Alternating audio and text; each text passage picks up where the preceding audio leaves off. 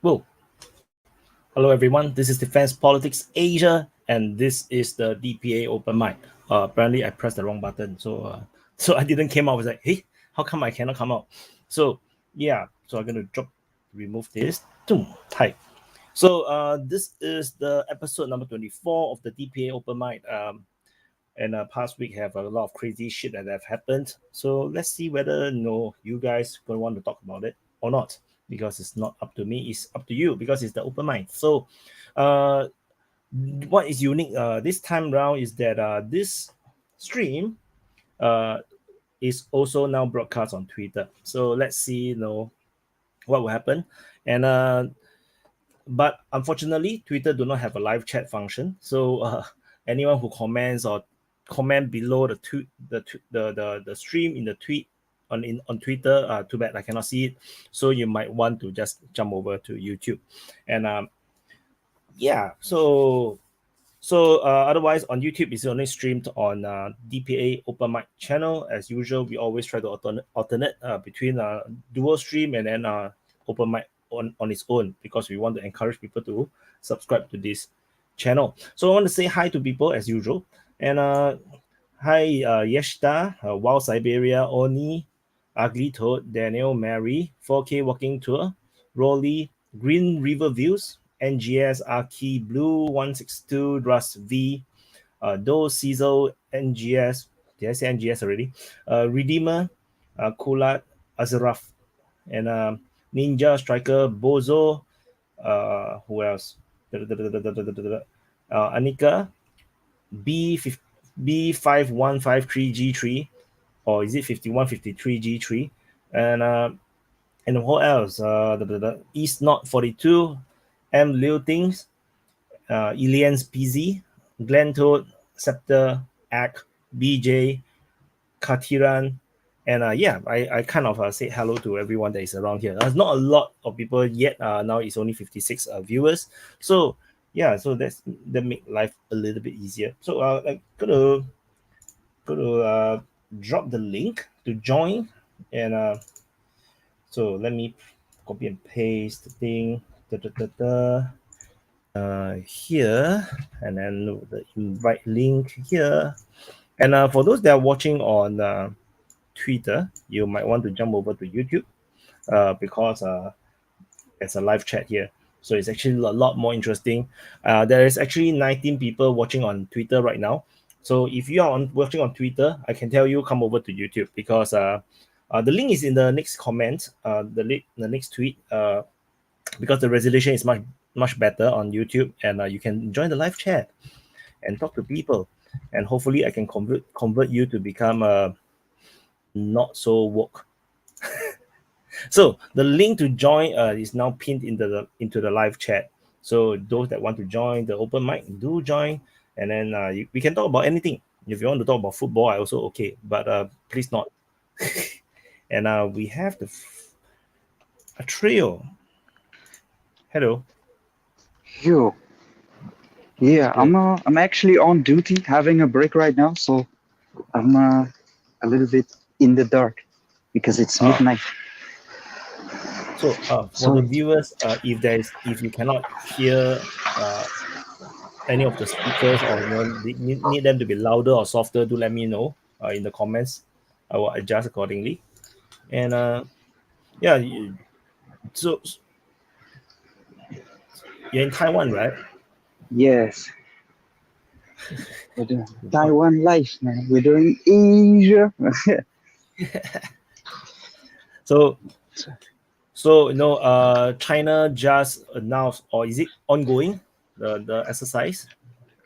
It was ongoing. I'm not sure if it's still at this moment, but earlier in the evening they were still having an exercise, but the reporting is a little bit on and off.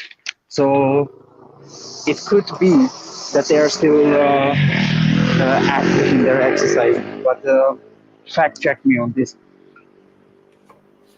I actually not too sure, because I only just I only saw some tweets about it, and then I saw like I saw they have many aircraft crossing over the center line of the Taiwanese straits, and then a lot of Yeah. people just trolling. So I have no idea what the hell is happening. No time to. I Uh, haven't have time to actually go and dig.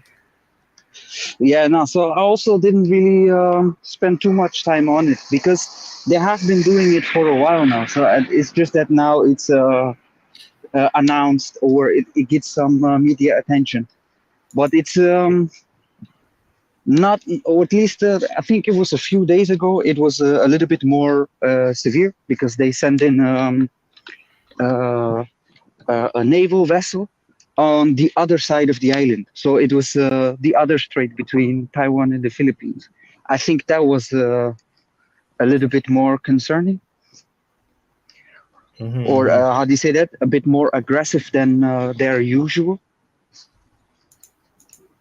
So yeah, I think here is a little bit more all light. this exercise is very common, right? Yeah. So it's like, I think for the Taiwanese, what do they feel? When there's this kind of thing happening, like so-called provocation. I think people got used to it. It's another day in Taiwan. So where I live, so I live in the center. So you don't hear the airplanes and the helicopters fly by that much. But if you go to the south, so in Kaohsiung or Tainan, then it's much more intense. Then it feels like there is some military presence, because there the aircraft tend to fly more often. So every hour or so you hear a F-16 pass by. So it Where feels are you now? more Taipei or Taichung? not Taichung. Taichung. So Taichung, for Yeah. those that do not know, is in the center of Taiwan. Basically, Zhong means center. And then just now he Mm, was saying about Kaohsiung and Tainan. That is actually Nan actually is south, so south. south of Yeah. Taiwan, and Kaohsiung is a major city in the south of Taiwan. So Yeah. in case for those that have no idea about the geography, I don't know a lot. I know just a little bit. Uh, Uh, yeah. And also I think how for general understanding, Taiwan is it's a small or considered a small island, but it's actually quite sizable. It's the size of Belgium or the Netherlands, just for reference. And then the majority of the population lives on the west coast, because the center and the east is a mountainous range. Actually quite beautiful for people who love hiking. That's the place to be. And then we have the three major cities: Taipei, Taichung, and Kaohsiung, which are north, center, and south. And then in between you have a lot of places, but many people will probably not know. It's high for those who are into holidays. It's a nice destination. I would recommend it. So it's funny. If you Atreya want, was saying that the actual Chinese provocations are not very provocative. The locals have just gotten used to them. yeah, kind of. So Just par for the course. Maybe to be provocative, what they need to do is not fly over Taiwan. Yeah, I think maybe that would, and also I think that would lead to definite conversations. It's like, oh, nobody, not even once today.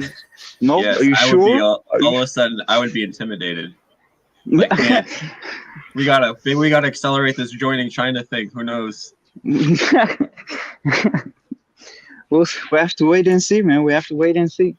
No, but I think in general, so when it comes to the flybys, because China uses a lot of flybys, this is something that has been happening over the past years. So people are very much used to it. And then now with the additional provocations, yeah, it's nothing special. It's nothing new. so So how long the is your last break? I can decide how long it is. So I have quite some cases up running, so I won't make it too long. So I'm just getting ready to buy some food, have a midnight snack. Damn, you up? Oh, okay. You're going to bed late. I thought you were up early. I'm like, damn. He's Oh, working no. now. He's work. Yeah, He's so actually I'm on I'm duty now. actually, yeah, I'm on shift, and then I saw Wyatt going online. So, man, I need to drop in, say my or give my regards. Where are you at right now? Taiwan. Oh, okay. He's actually Yeah, man. there. I'm here. Yeah, We he's gotta one of figure those out- very rare people that is very highly valuable in the microchip. Is it called microchip? Yeah, so some call it microchips, but that's more of a general term. I would call them either ICs or semiconductors. Yeah. There you go. So In the he's semiconductor part of industry. Yeah. yeah. I wouldn't So- call so myself high value, but it sounds good, Compliments, keep them coming. Hey man, people can be high value for different reasons. For Tesla, I used to live in a state that actually had a huge Tesla factory, and they hire people from China that go there and labor like no Americans can labor, and like it's not even legal to try to make them. And shit. those guys go there and they work every day for like a month, and then they get like 2 weeks of vacation where they go down to the casinos, and the casinos have figured this out, and they have like Shit. Chinese themed rooms with like Chinese games that Chinese people would be more interested in to gamble, and it's all for them because they know that's where the money is. Yeah. That's great. something That's about sick. Chinese people is that we they are very easily addicted to gambling. They really like to gamble. They like all sorts of gambling games, poker, mahjong, lottery. If you go to any country with a lot of Chinese people, you will realize that they are just addicted to gambling. Yeah, they are always the ones in the casinos. It's true, man. For me, It's true. from my perspective, it always just looked like they were into games. But I guess a lot of those games do involve gambling. Yeah, So, yeah. interesting. Yeah, man. Especially, I like mahjong, but it's difficult. It's hard to win against pro people. They really love that game so much. Once you enter, they start soft and slow, and then once you understand, they go hardcore. So then basically you are their piggy bank. Yeah. It's You were the ridiculous. prey. Yeah, funny. exactly. Oh man, like that's not how Americans gamble. Americans, we just sit at a slot machine that has we don't even know what the chances are. It doesn't matter what your skills are. Nothing matters. You just every time it's a random guess as to whether or not you're gonna get it. And that's where you see the Americans sitting and gambling. You're just like, dang man, at least play something you can win. But I guess not. So, but how about Singapore, by the way? How's the mood in Singapore? What kind of mood? We don't care about Taiwan. We don't care about Ukraine. We just enjoy life. So I don't know. Yeah, because I did read that the Singapore still buys the what's that called? The Russian oil. Russian oil, is it? Yeah. This is what Singapore always do. That's why when Singapore sanctioned Russia, it shocked the entire population because it makes no sense. It's totally not the way how Singapore do things. And then the population got very unhappy because it's like, why are we stepping into a major conflict that has nothing to do with us? So that backlash was severe in Singapore. Whenever in Singapore, when there's a major issue, suddenly all the ministers have to say, put out a video and talk something about it. You know that they screwed up. Shit! Because they have very extensive, informant or grassroots organizations to know the feedback from the ground. So when they actually do react, the ground feedback is very bad. They will react, and that's usually quite bad.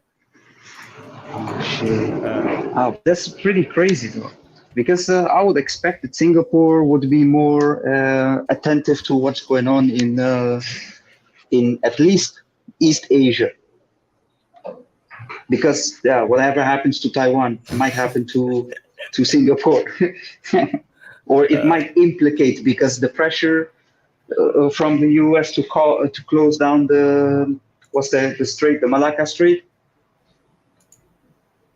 If you want to close down the Malacca Strait, then of course Singapore will start to get a bit worried because you are pulling us into war.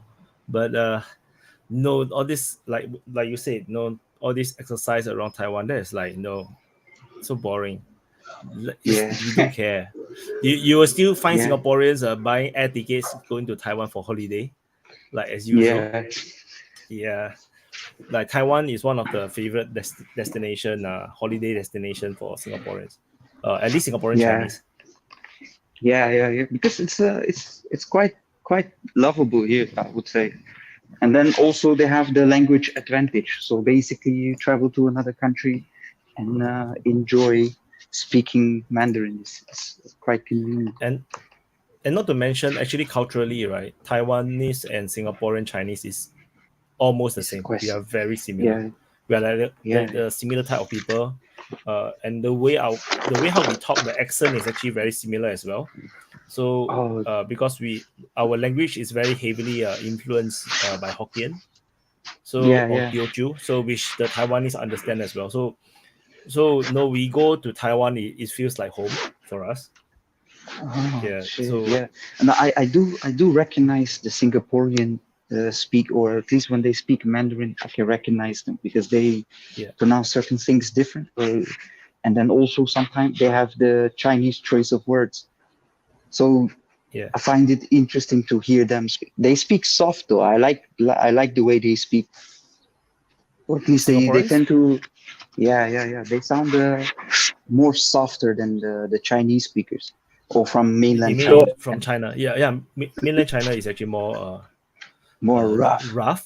Yeah, more rough. It's like we are the more civilized people kind of thing. Yeah, the Taiwanese is Yeah. like overly civilized. That Taiwanese is like the guys when they speak Chinese, they are so soft spoken to the point where they sound like girl. And then that is very irritating to me when I go to Taiwan. Like they are so Because polite also- to the point where it's like, come on, let's talk normally. I can't stand it. No, but also they the how do you say that in the at the end of the sentence the additives, it's always those kinds of Yeah. things. So it can sound girly sometimes. Yeah. Yeah, because we also But have the same kind of words, you know. It's just that the way how they use it is so girly, is like so like a feminine. Yeah. For Singaporean like me, you know, I can't stand it. It's like when I go to the shop, it's like, thank you very much. This is how they talk. Like if you direct translate into English, thank you very much. It's like, come on, you're a guy, talk like a guy.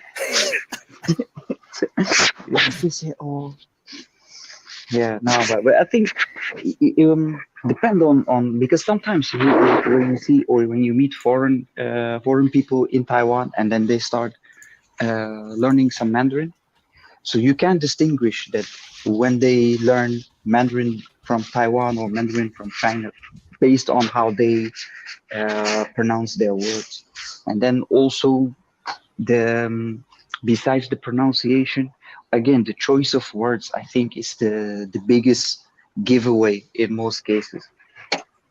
That's They usually stand out a lot. Anyway, EVADINGGRID in the backstage, EVADINGGRID, please wave at the camera. Oh, cool. Yeah, because hi. Wow. We EVADING also is quite laggy.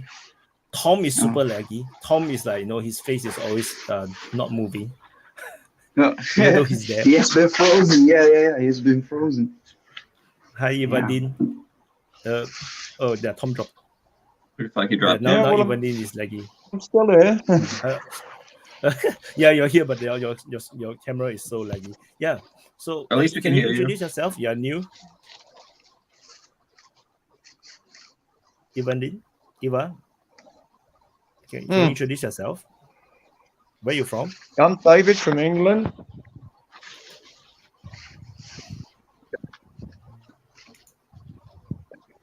I'm from England. Yeah, we hear you.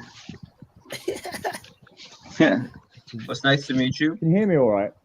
I'm from England. Which part of England are you from? Documents. Leicester. Yeah. The leaked documents. Leicester. Yeah. Which No, ones? but The anyways, ones I'm gonna hop out. Maybe later. Jump in again. All right, see you guys. Sorry, you're enjoy. EVADINGGRID, you're cutting in and out a little bit. Which documents Okay. are we Should I talking give about? up? Oh, The leaked Should- documents. okay. Are we discussing the ones with the Ukrainian leaked documents, the yellow-looking ones? Yeah. Yeah, I mean, What do you think about them? Well, I looked at the casualty figures, and like a lot of people, I was a bit shocked at the claim. And then I thought about it, and I thought, actually, it ties up with the BBC. And then out of curiosity, I ran it through a calculator, and if you look at the claimed figures, right, they're both a bit low. But as a ratio, I think they're right.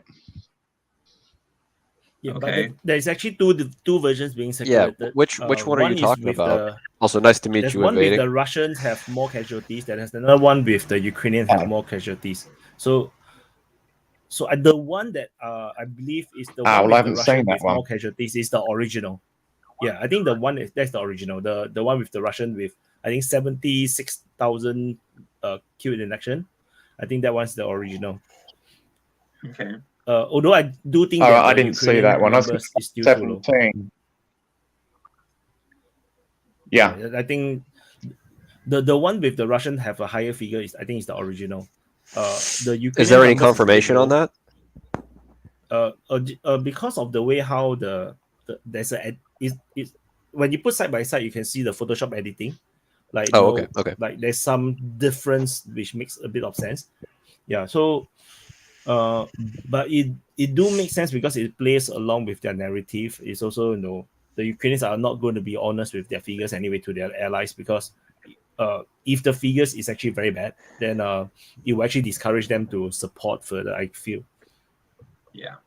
I'd actually like to make Yeah. a comment on a comment that was made just now in the chat. It says that this wasn't a leak and it was actually an attempt by the CIA. I've been hearing that a lot. I've actually been hearing that like quite a bit of the argument of like, hey, this has all just been planned on purpose. And there's two ways to look at it. Either it's planted and fake, or it's a genuine leak because NATO personnel are just that goofy. And what's kind of worse is if this was a leak, this was an extremely detailed, or excuse me, if this was a purposeful leak, then it was a very, very strangely specific leak about a very strangely specific topic, where now you've got people on both sides questioning the legitimacy of it because you've got the CIA trying to wipe it off the face of the internet. So it's very interesting to see that although both scenarios are likely, I don't think we'll ever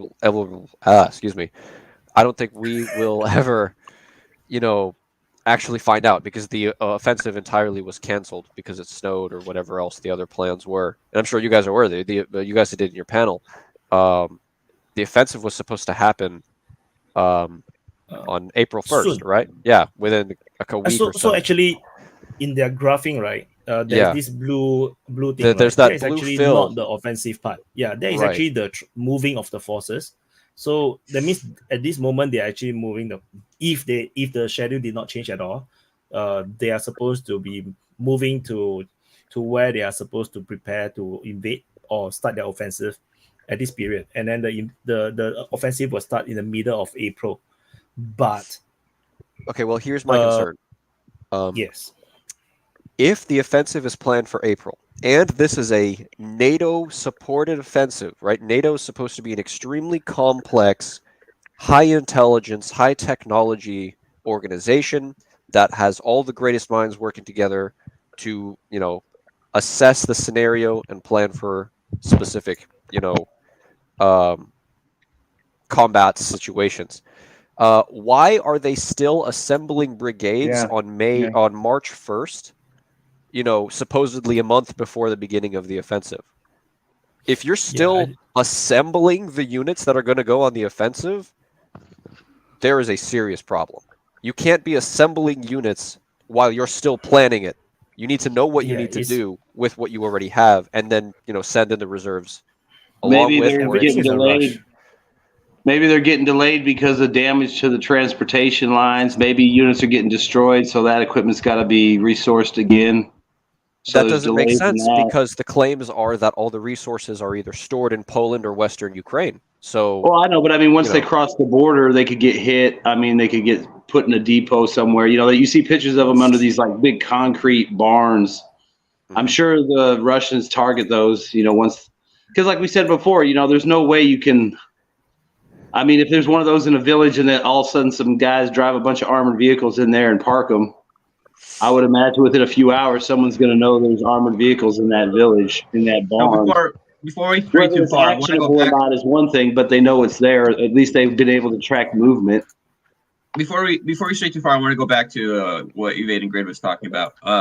The leaked documents. So I actually have a conspiracy theory about them. I think that they're probably genuine, but even if you're like in the echelons of Ukrainian powers, sending documents back and forth, you probably don't want to put the actual figures that you think or you suspect. You probably don't want to put them into your documents either, you know? So they probably have a little bit of maybe, I don't know if I want to call it cognitive dissonance going on even amongst themselves in their private chats, you know, where probably Zelensky doesn't even say, oh yeah, you know, 100,000 Ukrainian soldiers or KIA or something like this, right? Even he probably in all but the most private conversations is going to say something like that. Up until then, they're going to be like, oh, what's the official number? 9,000? Doesn't matter how ridiculous that sounds. Like they're gonna use that. So I think maybe it's a document that did get leaked. There's probably somewhat genuine. Remember, not all the pages of it got leaked. There's only like 4 pages or something of like 30. I don't remember what the actual number was. And probably those, I don't think they're fake. I think that there's some truth to what they say. What's up, Kofi? So What if the whole thing is like I don't have any experience with the newer layouts like that, but it does look legitimate in the sense that they have training blocks laid out. You know, we would have done the same thing, except it would have been on a calendar, and they would have wrote the names of the units and maybe who was conducting the training, other units involved, where they were going. You know, so and so is on TDY to so and so. He's blocked out of trade. You know, all that looks legit. But the thing is what if it's just a proposal packet on, you know, based on what they think's coming in, what's proposed to get in, what's supposed to get there at a set date?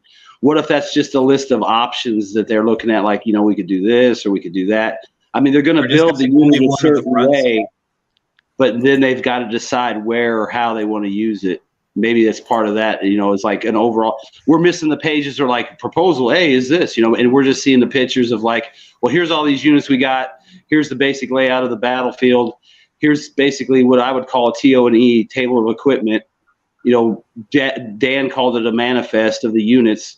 And then within those missing pages, maybe there's entire proposal like, well, we use these units here or these units there, but it's all a guess. But I would say whoever, if it's fake or, you know, if it's fake, whoever made it obviously has, you know, a background and the ability to understand terminology to put something together that you would read on face value and accept as possibly real.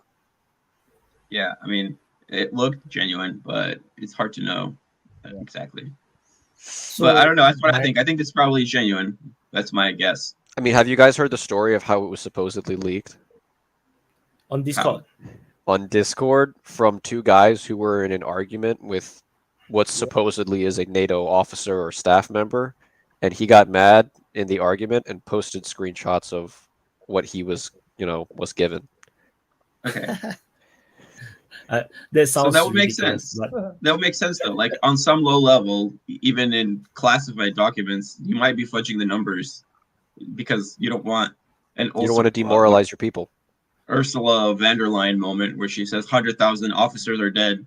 You know, you don't want that. So you just keep that under wraps, like the number that must not be spoken, you know, because I'm sure they have a better actual picture of what Ukrainian casualties actually are. It's not like they had to estimate them at 75,000. And maybe it's also just discussing a front. It could be discussing a particular part of where the war is going on. You know, maybe they lost 75,000 men in Bakhmut, then Russians lost, or vice versa, right? It's too hard to know at this point.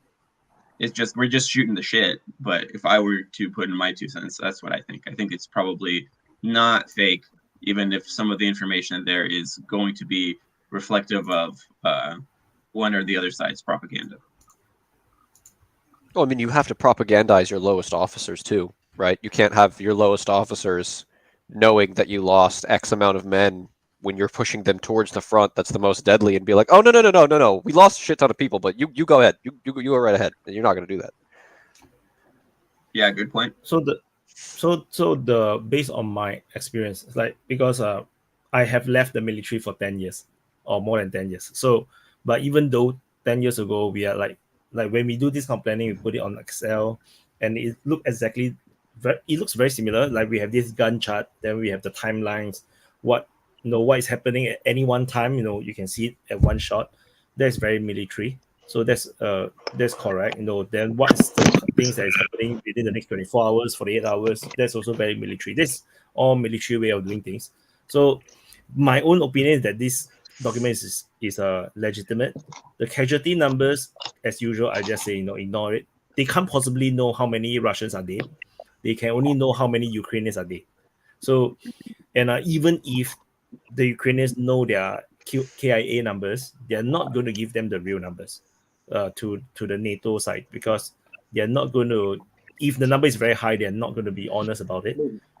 They don't want to demoralize. But the thing is, the very fact is that they need to train an entire 9 more brigades, actually 12 brigades of forces.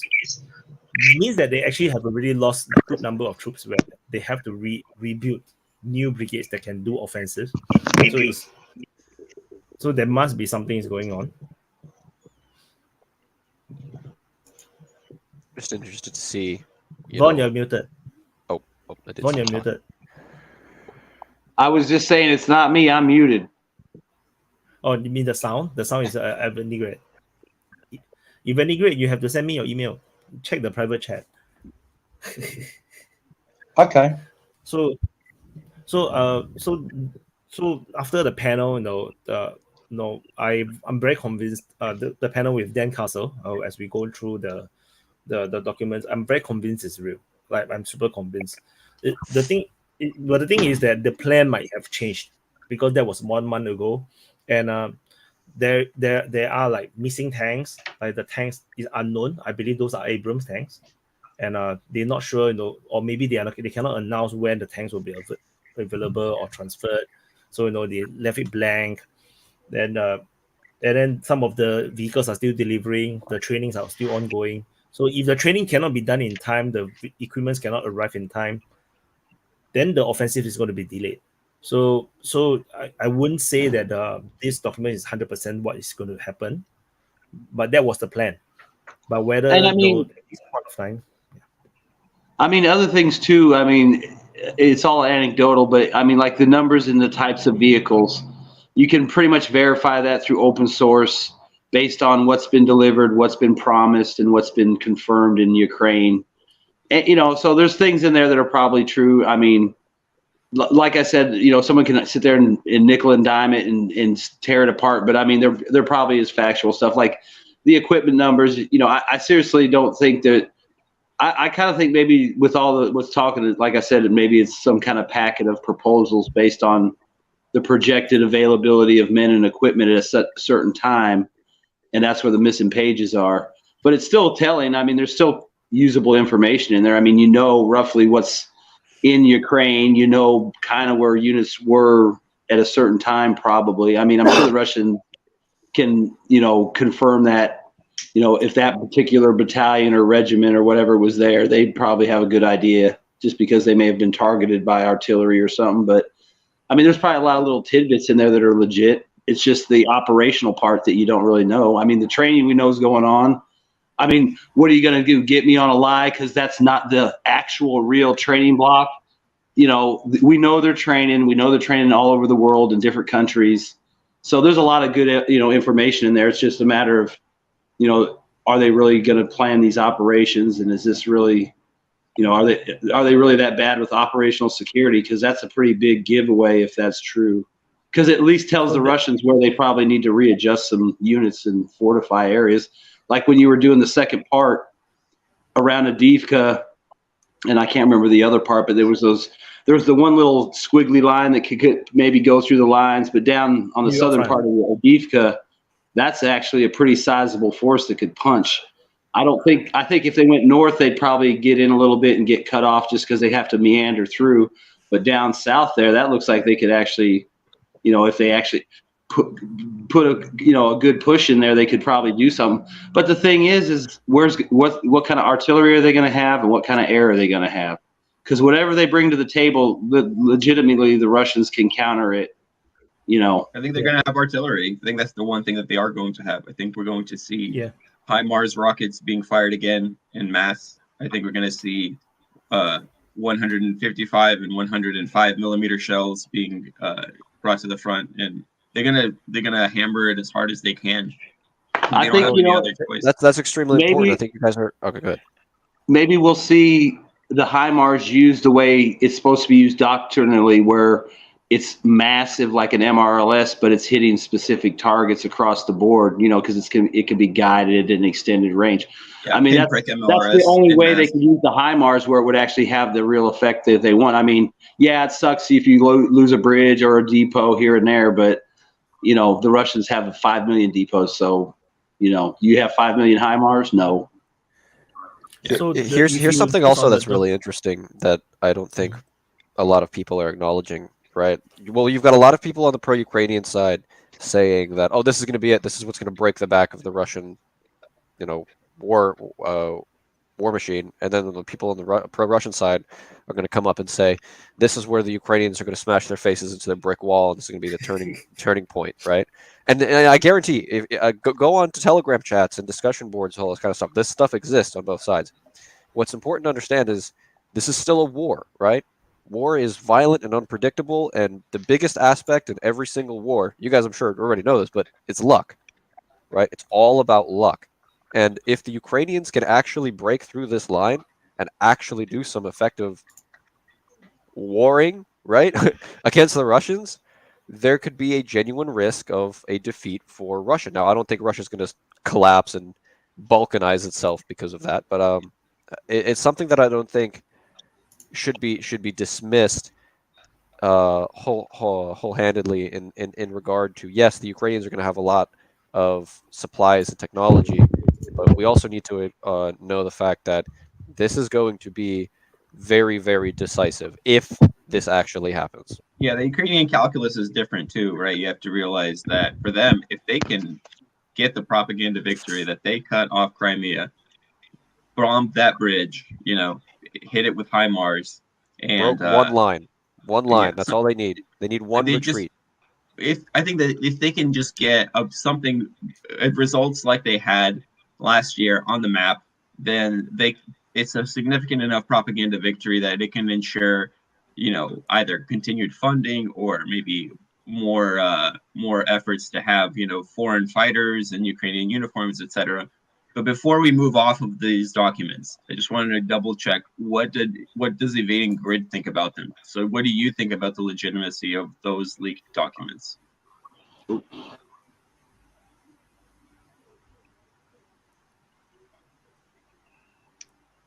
can't hear you. No idea.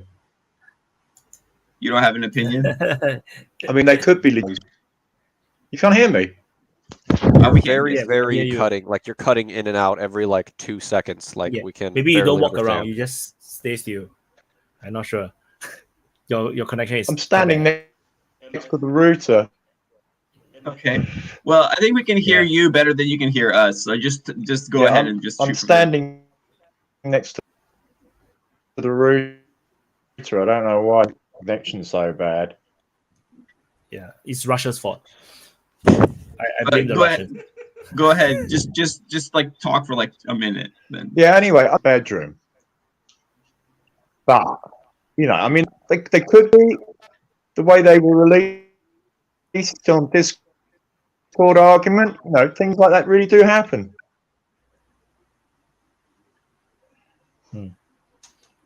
Just give them a little bit more time.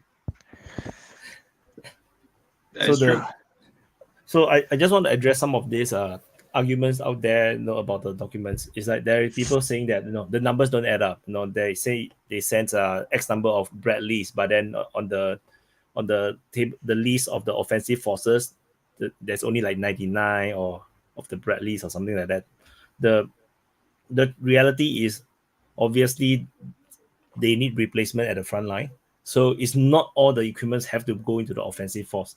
Some of these equipments and tanks, IFV will be sent to the front line to do replacement for those that have Soviet equipments that have been lost in the front line, or the previous Western equipments that have been sent there. So obviously, not all the equipments that is promised will go into the offensive group. And another interesting part is how they mixed strong tanks with weak IFVs and strong IFVs with weak tanks. Like they try to balance out the forces instead of having all the most powerful all in one battle group, and then the other battle group is like totally fucked with all and the also weakest pickup trucks and like really soft-skinned vehicles for like evacuation and stuff like that. So that there's like a 3-tiered fleet going on, and it's all mixed together.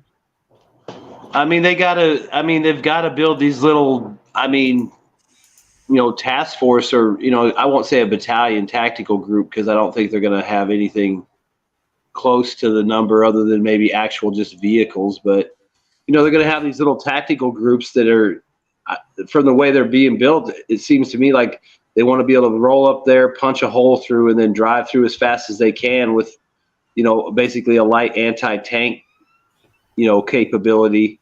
And then I guess dump these troops off and either go back and get more, or dump the troops out and then fortify the positions with the armored vehicles and then try to keep it open with another wave. But yep.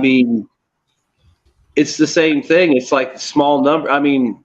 What if you got a platoon of motorized riflemen sitting across the position with just 3 or 4 Coronet launchers and maybe a BMP and a couple guys with RPGs? That's gonna. Let's say what if 5 gets left? How did the Shermans take out German tanks in World War II? They just had to rush them. Nope, that's a myth. I got to stop that right there. That's not true. Yeah, that's not true. They can close the distance, but I'm just saying. 4 Coronet launchers. That's like, if you want to be generous, that's 3 guys. If you want to have a guy carrying shit, but realistically, you can have 2 guys at a couple shots each. They pop a shot, run, set up again, pop a shot, run, and then they're gone, or they drop back in the trench. Those 2 vehicles are gone. The guys on them are they're dispersed at the point of impact. It wouldn't. I'm just saying, it's like. Remember, here's one of the Kharkov. These units would have been great to have at the beginning of the war. They want to repeat Hearthstone and the Kharkov. That's what they want to do. And what do they do there is they just, especially in areas where Russian positions were not very manned, they rushed them. And even though some units took heavy losses, not everybody, like huge swaths, were able to get through. Well, the Russians didn't fight. The Russians held the ground at Liman for an evening and then pulled out of the whole region. That's up north, but if you look down south, there was more of a fight. Yeah, down south. That's where you saw the Humvees driving across open fields, getting hit by artillery while they're driving past other Humvees that are already destroyed in, and they're just going. And they're just going and going. And it's like, I saw one where the Humvee in front got obliterated, and it's like, okay, hopefully you make it 10 more feet, or the guy behind you's like, and I hope I make it 30 feet after that. It was just like, every 100 yards is a dead vehicle of some kind. I was about to say that regarding the vehicles and all that we're talking about, there was one thing that I found a little bit. I didn't look that into the document, but as far as I could tell, aircrafts and such were not the Ukrainian Air Force isn't exactly superior. So all this talk about an offensive, I find that to be a little bit. Without the air, how are they going to acquire the air support without repeating the massive casualties they acquired in Kherson? Hey, didn't you just join NATO? Didn't your country just join NATO? Oh no, that was our neighbor. We are already a part of NATO. What are y'all pitching in? No, we already a part of NATO. That's why we did not have anything to do with Nord Stream. Yeah. Okay. Totally. I did notice. You notice that though. His country's not pitching in anything into Ukraine. They're just with respect they're just blowing up pipelines sitting on the side. How Ukrainian Air Force didn't have any air superiority, but still it was able to conduct ground offensives in the Kherson region. Wait, Rikhi, wait. We didn't hear what you say all the way. Say it again. And slower. And yeah. Again, restart. We didn't catch you just now.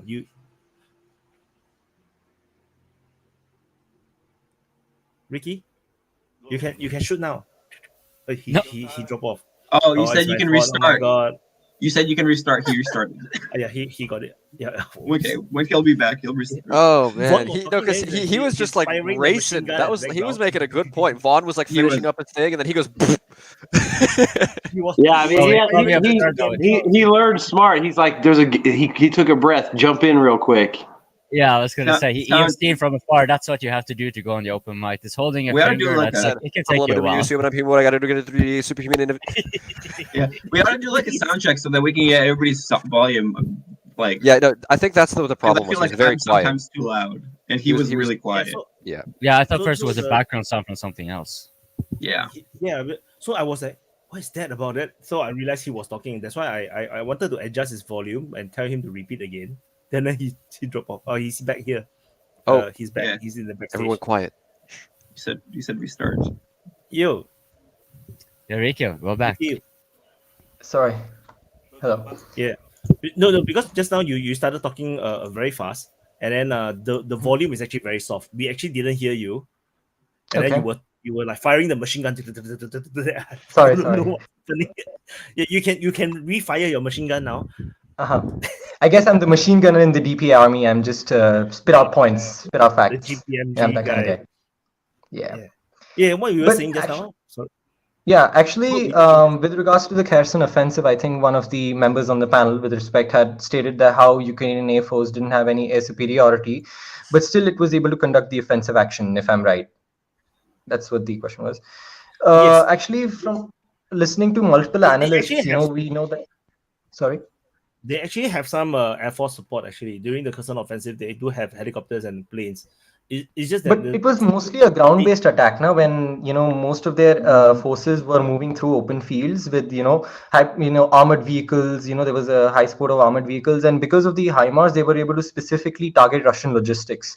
So, as you know, the Dnipro River, it basically divided the West Bank and the East Bank. And because of the damage on the bridge that was connecting the Kherson city with the East Bank, and there were attacks continuously on the Novokakhovka Dam, the Russian ground logistics was severely affected. As you know, ground logistics are majorly important. You cannot just rely on ferrying all of your armored transport carriers and everything, right? And even with the pontoon bridges, there were precision strikes. And as a result of the ground logistics being severely attacked, Russia had to make a strategic pullout. And as you know, right now on the Kherson bank, right on the East Bank, the situation is currently stable because there is a direct, ground connection. So there are not many bridges on that side, and I believe that the ground logistics aren't severely affected from Crimea. Just correct me if I'm right. I'm actually a student. There's actually no more bridges left along the Dnipro in the southern side. So correct. Rikhi, did you? What was the beginning of the thing? What did you say in the beginning about the Kherson offensive, about the air superiority? What? Actually, I was speaking with respect to a point said by one of the members on the board, where someone stated that the Ukrainian Air Force there was no air superiority on the Ukrainian side, but still Ukraine was able to conduct such a massive offensive and make Russian forces retreat to the eastern bank. I think you're over exaggerating the fact that you said a major offensive.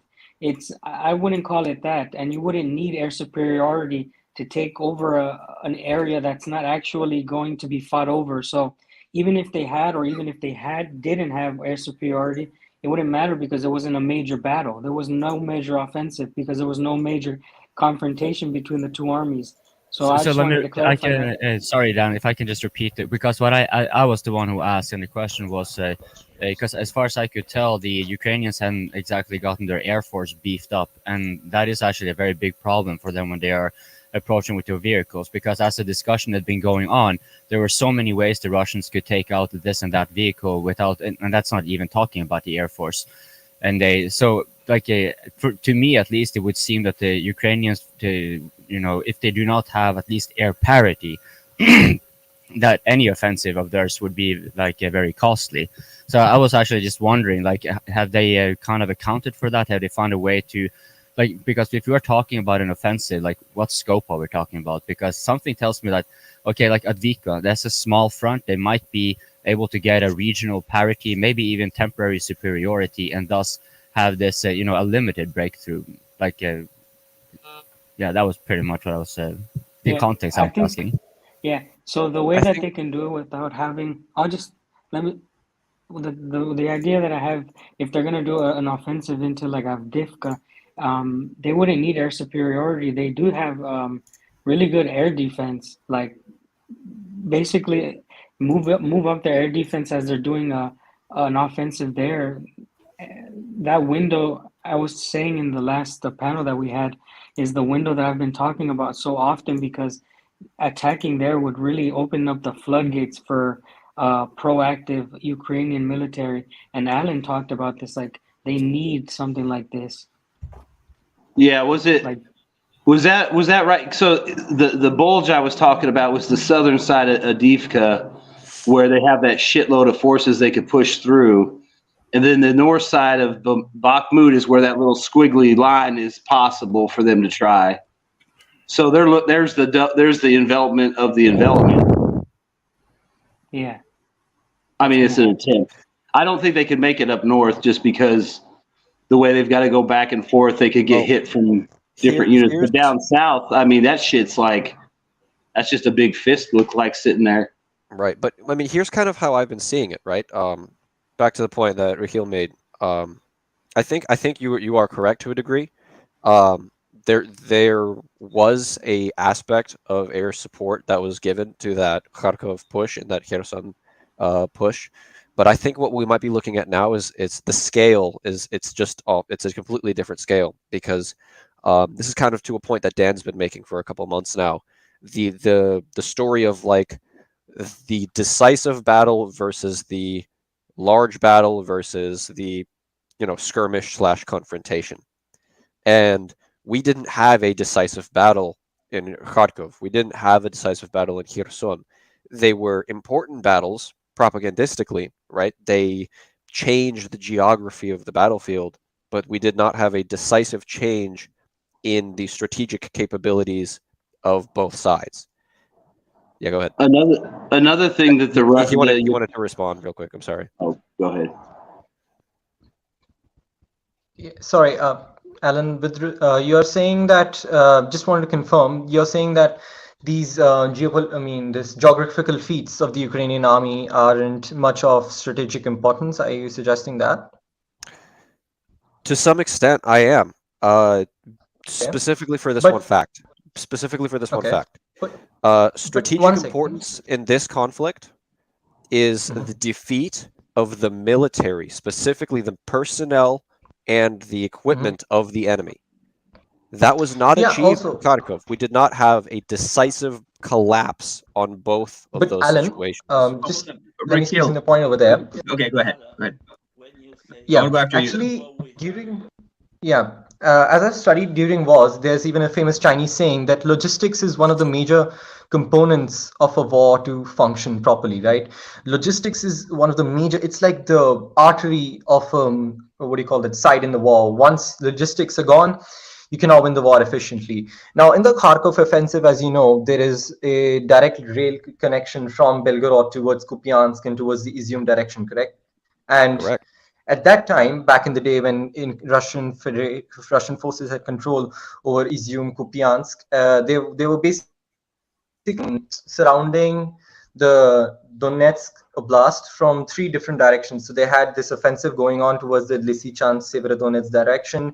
They had their good logistics set up in the northern direction, and then they had attacks from the Ugledar direction back at that time when they had officially taken over Severodonetsk. But with the Ukrainian offensive, the northern logistics had completely collapsed because Ukraine was able to do a blitzkrieg, and they were able to take advantage that there were less Russian forces positioned in the Kharkov Oblast, and they were able able to efficiently push out the Russians from Izium and Kupiansk using their elite units. And as a result of that, the logistics in the northern direction have become extremely favorable to the Ukrainian side right now. As you know, the current offensive in the Donetsk Oblast are in the Bakhmut direction, which is in the eastern city. But it would be extremely difficult for Russia right now to advance and take over Slavyansk and Kramatorsk just by depending on the eastern logistics of the Bakhmut city, right? But had they had the Izium access at the moment, and once they had taken over Bakhmut, Slavyansk and Kramatorsk would have been an easy deal, because they could have sent in large reserves of army and equipment from the north via Izium and attack towards Slavyansk from the north, and then you can't say that for war, use Bakhmut as a springboard.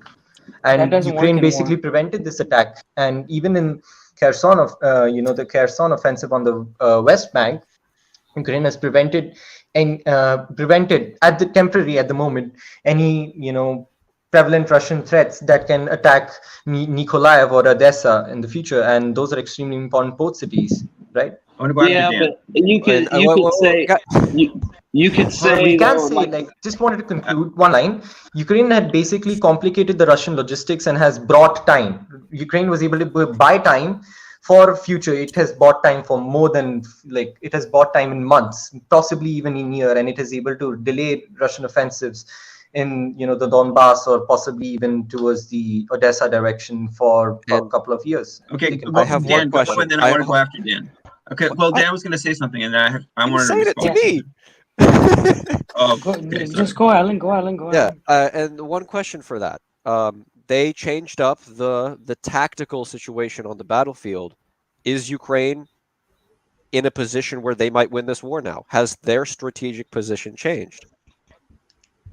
At the moment, I would not agree that they're going to win this war and kick out Russians from Crimea. I would not say that. Can I specify? Is Ukraine going to achieve the victory that they want through the victories that they've already achieved? It's actually a good question, but I would say from an unbiased view, those were definitely strategic achievements, but I would say that they were not exact achievements that would be, leading them to a path where they can achieve full victory. I would not say that those victories... And can I tell him something? That specific thing is why I think you and I may have a different analysis of what strategic, the scale of strategic impact in this war is. When I'm looking at strategic, I'm looking at so decisive that it will impact the outcome of this war, or I guess you could say the conflict. But Dan, I'm sorry, I've been interrupting you enough. Dan, please go ahead. Yeah, I just have to tell him this, guys, because look, Rikhi, the way you're describing it, it's actually phase 2 of our military analysis panel. So what you just described of them taking over the Kherson and the Kharkiv fronts is basically falling into the hands in Russia. Their front lines have now stabilized because of this. No matter the way you see it, the front lines have shortened. The front lines have been reinforced. And after that happened, I don't know if you've been paying attention, that's when the offensive started, buddy. That's when all the people that got brought in and mobilized started offensives. Everything you just said is true. Logistics had to be, logistics was hurt. But victory through logistics is a real thing. And guess what? All they did was make Russian front lines shorter, and they made offensives possible. I'm in the neutral section. I don't believe... Oh, no, I can't say anything about that. Listen, because I live in Russia. Exactly, man. I was about to say. All I have to say is that after the things that you just stated are completely true. Logistics was definitely messed up, but the front line was shortened. And tell me if I'm wrong, but offensive started right after what you just mentioned. I was just going to say that. Let's let Vaughn speak. Vaughn's been waiting to speak. Well, I was just going to say, along with what Dan's saying, look at the Zaporizhzhia line from the southwest side of the Donetsk city all the way over to the big part of Zaporizhzhia. That line has been stabilized and consistently built up since last, I think, March. Yeah. And for some reason, they're obsessed with attacking a line that's been prepared. And I mean, if you want to look at a strategic victory, even though the lines haven't changed one way or the other in either direction, how many troops has Ukraine wasted attacking it, and how many troops is Ukraine wasting sitting there for a year on a line that's unchanged? Everyone can say, oh, you know, if you want to look at it that way, if you want to spin it, the Zaporizhzhia line is proof the Russians have a victory there, because even though they withdrew from Kherson, that line has, you know, only moves when pretty much when they want to, or, you know, every now and then Ukraine pushes on it and they fall back, or they fail, you know, to do a reconnaissance on Volgodar or whatever they did there. I mean, that line was taken quick, and it's been stabilized, and it allowed them to take Mariupol pretty much unmolested and at their own pace. I mean, that's one place that, how much resources is Ukraine wasting on a line that hasn't moved in a year, and the Russians are adding, you know, tenfold in equipment and men, probably quarterly. You know, I mean, even if the Ukrainians can bring in more men faster, they can't bring in 800 tanks a year. They can't bring in whatever Russia's pumping out right now, and they're pumping everything they can out and refurbishing everything they can out. I mean, the only potential advantage Ukraine probably has is boots on the ground, but you know, boots on the ground with an AK-47 ain't going to do shit against the First Guards tank army. And those guys and all their buddies have been sitting there for a fucking year behind that fortified line waiting for something to happen. So it's like, there's a lot of things, you know. You go ahead. Go on, Rikhi. Can I just add one thing? Rikhil. Is that how you pronounce your name? I want to make sure I pronounce your name. Did you actually recently come across the minor Russian offensive in the Shibachi direction?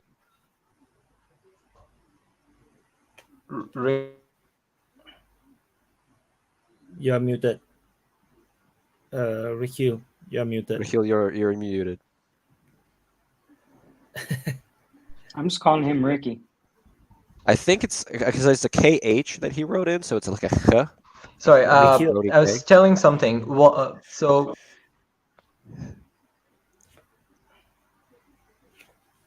carry on. Yeah, guys, I hope you can hear me. Yes. Please respond. Just carry on.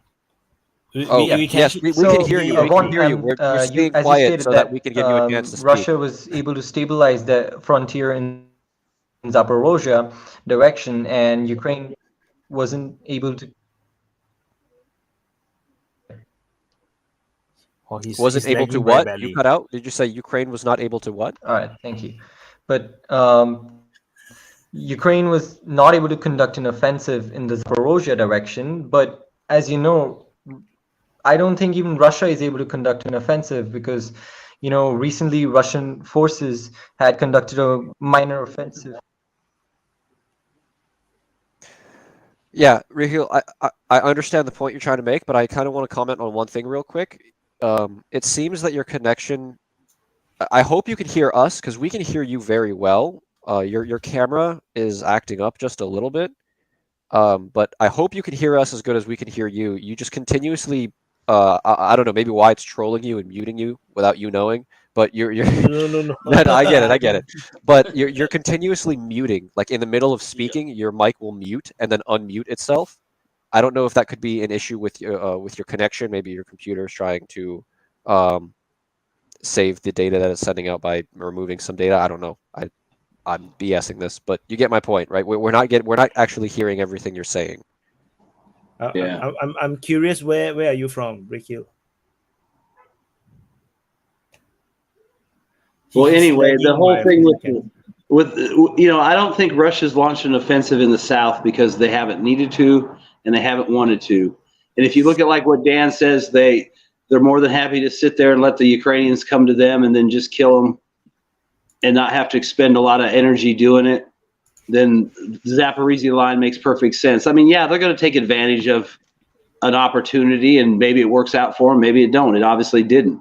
But when it came to the Ukrainians taking advantage of a weakness they thought existed at the Zaporizhzhia power plant, you know, they bum rushed it with 30 boats, lost a bunch of guys, supposedly elite, and you know, it works that way for both sides.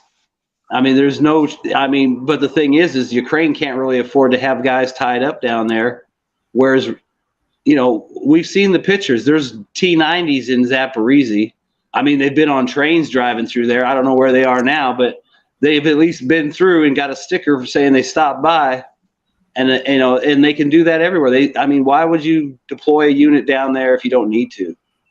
Why don't you just drive? I mean, why would you commit to an area where you know the Americans can hit with HIMARS, or you know the Americans are flying Global Hawks as close as they can get? I mean, there's a whole lot of reasons why that stuff's not deployed out, but I mean, it's there. You know it's there. You see it. I mean, they can move wherever they want, whenever they want, so why would they commit to anything other than the most exact, perfect time for them? I mean, they have the option. Ukraine has to commit because they have limited resources. So when they see a problem, they got to go to it.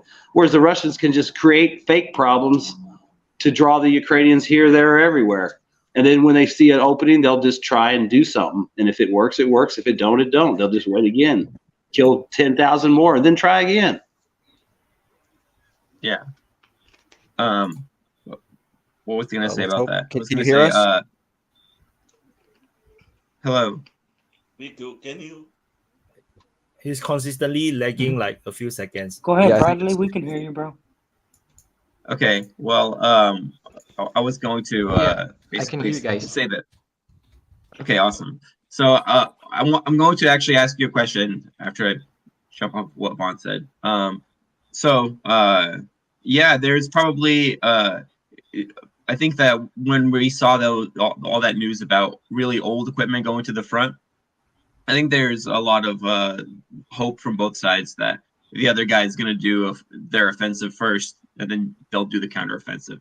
I think that's what both sides wanted. I think we were talking of the Russian offensive that was kind of like hope that maybe they're going to do it, and then get stuck in the mud and then have a massive Ukrainian counteroffensive. Because I mean, that's a little bit of what happened when the Russians went in originally in February, right? Where some of the AA got stuck off the side of the road. Units had to go in without mobile air defense cover, get hit by Bayraktars. But anyway, Rikhil is back, and I was going to basically say, so basically, what were you trying to say? Were you trying to say that you could get away, the Ukrainians could get away with not having so much close air support just by being selective with what they do with logistics and what they hit with their HIMARS and whatever, and then maybe, I don't know, swarm with drones, right? There was that news that they bought some number of drones, swarmed the air defenses with drones, and maybe only then do close air support. But anyway, go I was going to say on the drone thing real quick. That's one way Ukraine can compensate the lack of air defense is drone swarms that target the air defense. Because, I mean, they don't, I mean, like Brian Barelick said, what is it, like the United States has like a 19% success rate on suppressing enemy air defenses with HARM missiles and stuff. And we trained to do that. We got all the best equipment. So, jerry rigging up a HARM missile on a MiG-29 and then slapping these guys with a few months of training, what is it, like 1 or 2%? And I'm not even exaggerating. I have yet to see a single SAM site confirmed destroyed by a HARM, but I have seen at least 3 or 4 HARMs that have crashed or hit other targets that weren't SAM sites, and they've got pieces of them to show, like I saw a picture of a Russian guy sitting on almost the whole body of one. So, I mean, the only real thing they could do is drones, and as quiet as it's been is, I mean, we don't know what they're doing, but drones are cheap. I mean, if America and NATO is smart, they're building a shit ton of their own geranium drones, because that's the only thing the Russian or the Ukrainians could use for air support, because you could literally just send them up and hit targets of opportunity. I mean, granted, they're not going to take out a tank, but, as soon as one drone hits, a lot of guys are going to start looking at the sky and not out in front of them. And then you could take out the lighter targets like air defenses or trucks of ammo or a pile of 155 shells next to a M777. So, I mean, there's a lot of, or not, like a D-30 or whatever the Russians would be using. But, I mean, there's, that's the only thing I could see them doing. But they would have to probably realistically have hundreds of drones, at least geranium size, up in the air to do something to compensate for not having fighters and helicopters that can just come in. And even if those geranium type drones were effective, they still don't have a lot of aircraft that they can send in to exploit that. Whereas the Russians, if they sent 500 geraniums out to target air defense and key positions, they could literally have hundreds of attack helicopters and tactical aircraft and glide bombs coming in right behind it. Where, everything the Ukrainians can do, the Russians can counter better. Hold on, Bon. But if you're looking at it in terms of what can be successful on an upcoming counteroffensive, as soon as the weather permits, then maybe that's just your last breath, or maybe that's just a breath that you've saved up, and that's kind of try to see if that proof of concept works. To a large extent, Ukraine's been an experiment for both sides to see if their technology works and their ideas work and all this stuff, right? So you just have enough to see that, hey man, if Poland has to go in, they can do this on a much bigger scale with better equipment, but can we swarm the Russian air defenses and then go in with the harms and do enough to actually allow us to do close air support for a short enough period of time in order to get this operational advantage that's going to be hard to undo? And in Ukraine's case, it's enough for it to be a propaganda victory already. That's already something. You're already, just to make it seem like you're one step closer to recovering Crimea. Nobody saw this coming, and that's going to be. The thing is that, they could score a victory temporarily like that.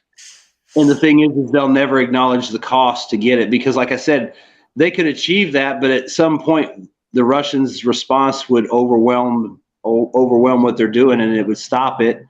And the whole time they were accomplishing it, we'd see guys getting picked off for, or units being eliminated or damaged. So yeah, but nobody knows how many Ukrainians have died. Nobody. That's 9,000. That's where they can push the numbers. For the Ukrainians, it's just a lot of attrition to accomplish a political goal, whereas the Russians can do the same thing without the political risk, I guess. They can spend 1,000 drones before they have to send one guy, whereas the Ukrainians might only be able to send 100 drones before they have to send the first MiG-29 in. You know what I mean? It's like it's just the scale. The Russians have a longer distance to fall in that sense. Yeah. Does anybody remember from this panel, if you're in the, go ahead. What happened, Rikhi? Sorry, just wanted to add a point over there. I'm actually still a student. I'm just trying to learn, and I want to hear your opinion. But there's just something called as drone jammers, and I'm not sure if drone jammers can actually allow a lot of these massive swarms of drones to attack, in large quantities and damage a lot of Russian positions. I'm not sure if drones can be as effective as a weapon to do counterattacks for the Ukrainian Air Force, because drone jammers will basically blast out these electromagnetic frequencies, and it's the number of drone jammers. You don't have enough of them. If you can get rid of, it's not even the drone jammers. I wanted to say it. Oh, sorry. But yeah, even if you get rid of, let's say, for example, if I can swarm your, I don't know, S-300 battery with 300 drones, right? And you have, even if you have every single guy armed with a drone jammer, right? One of them just gets through enough to damage the missiles, right? On one of the carriers. That opens up enough of a window where you could have maybe 2 MiG-29s and a MiG-25 with harms or whatever it is. I'm not a military person. I don't really know how this stuff works. But you go in there, and now you have taken out an S-300. Now you're in a position where you're much more open to do close air support. Those drone jammers aren't going to stop a ancient MiG, a Su-24 fighter bomber. But go ahead. Well, sorry. I have one thing I wanted to add to that, and that was, if drone jammers are being used in this conflict, they're not being used on a scale to which we'll see them impacting the effectiveness of very high amounts of drones Real being quick, used. I just want to say most of the jammers I've seen are all localized to the trenches. Right. Exactly. And here's the There's thing. nothing long distance other than nothing long I distance. wanted to bring something up. It's called the Murmansk BN. It has a 5,000 kilometer range. It basically can cover all of Europe. And the thing is that we think that each individual drone is individually targeted to be jammed. It's not. It's a blanket thing that throws out there. It's like it's a coverage, and it all depends. That's the thing about drones. They are part of the war now, but as EW progresses, like the chieftain said, it's possible that you'll see actually drone use start falling off because of the EW techniques that are jamming it, because every drone has the one thing that makes it leak, and it makes it weak, and it's the data link that it has. All it has to do is corrupt it. It doesn't need to specifically jam it. All it needs is to corrupt it. I would actually argue against that, because when you look at drones like the Duran drone, right? The older, what was that? The TU-1, what was that rocket drone that the Ukrainians used? That really old one to hit that base. TU-141, TU-145 or some shit like that. A lot of these drones are simply, they install a software in the drone to go to a certain location, right? It's an internal computer, and the only way you're going to stop that is the only way you're going to interrupt that is to destroy the drone. For example, with the Duran drone, all that software is already on the Duran drone. It's not a data link to a satellite telling it where to go. It's a pre-downloaded data packet that they send out, and the drone will go and it will hit those coordinates. So you're not going to intercept. You're not even going to corrupt its data link, because there is no data link. It's a fucking But that's not a drone, though. Yeah, if you think about it, that's just another missile. That kind of technology is like in a Tomahawk, where you could fire it and it will go along a waypoint and avoid the terrain and all that. There's no one telling it what to do. A missile knows where it is because it knows where it isn't. Yeah, and it knows where it isn't because it knows where it is. The idea that technology wouldn't be available to Russia miniaturized in 2023, when you think we had the Tomahawks in the 80s, and that first generation Tomahawk was capable of flying, 600 miles, 100 feet off the ground and steer through a canyon. The idea that they're not able to do the same thing with a styrofoam drone with a RPG in it for all intents and purposes. I mean, it's simple technology. It's at this point, it's just easy. Yeah, a long time ago, when, like I was saying earlier, if one of you guys are in the military analyst panel, I mentioned that like a month ago that drones and IEDs were going to be a big part of the war because of the losses that Ukraine is taking. And I consider a drone nothing more than an IED with wings. This is an improvised explosive device that's used to blow something up. So as a combat engineer myself, you can bet your ass that there's somebody out there right now inventing drones and someone inventing ways to counter them. This conversation about drones takes us into the Star Wars age. You guys are talking about crazy stuff that I don't understand personally, but it's really interesting to hear about the future, talking about drones that can zoom in on something and won't need any more like remote control, like it's locked in on something. That's something that's very scary. Is it all right if we talk about the mappings or Bakhmut or something like that? I think it would be really cool, guys. If like this, I want to ask you guys again, because I asked you guys last time we talked, what is going to come first, Ukraine's offensive, or will Bakhmut fall first? Now that it's getting closer, we'll go from the top. Bradley, what do you think is going to happen again, please? What's going to happen first? Okay, so I'm a little bit surprised to see Bakhmut, so much progress being made in Bakhmut in this last kind of like since the last time we spoke. I feel like it's almost kind of like, what if Ukraine's plan for Bakhmut was, we want to get Wagner in there and trap Wagner, and if we could crush Wagner, that would be such a huge propaganda victory. Everybody thinks that this is Russia's premier fighting force for like close quarters combat kind of stuff, I think that would be a huge propaganda victory. Maybe that's one of the reasons they were fighting so hard to kind of win time. But I think still that there's probably something more to Bakhmut than we know about, and the Ukrainians are going to hold down as by tooth and nail as hard as they can until this offensive starts.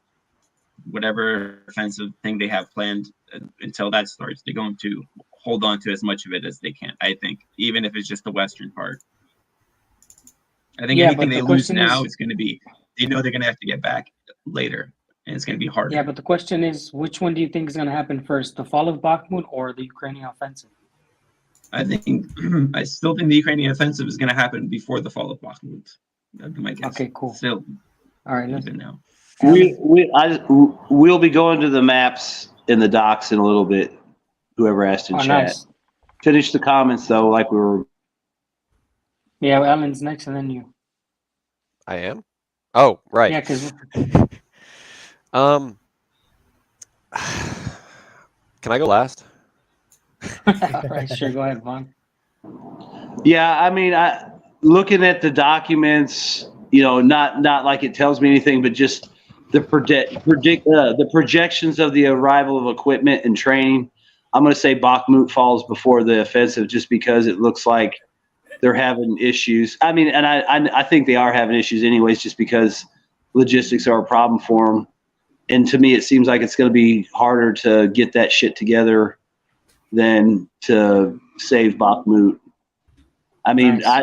I think Bakhmut goes down first, because if you look at that chart, it doesn't seem like that equipment's going to be in place in time to do it. But that doesn't mean they won't half-ass it and kill a bunch of guys just to try. But in Ukrainian hopefully style. Not. All right, go ahead, Rikhi. Thank you so much for giving me the. Thank you so much for letting me speak. This is actually a really interesting question, because I have a slightly different analysis. I believe the fall of Bakhmut and a Ukrainian imminent offensive will be around the same time. You know, as you know, right now, you know, as just a few hours ago, we saw Defense Politics Asia video, and we got to know that Wagner forces have pushed towards the railway lines. And now there's the last line of defenses for the Ukrainian forces, which is high-rise buildings, and those are heavily fortified positions, correct? And as we know that, you know, heavily fortified positions are really difficult to break, and it will definitely take more time on average for the Wagner forces to break through the third line of defense in Bakhmut. And at the same time, you know, we are seeing videos of freight trains loading up Challengers, Abraham tanks, and even Leopard tanks moving quickly towards Poland, towards West Ukraine. And there are secret tank battalions that are currently in Ukraine, as we know from History Legends videos, where History Legends were talking about certain battalions that have been specifically made for these offensive actions, and their deployment status is currently unknown. I believe that the offensive of the Ukrainians coincide with the same time when Bakhmut is about to fall, when Ukrainian forces will just launch an imminent blitzkrieg in northern Luhansk, where there's just one line of fortifications.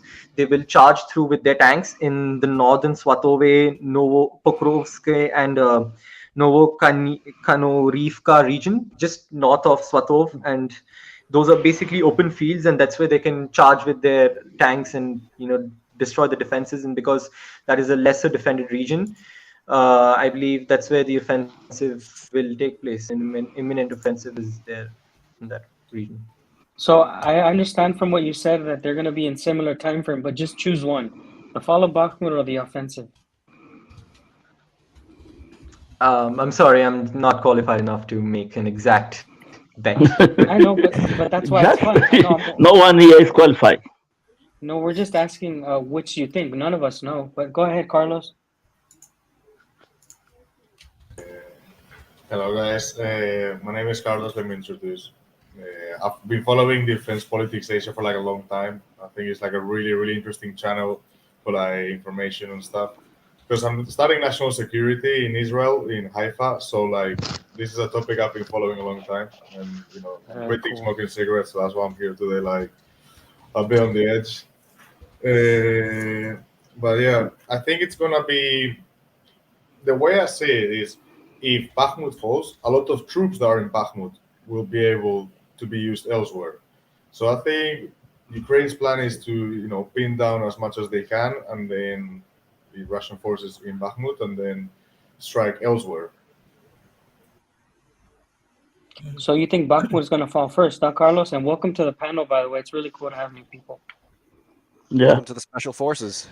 Welcome. Yeah. I guess. So I guess I want to to wrap ask up. first. Well, Carlos, where are you from? I'm from Spain, from Madrid, but I'm in Israel right now. And like if the camera is like weird, it's because it's like a laptop that has a camera at the bottom, so like it looks a bit funny. Rikhil, where are you from? Madrid, in Spain. No, Rico. Yeah, Rikhil? I'm actually from India, Wyatt. Yes, Which I'm part from of India, India? Wyatt. Which part of India? I'm from the southern part. I'm from a city called Bangalore. I'm currently a high school student, and just from my bio, you can see I'm a munna. And sorry, I would just like to credit you, Defense Politics Asia, for just a brilliant channel that you have. You just post really great updates on geopolitical situations, and you helped me win my very first Mall United Nations on the topic You need of to Syrian be civil war. 18 to talk about war. You know that. Really? No, he's joking. I'm joking. No problem. But okay, sorry, yeah, sorry, I Alan, still have a sorry. certificate. Just am I no longer the youngest guy on this panel? Freaking finally. Rikhil is the youngest. Nice. Okay. Well, Alan, in open mic terms, you're already 150 years old. So. Yeah, I guess so. 20th panel I've been on. About the upcoming offensive, Dan. I've actually I remember you and I and on our military Telegram chat we were talking about how we thought we could see things going, and if I'm going to be honest, I'm still kind of sticking to my guns on what I said previously, and that is Ukraine is going to first launch this offensive.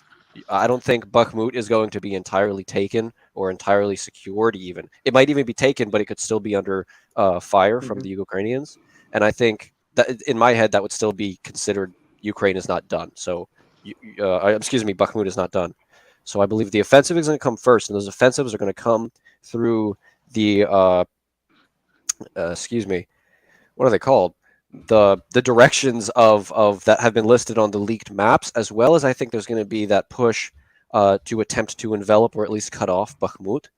And the reason those specific locations is because we can look at satellite footage of where defenses have been being built. We can look at how heavily Zaporozhye has been entrenched with. We can see comments from Ukrainian and Russian sources saying that there are less dug-in defenses behind Bakhmut and to the north of Donetsk. I guess you could call that the New York front. So what I'm thinking is going to happen is this armored punch, this armored push is going to initialize. It's going to begin its push forward, and then Russia is going to have to react in a way that's either going to bog down, push back completely, or break in reaction to this offensive. Now, I'm of the opinion that I don't think this offensive is going to have too many decisive moments that are going to be critical to the Russians. I don't think there's going to be a mass breakthrough and push towards any strategic city or location. I don't think Bakhmut is going to be encircled for the pure reason that we know generally the troop concentrations around Bakhmut and north of Donetsk, and we know generally that the Russians have been keeping back very, very significant amounts of their reserves, most likely for this specific purpose. They're not going to be sending 100,000 personnel to man the Zaporozhye line and then leave this entire region undefended with no trench lines, no heavy bunkers, nothing like that. So I think what's happening is they're building up their defensive lines in the south. They're building up a general stable line in the northern region of Lugansk, and they're going to use Bakhmut and the surrounding regions as kind of a crumple zone for any offensive that Ukraine could make, and then envelop them. And it will be a similar outcome, in my opinion, to that of the Battle of the Bulge, where some towns might be enveloped completely, but ultimately it's going to be reconstitution of what's been happening in that region. And that's my 2 cents, BSing for 2 minutes straight. There you go. Don't take any offense to that. That was pretty mean. Anybody else? Treyu, you have time to answer that question, brother? Yeah. So No, Mehdi, in my opinion, Mehdi was yeah. Are we Okay, jumping? Guess we're going the other way now. Yeah. Then Mehdi, go ahead. Go ahead. No, go ahead, brother. Go ahead, and then I'll go. I gotta pee anyway, so I'll go second to last. Yeah, I waited so long, you bastard. The old man has to go pee now.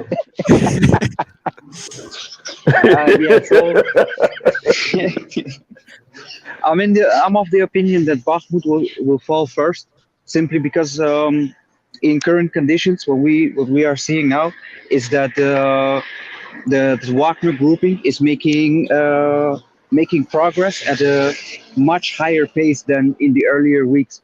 So I was of the opinion that Bakhmut crossing the railroad line would probably take additional 2 weeks or maybe more, but they have already reached it, and it seems that according to speculators, they have already crossed to the other side, and it seems that Ukraine is having quite the struggle to hold on to the remainder of Bakhmut. And then also based on what the DPA War Channel was showing, is that there's not one concentrated or one attack from a particular concentrated point. They are attacking from different regions. So the pressure on Ukraine in Bakhmut is already quite intense. So I'm still going to stay, and then also with the leaked documentation, I'm going to stay with the idea that Bakhmut will fall first before a counteroffensive will happen. Thank you, brother. That's a great answer. I guess Colton, you're up, bro. Yeah. Okay. So I'm kind of in the offensive is going to be concurrent with Bakhmut, because the Russians haven't, as far as I know, they haven't really committed more forces to the special operation. So they do have a lot of strategic reserves. Now we can very easily observe that most of the activity occurs around Bakhmut or along that line. And so for that reason, I don't really buy into the idea that the Ukrainians, like whether Bakhmut falls or not, it will liberate them from their troops or anything like that, for the very simple reason that that is where the Russians are pressing, and that is where their political goals are the most self-evident. And so they will continue making their pressure there. And for that reason, I believe that the counteroffensive is, whether it is to be initiated before Bakhmut, it will be nearby Bakhmut to relieve it and maybe save it. And for that matter, if you want to say fall of Bakhmut, it kind of, not to get too into definitions, but even if the city itself falls, it is hardly secured. So if the counteroffensive is geared into actually recapturing Bakhmut, then it is very likely that the counteroffensive will occur there. Either way, I'm quite convinced that the so-called counteroffensive is going to be occurring where the Russians are putting their pressure, because as far as I can tell, the Ukrainians don't have the strategic reserves to be opening another front and then keeping that pressure while the Russians are going on. Whereas the Russians, it seems very much that they can. Like even if you have the partial mobilization, all of them committed, the Russians could still trick around with the numbers here, since they have it's been over half a year since they expanded their standing force with 500,000 or around that line. Hi, Prata.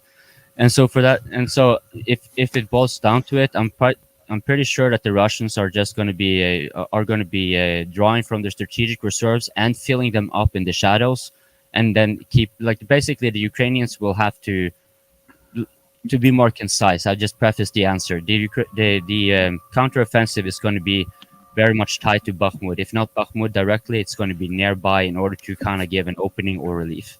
That is my take on it. Thank you, man. Vaz is next. Don't be trying to colonize his spot, Prada. Something like that.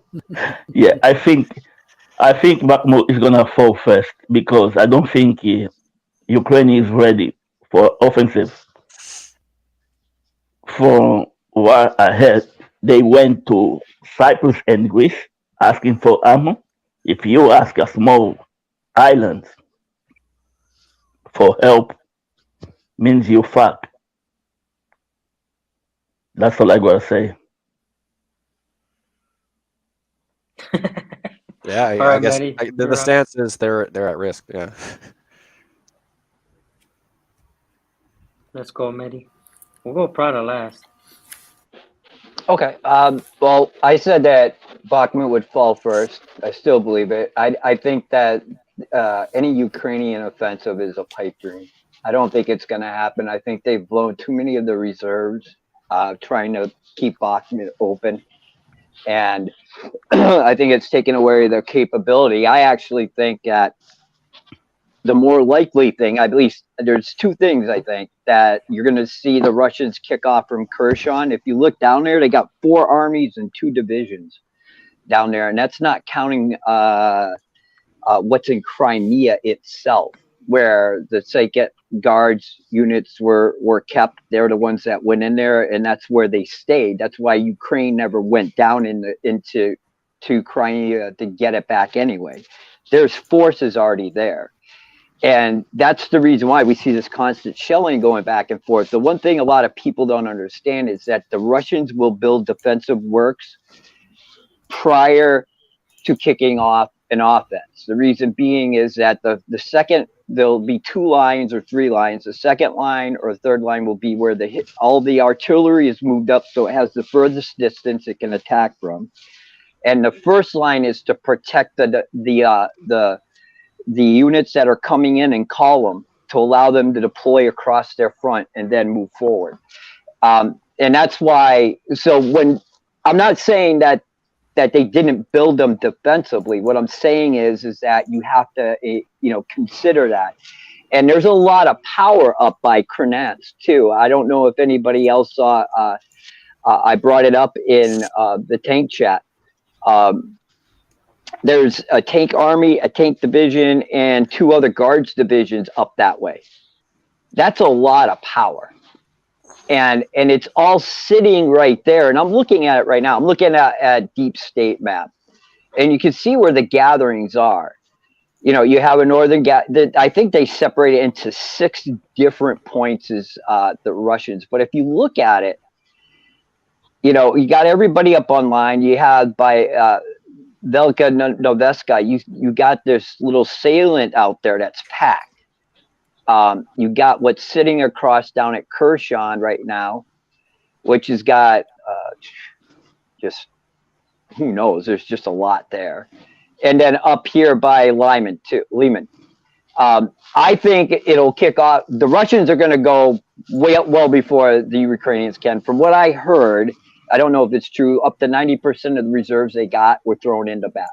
I don't know if that includes all their equipment or whatever they got, but they have forced the issue. And I think that really, when it comes down to the new information we got, I think it was more released to try to trickle out news to the public so it ain't so shocking when they get it. And the other thing is just to put it out there to make everybody, talk about this grand offensive that's coming. That, if it's going to happen, how are they going to gather without the Russians knowing it? Now, there's some saying that they'll work on a road system as the furthest one comes up. They'll build up, and then attack. But I don't see it happening. I just don't see a Ukraine offensive. Period, and that means Bakhmut falls well before the offensive never begins. Nice, thank you, man. Prada. Okay, so guys, I'm not a military expert at all here. I would like to remember everybody that it's Eastern, and we shouldn't forget that Jesus died to redeem ourselves from our sins. So let's hope the best for the humanity in these days. But things don't look good. So that was the reason I did not get to buy my beer on Saturday, was because of some Jesus laws or something. You're breaking, Plata. You're breaking. Yeah, don't come with this Jesus stuff. It prevented my beer. Oh, hell yeah. Okay, so I was saying that Dan kind of said something last Saturday, that it wouldn't be a bad idea to close down the Bakhmut encirclement, because in that way, well, to to take Bakhmut, because in that way they could free many soldiers. So I think it's a very interesting theory that many people have been talking about. It's about the air defender 2023. I don't know if you guys heard about it. It's 200 airplanes, 200 NATO airplanes, and almost 10,000 soldiers will train in Germany, but the training will get out of Germany and come through Estonia and down to the south to Romania. And even Romania in the Black Sea have closed some of their airspace. And this will be in June. So I wouldn't be surprised that the big expected Ukraine offensive will be done at this time, which would be interesting but extremely dangerous. And we were talking last week as well. If this is too many people, and people make mistakes, and this is very important, 200 airplanes going to the borders of Russia, people speaking different language, the amount of the probability of having a mistake done at the same point as having an offensive of the Ukrainians, this is like programming Third World War. So I don't know where these people are with their heads. Many military people in Germany have been talking about it, how dangerous this all is. What the hell? So yeah, that's why I started with Jesus. I hope he definitely died to redeem ourselves from our sins, because what we're hearing the last days, this is too dangerous, too stupidly dangerous. So that was my point. We're never going to move on because everybody keeps dropping out. I mean, it's scary, Prod. As soon as you started talking about Jesus, like some of the Satanists just dropped right off. I'm surprised Alan's still here. Oh my God. You know. Oh, yeah, that was just my question. You guys can move on to something else. No, Wakar is a perfect person. No. I want Wakar and Zarael to answer that question. Let me repeat it. Wakar, do you think... Oh, sorry. Dan, please. Ask the question. Oh, no. No, Wakar already knows the question, but I just like to mimic RL when he goes like this. Is the coolest thing. Wakar, do you think Bakhmut will fall first or the offensive will come first? Yeah, I think I have a different view, and I put it, I think, in the chats also. Because we can start with what is required for a counteroffensive. And somehow I have also, objection to the definition of counteroffensive as being discussed even in NATO. It requires a very large force. So if you want to call it a limited counteroffensive, yes, maybe. But so far the forces have not appeared east of the Dnieper River, because if you look at the timings, they should be able to concentrate the so-called 12 brigades, and they have to create at least favorable air situation. Now, air has different levels. Like when you're comparing, either you have air superiority or air supremacy, like the Americans had in Gulf War, so there was nothing opposing that. Then you have air superiority, where you are fighting another, and then you have an air parity. That at least you have equal number of air power to at least support the offensive. I don't see it happening in terms of anything which is coming, because if the, let's say, NATO-backed Ukrainians are able to muster these 12 brigades, now coming without an local air superiority, local means that at least in the theater or the sector they have to create, including the air defense weapon systems. So this is a big deal. If you put, let's 250 tanks, they'll be roasted, I think, within a week. So I would say that they are still ill-prepared. And if you look at the slush on ground and this joke of these approaches of March and April, the snow melting and then creating mud. So there is very limited window actually to let's say move from east of the Dnieper River on to Bakhmut or wherever they are doing it. So I feel this entire information that was leaked, I don't know, because we have discussed it, that was part of a deliberate leak, or it was, let's say, naivety on part of NATO and Ukraine, because a lot of articles appeared showing that probably this was I would say a mistake, and the documents leaked to the Russians. So I would say that there is an acknowledgement that because of weather effect, and the approaches not being available in March, April, and then lack of preparation in terms of those tanks and APCs and artillery and rocket forces which are coming from NATO. It requires a lot of preparation, so they are already late.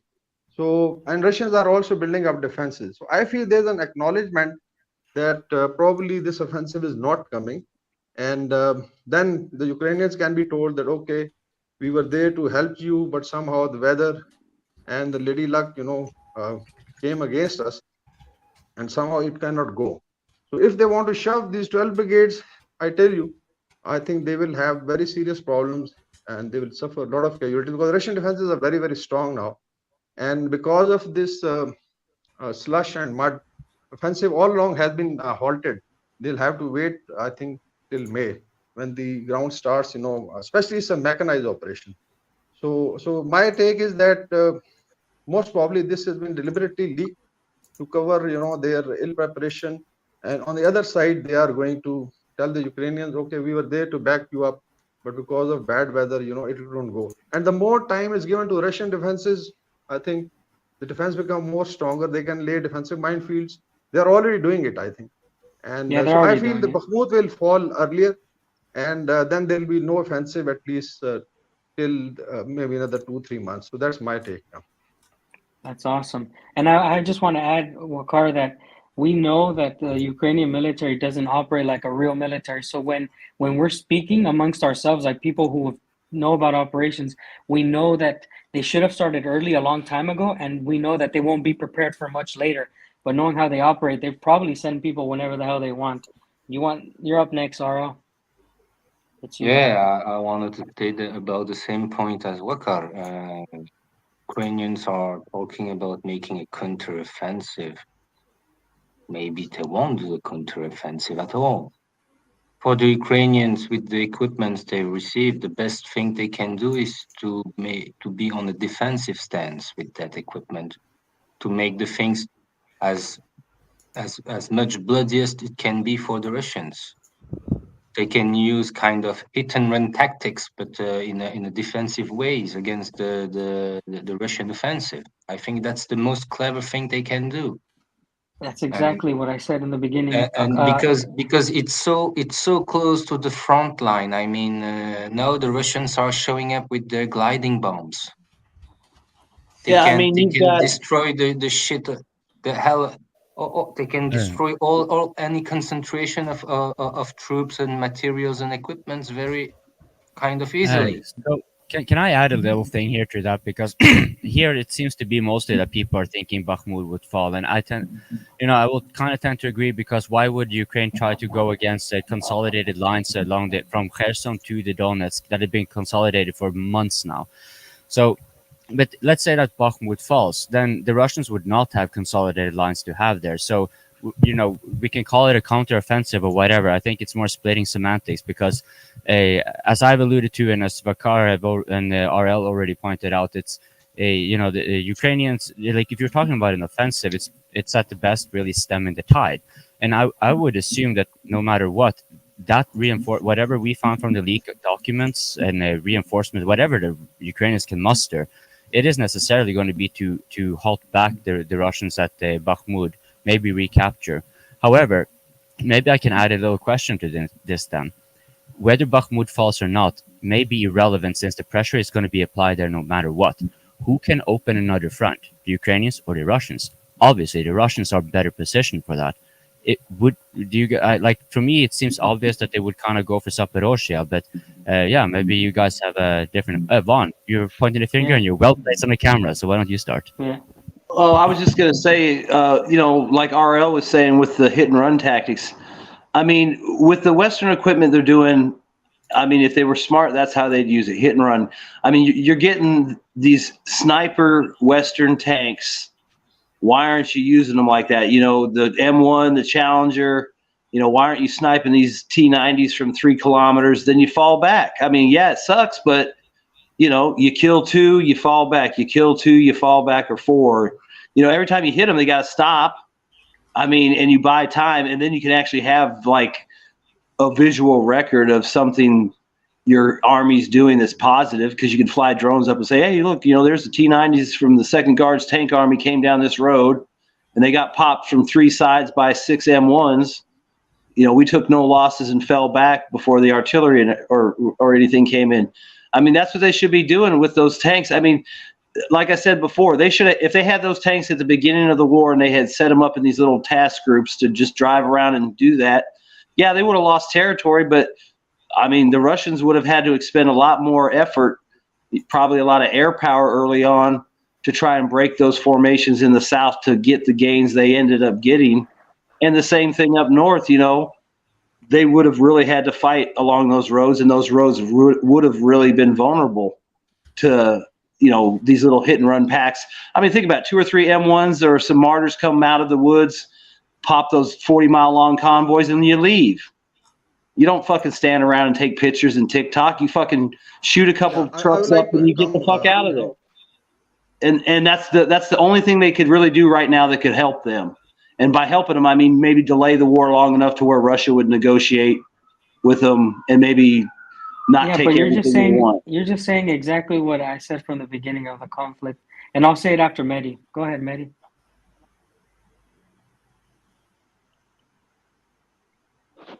There we go. I was going to say, I agree with Vaughn, but, there's a couple things that kind of, how do I want to put this? Go ahead. I'll get back to it. Okay. So I'm going to answer those 2 things, that's a very good question, Cope. So I've said always that Ukraine is a reactive military. I've said also that Russia has been controlling the pace of the war so brilliantly. And I've also told you guys that Russia wants to fight where the biggest grouping of Ukrainians are. Why? Because it makes battle better in their style of fighting, because they have the artillery superiority, they have the number superiority if they want to put the numbers in. And you're seeing that happen in Bakhmut. So wherever Russia decides to fight again, I guarantee it, and I've already mentioned this before and it happened, they will fight where the most Ukrainians are grouped, and then more Ukrainians will have to fill in the holes. And it's just how war works. So that's my answer to you, Cope. The Russians are capable of doing it. The Russians will continue to do it unless Ukraine counters, but they're not going to. I've said also Ukraine needs to find a solution to the double envelopment. They haven't done anything about it, and it shows that they're not going to do anything about it. So this is telling us what's going to happen in the future. Now, to answer what Vaughn was talking about, I told you guys that unconventional warfare could have been the best solution for Ukraine from the very beginning, but since they went conventional, it went out the window. And then Wyatt said, by the way, if they went unconventional, they could have just advanced all the way to the Dnieper and the war would be over. And that kind of counters the theory of unconventional warfare. And it's kind of true, because if you play unconventional and you end up on the other side of the river, you basically lost the war. So that's my opinions on these things, guys. I'm going to say it again on record. Ukraine will continue to be a reactive military, while Russia is a proactive military. I would like to come. I'll add an exception to that, though, and that's from the panel you just recently had. The Russians will go. You said the Russians will go where the most Ukrainians are. Well, there were 2 noticeable places where there were quite a lot of Ukrainian forces. One is Kyiv. Well, that may be for another story. But the other one is Odessa. But that's not what I mean by that. So when you build, I'm talking about the front line. The front line is where the fronts are going. That's the battle zone. Militaries work in battle spaces. So the whole war is divided in battle space, and that's the battle space that they're concentrating on. Yeah, you gotta have an excuse. I was thinking a little bit more like of the Russians opening a second front, and their Kherson would be a very obvious one, because here you would attract a lot of Ukrainians. They are just right next door. Oh yeah, sorry, Mehdi. For now, yeah. You're muted. You're muted. Our slogan. Mehdi, you're muted. Old man, Hey, anyway, I gotta pee again. By the way, just so you all know, agree with Vaughn, because the Russians burnt Moscow down to the ground and let Napoleon sit there, waiting for them to surrender. And what happened? They got trapped there. And they wound up getting their supply lines, their logistical lines got dragged beyond what they could actually support, which wound up the Russians putting them in places to fight only where the Russians chose to, and the whole time they were whittling down their logistical supplies. That is what the Ukraine should have done in the first place. If you're in stagnant lines in today's day and age, you're just a target. But if you're moving and you're flexible, you're making the other army try to predict where you're trying to go. It makes them waste resources. It makes them extend their logistical lines into your territory, where partisan and that type of warfare actually would work. But if it's in a combined battle space, like Dan said, it's kind of very hard to do that because, yeah, okay, you got 10 partisans, but when they're compact into, say, a room, it's a unit. You know what I mean? So I'm just saying that the Ukrainians should have gotten away from the majority of the military to give distance equals time. And that's what they should have done. They should have gained time by giving distance. If they intended to win the war anyway, what does it matter if Hill 313, you know, that you can battle in March for when you want to take it back, whether the Russians take it now or not? The idea is to win. The idea is not to just hold land. It's to keep the country together. So you do whatever you do to do that. And that was 3 do's in a row. And like the Russians have proved it, how to fight. I agree with that. And the one thing about mud is that, and I've been looking back into World War II, and you guys have heard me say this, and I'm sticking by it. The Russians have such a mobility advantage right now over the Ukrainians. It's not surprising me that they're moving now, because when you read back through history, when it comes to mud, yes, it affects the tanks too, but it's really the logistic vehicles that it affects the most that cause the problems, because Russian tank battalions where we're chasing the Nazis down, we're blowing through them while they were retreating. But what happened was that because the logistics never could get to them, their infantry was stuck behind them with the logistics. They were up unsupported, and at night they died. They got lost because there was no support there. I can go on and on about why they built the Terminator and shit like that, but I just think that mud can go both ways, and I think it favors the Russians right now to move if they can. But you know, then again, you know, you are taking a risk by doing that. And what kind of generals are we dealing with? Mini maxes or maxi maxes?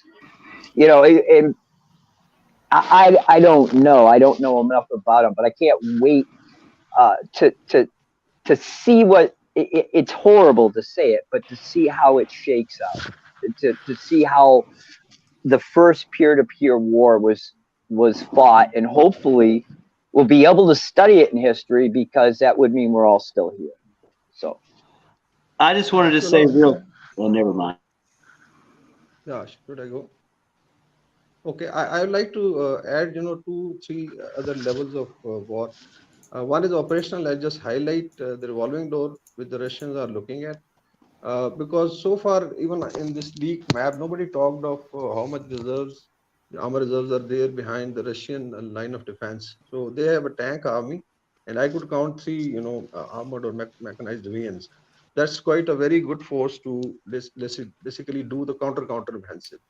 So operationally, there's an option now with the Russians that they have a reserve force which is cohesive and which is maybe more than 3 armored divisions. So they let the Ukrainians attack. I think they would incite them to come, and the wall which is created takes on through anti-tank weapon systems, rocket systems, and air force, and stretches the Ukrainian logistics, and then comes the revolving door. What the Germans also did, if you have seen how the revolving door worked, even in First World War. So you suck the enemy reserve, the stat reserve, 12 brigades, and then you come with a slightly better force. So you improve the ratio. So I would say that because this is, I think, till end of April, there's going to be nothing, but then they may invite them. So for the Ukrainians to launch their last trump card. Then we come to the, at grand strategy level, what is happening? Macron and, Ursula was there in China.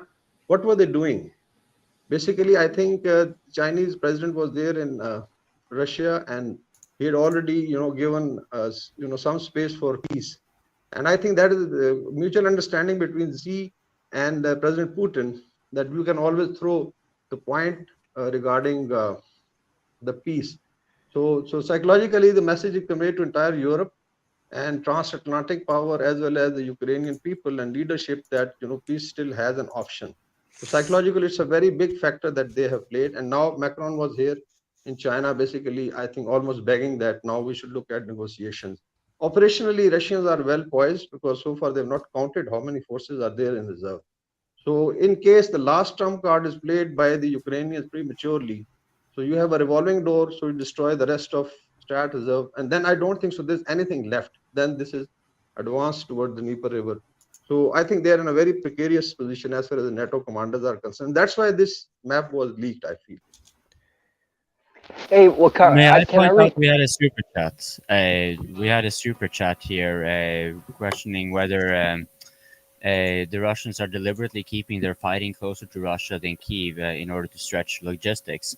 I would say the answer is yes. And then I would kind of, because I'd still want to get back to this second front, the possible second front, because I think Mehdi, I think it was you who mentioned it, how many Russian forces were stationed down in the Kherson region. And it would just go by Dan's logic. They will go where the Ukrainians are most concentrated, like that's Odessa. So, but like I also kind of have the inclination that they might want to go for Zaporozhye as well. So, in that regard, yeah, let's take the super chat first. That was too many things at once. The super chat first. What do you guys think about the NATO stretching NATO logistics? I want to makes perfect sense. Before we begin, because Wakar brought up something very good, because if you look at Zvatov, that's where it is the 4th Guards, so it's a guard unit, tank divisions there. And that division can shift north or south. So if like say the Ukrainians do make a move, right up here, if you look at Kupiansk, there's actually only 10 miles away from that junction point that feeds that side of the line. Or they could go down because they have a major roadway. That's why they keep them in Stevo. Or they can head down to help out and go towards Lyman or break down towards Slabansk. So if they move, they can shift either way. So basically, just by them staying in a central spot, kind of makes the Ukrainians kind of go, well, wait a second, because there's two major. If you plug that into each major grouping, that's the one that's 10 miles away from Kupiansk and the other one that's going towards Lyman, you throw that division in behind it, that is a fist to punch. And they have that flexibility, just like Wakar said. And I'll stop. I got to pee again. I was just going to say real quick with the Ukrainians, never mind. It took so fucking long. I forgot. Okay, so I wanted to say something about the super chat.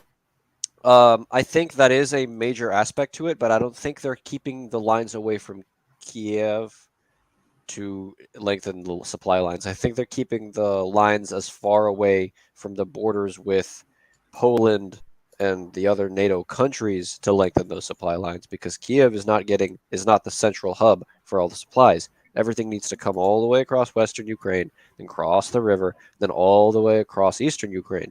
So the longer those lines are, the better. Because if you can destroy every piece of military equipment and every military person, every individual in the military in Ukraine in the east, then you can just walk through the rest of the country with any sort of treaty or demands you want, because there's no one going to be able to defend it from the west or the east. I was going to say real quick, with the Ukrainians too, like with the small strike groups, with the lines stagnated the way they are and the way they have been for a long time, they could have still used those to do hit and run tactics all along the front at targets of opportunity. Because like I said, you've got M1s, you've got Challengers, you've got Leopards. Those are 3 sniper tanks that they could, they're going to lose them obviously, and they're going to get hit by missiles or get attacked by, aircraft or whatever, just because that's the nature of the front. But even now, since the lines are stagnated and the Russians are playing the game of, no, you come to us and we'll kill you, they can kind of go up to that line and take that risk, but they can take their shots and then fall back, because the Russians aren't really keen on advancing. So as long as you keep enough resistance there, maybe you can play the game for a while where you're just doing hit and run tactics all along the front with these premium units, because an offensive is not going to work out for them just because they don't have the ability to, they can break through and then go so far, then the logistics break down. So I wanted to remember one of we discussed this this super chat already in the last Saturday. There was a great explanation. Also, why don't the Russians destroy the electricity stations near to the border? And this, what we kind of talked about was quite interesting, because that way the Russians can see what is coming out from Poland, from Romania, and they can follow it, and they know where these things go. We know which hub it is. It's mostly Poltava and Dnepr. And they have to go through these 2 places. They don't have coming from Kiev doesn't make any sense. So these are the 2 places where most of the equipment arrives and is distributed to any other place. But going back to Koping's other question, which was, would they go to Zaporizhzhia or Kherson? Well, Kherson would be very difficult. You would have to cross the river, and I don't see the Russians being able to it. Zaporizhzhia, if the Russians wanted to conquest Zaporizhzhia, they already had done it. They didn't do it until now. There is probably a reason. This place, once we also talked about why don't the Russians occupy some territories, because the population there won't be very receptive. In some places, the population is more receptive to the Russians, some others are not.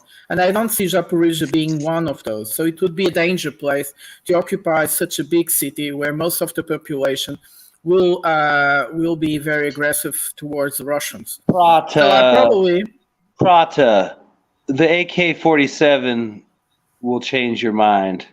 Can be. Well, but there's also another prerequisite for the Russians. They don't have to occupy Zaporizhzhia city. Yeah. Well, yeah, but they also tried that. Was the Al Capone quote? Yeah, but you don't forget Coping. They tried that with a nice word. But don't forget Coping that they tried to do that to Nikolaev. They tried to do that to Kharkiv. They tried to do that to Kharkiv, and it didn't work. Just to close the cities down, and it didn't really work as a matter of controlling the situation. But what I was expecting to happen, you said open another front. Perhaps the front will be an older one, back in Kupiansk, and trying to come back to Liman, and so that you close the that you make it in a way that you can conquest Slavyansk and Kramatorsk without destroying these 2 cities. I think the Russians will have a lot of problems morally to destroy these 2 cities, because it was where everything started, and my point is where everything will end more or less, and they want these 2 cities to be entire. So I think they will do something more to the north or to the center of Zaporizhzhia, not the city Zaporizhzhia, but to the center. They tried Ugadar, that didn't work, but there are more other places there which they could try to go through the north and through the south, and perhaps that could work. Nevertheless, I also wanted to. I spoke about the air defender military games. They are going to do in June, but nobody wanted to pick up the topic. It would be interesting if you guys could say something about it, because that will be major, and will come also a bit what Wakar was saying about controlling the skies, and we having a NATO intervention, an expected NATO intervention out of the. So for the Ukrainians, that's a dangerous game to play. If they think they're just going to be in the air and their mere presence is going to somehow deter Russia from conducting its normal combat operations, again, it's who the fuck is Russia's making gonna call these that calls? That's the only way for the Ukrainians to have some presence in the air. It's to have NATO planes, NATO Air Force. Backing them to manage to have. We don't know how many Ukrainian airplanes are still flying. I feel like there's. I mean, Ukrainian airplanes can only fly. I feel like there's probably more Ukrainian planes than we think there are. They can only fly at very low altitude. I don't know. Were you here for the? When they go at did higher you hear altitude, they the got conversation picked about by air drones? defense, Russian air defense. Did you hear the conversation about drones, RL? The conversation about drones we had. What can I say? If they are very tiny, we had a conversation drones, about drones. I mean, Did you hear that? They are very, They are very tiny drones. I mean, it can only be launched from very close to the front line. If it's bigger drones, then it has to fly at higher altitude, like Bayraktar. And now the Russians have meanings to spot them and and have a counteract to them. No. I mean, you need, if you want to have a swarm drone thingy, you need thousands and thousands and thousands of drones plus kind of special softwares and so on. They have. So forth. Well, I do get the impression that they could do That's well the as idea, infantry though. support. If you have a tiny drone swarming alongside an offensive and infantry, because it's like Vaughn alluded to earlier in the conversation that Don't talk about swarm of drones. It's outdated. For Ukrainians, the best solutions is using bioweapons. No, I will say non-lethal chemical weapons because that will garner them sympathy. Biochemical weapons. That's what the U.S. was planning in Ukraine. Well, and it's not off the card. It's still there on the table. You know why that's hot? Okay, here's the problem with kind of biochemical weapon. Well, no, I'd like to respond to that. RL, I have one question for you. Prove it. It's already proved. No. Prove it. Prove it. Biolabs, U.S. biolabs. I mean, you have the Russian military. So you are talking about viral responsible of everything that is related to biology, chemicals, and nuclear, making a statement. Well, Alan, I know all the biolabs and all the research, and the Americans are still on it. Yeah, in but Ukraine. But Alan is trying to say something different to RL. He's trying to say that's a big claim to make from such a small amount of evidence. Yes, you need the evidence, but I don't think that really evidence is needed because there was the rumor that they already used it, and they all got very afraid and they stopped using them. It was a kind of a bacteria that was going through your stomach or something like that. And I don't think that's really. Yeah, for such a big claim. For such a big claim to say that this is their strategy. Okay, maybe there were not. Yes, there were the isolated cases where those happened. We saw, right, and then there were also maybe reports that Ukraine might be planning to do something like that. But I don't think they could do something like that in mass. I don't see it. Only maybe in case of the cases of a false flag. It's just too much of a conclusion to draw from too small of a body of evidence. And that evidence doesn't really lead me to that just conclusion. For public relations, they will that do is it. The plan to try to trick the European and the West public opinion to go to war even more against Russia. Yeah. Now that if the Russians prove to the Chinese, that's enough for the other ones to have to be afraid of. Macron didn't just put in Xi Jinping's words that there can't be any nuclear war, there can't be any biological weapons being used. But the thing is that they are afraid, of course, what the Chinese think now. So they don't control all the narrative. They control the narrative for us, the Westerners. So Alan, I think. Okay, it's interesting to say that, like, prove it because you can accuse the Russians. It's not so easy anymore because you have the Chinese, and they are afraid of the Chinese. Well, of course the Russians are afraid of the Chinese. The Russians can't do anything on their own. Their economy is collapsing and they're completely dependent on them. Yes, but you know what I mean? The West is afraid of the Chinese. What the Chinese think. And they're really, so they are more careful than what we think. I don't think a biological attack would happen. That would be going too far. Just one word about what you said about Macron. Macron and Xi Jinping making common statement. Don't trust any word that motherfucker is saying. Hey, he's a democratically elected hero for France. No, he's a puppet. He's a puppet motherfucker. No, he's a hero of France. Western values. No, he's not my hero. We believe. Certainly not. Yeah. We have Western values. And here in mainstream media in France, they are telling us that Xi Jinping is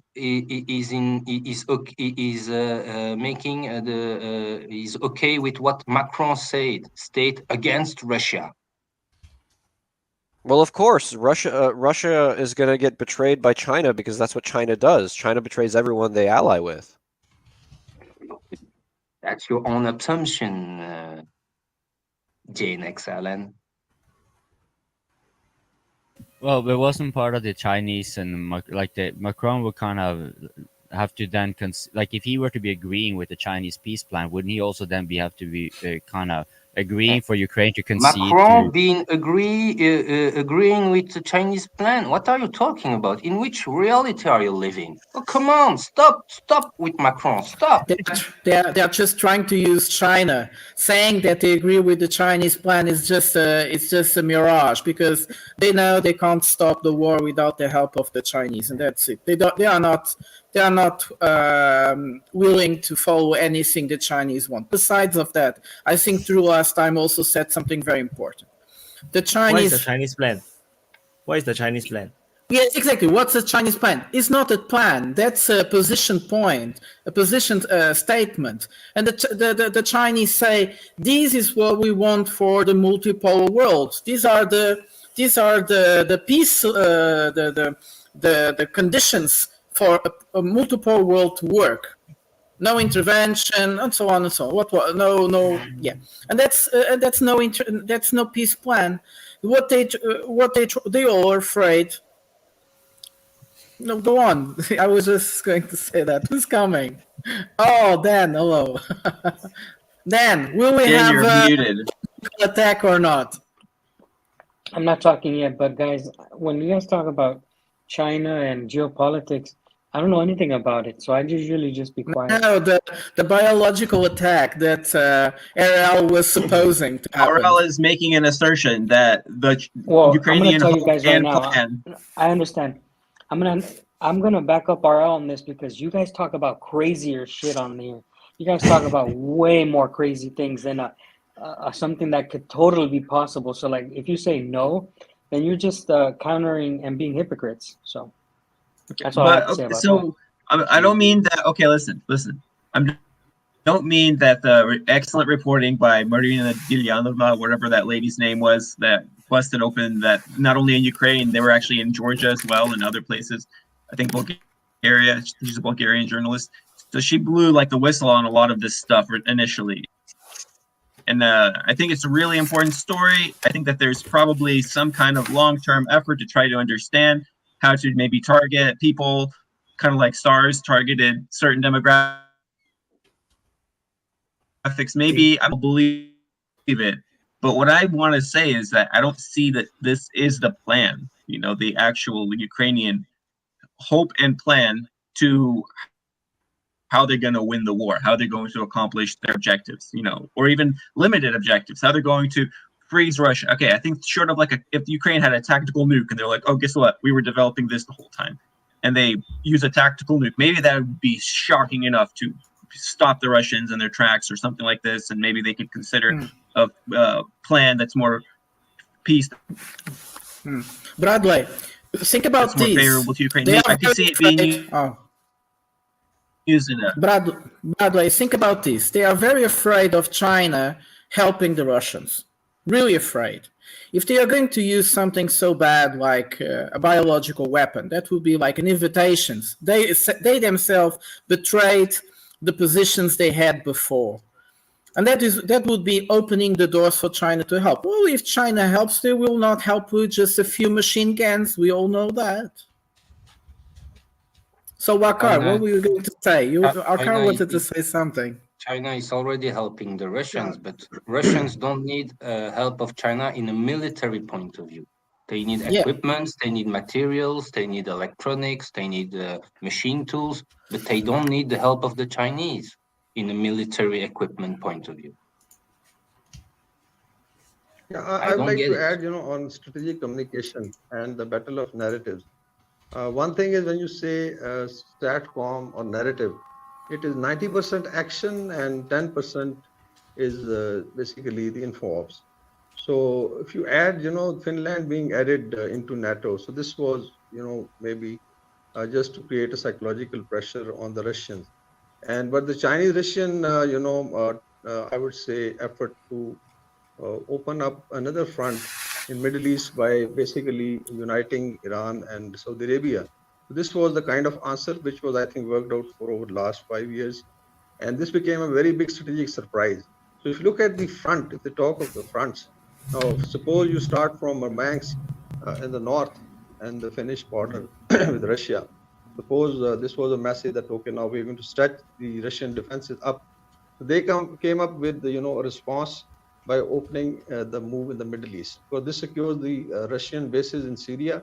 And then they neutralize the Middle East, which was, basically an area from where they could exert diplomatic and I would say economic pressure.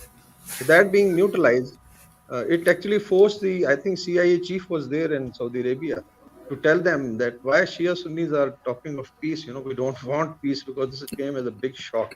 So in terms of, I think, strategic communication, Chinese and Russians are one step ahead at least. And that is again creating another, I would say anxiety. The other factor is what is happening inside Europe. Today, it appears that France is now facing the second revolution, and people were charging on, I think there's some black, I don't know what was the, kind of this corporate office, and millions of people are out in Paris. There's a lot of pressure building up even in the United States because of Trump being, arraigned for the charge. And Europe seems to be getting tired of this war. And probably Russian-Chinese strategy was to tire them psychologically. So if you look at the chats happening within continental US or in Europe, a lot of people are now talking of getting rid of this war because economically it has literally affected very badly the middle class. People are talking of de-dollarization and again blaming that Russia-Ukraine war has created de-dollarization, which will be a big strategic shock.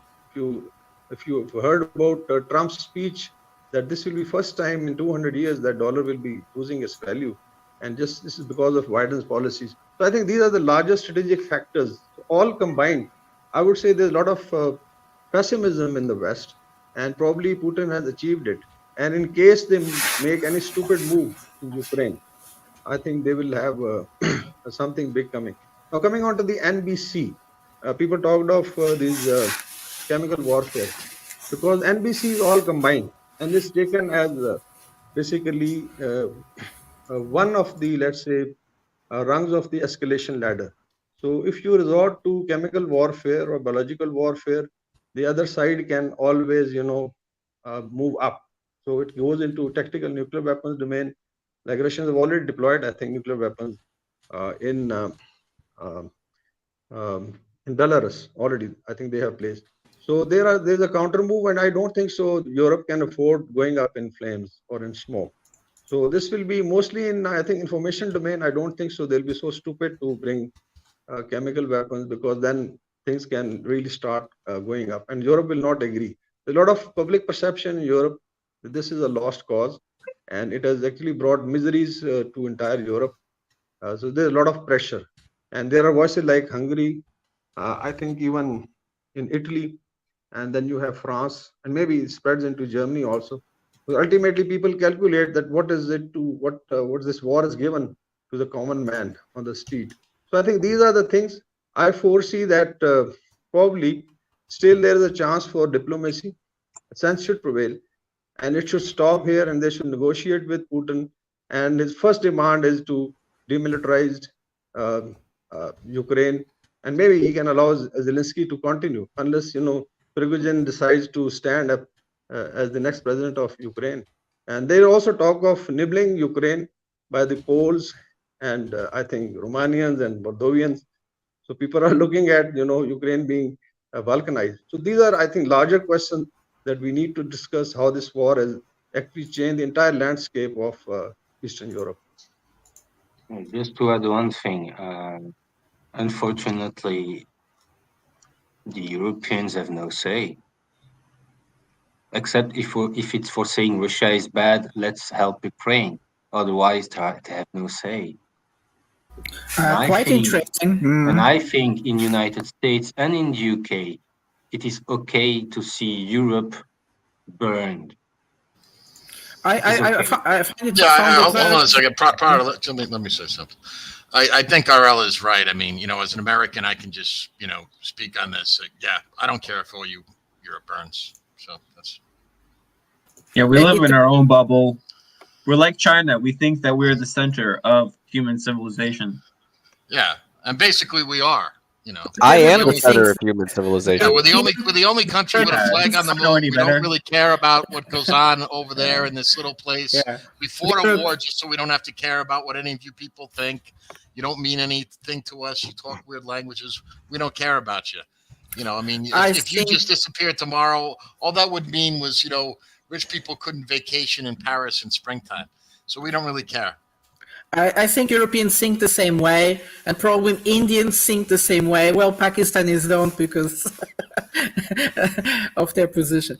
But it's true. Well, when you talk from a perspective of a country like Portugal, you see things in a very different way. The perspective is much bigger, you see, and also from the perspective of Pakistan side, they see it much brighter. They are not self-concentrated, and this obviously is a big problem for continental big countries as big as continents. But it is quite interesting to see during the meeting of van der Leyen and Ursula von der Leyen and Emmanuel Macron, we saw they also talking about Europe emerging as a center, disconnected from the interests of the United States, and they didn't disagree. They didn't disagree, and this is very important because this is the main position of the French. It doesn't matter if it was Sarkozy, if it was Hollande, if it is Macron. That's the position of the French since a long time ago, since de Gaulle, which is Europe has to stand for itself. The European defense politics, which is not NATO, is European Union defense policy, which they are trying to bring up. So this makes quite a difference. So it's quite true that Europeans could, at a certain point, like Wakar was saying, start to say no to the United States. And this has happened before. We just forgot it. It never happened again. Oh, yes. Don't say that. The end of history was a hoax.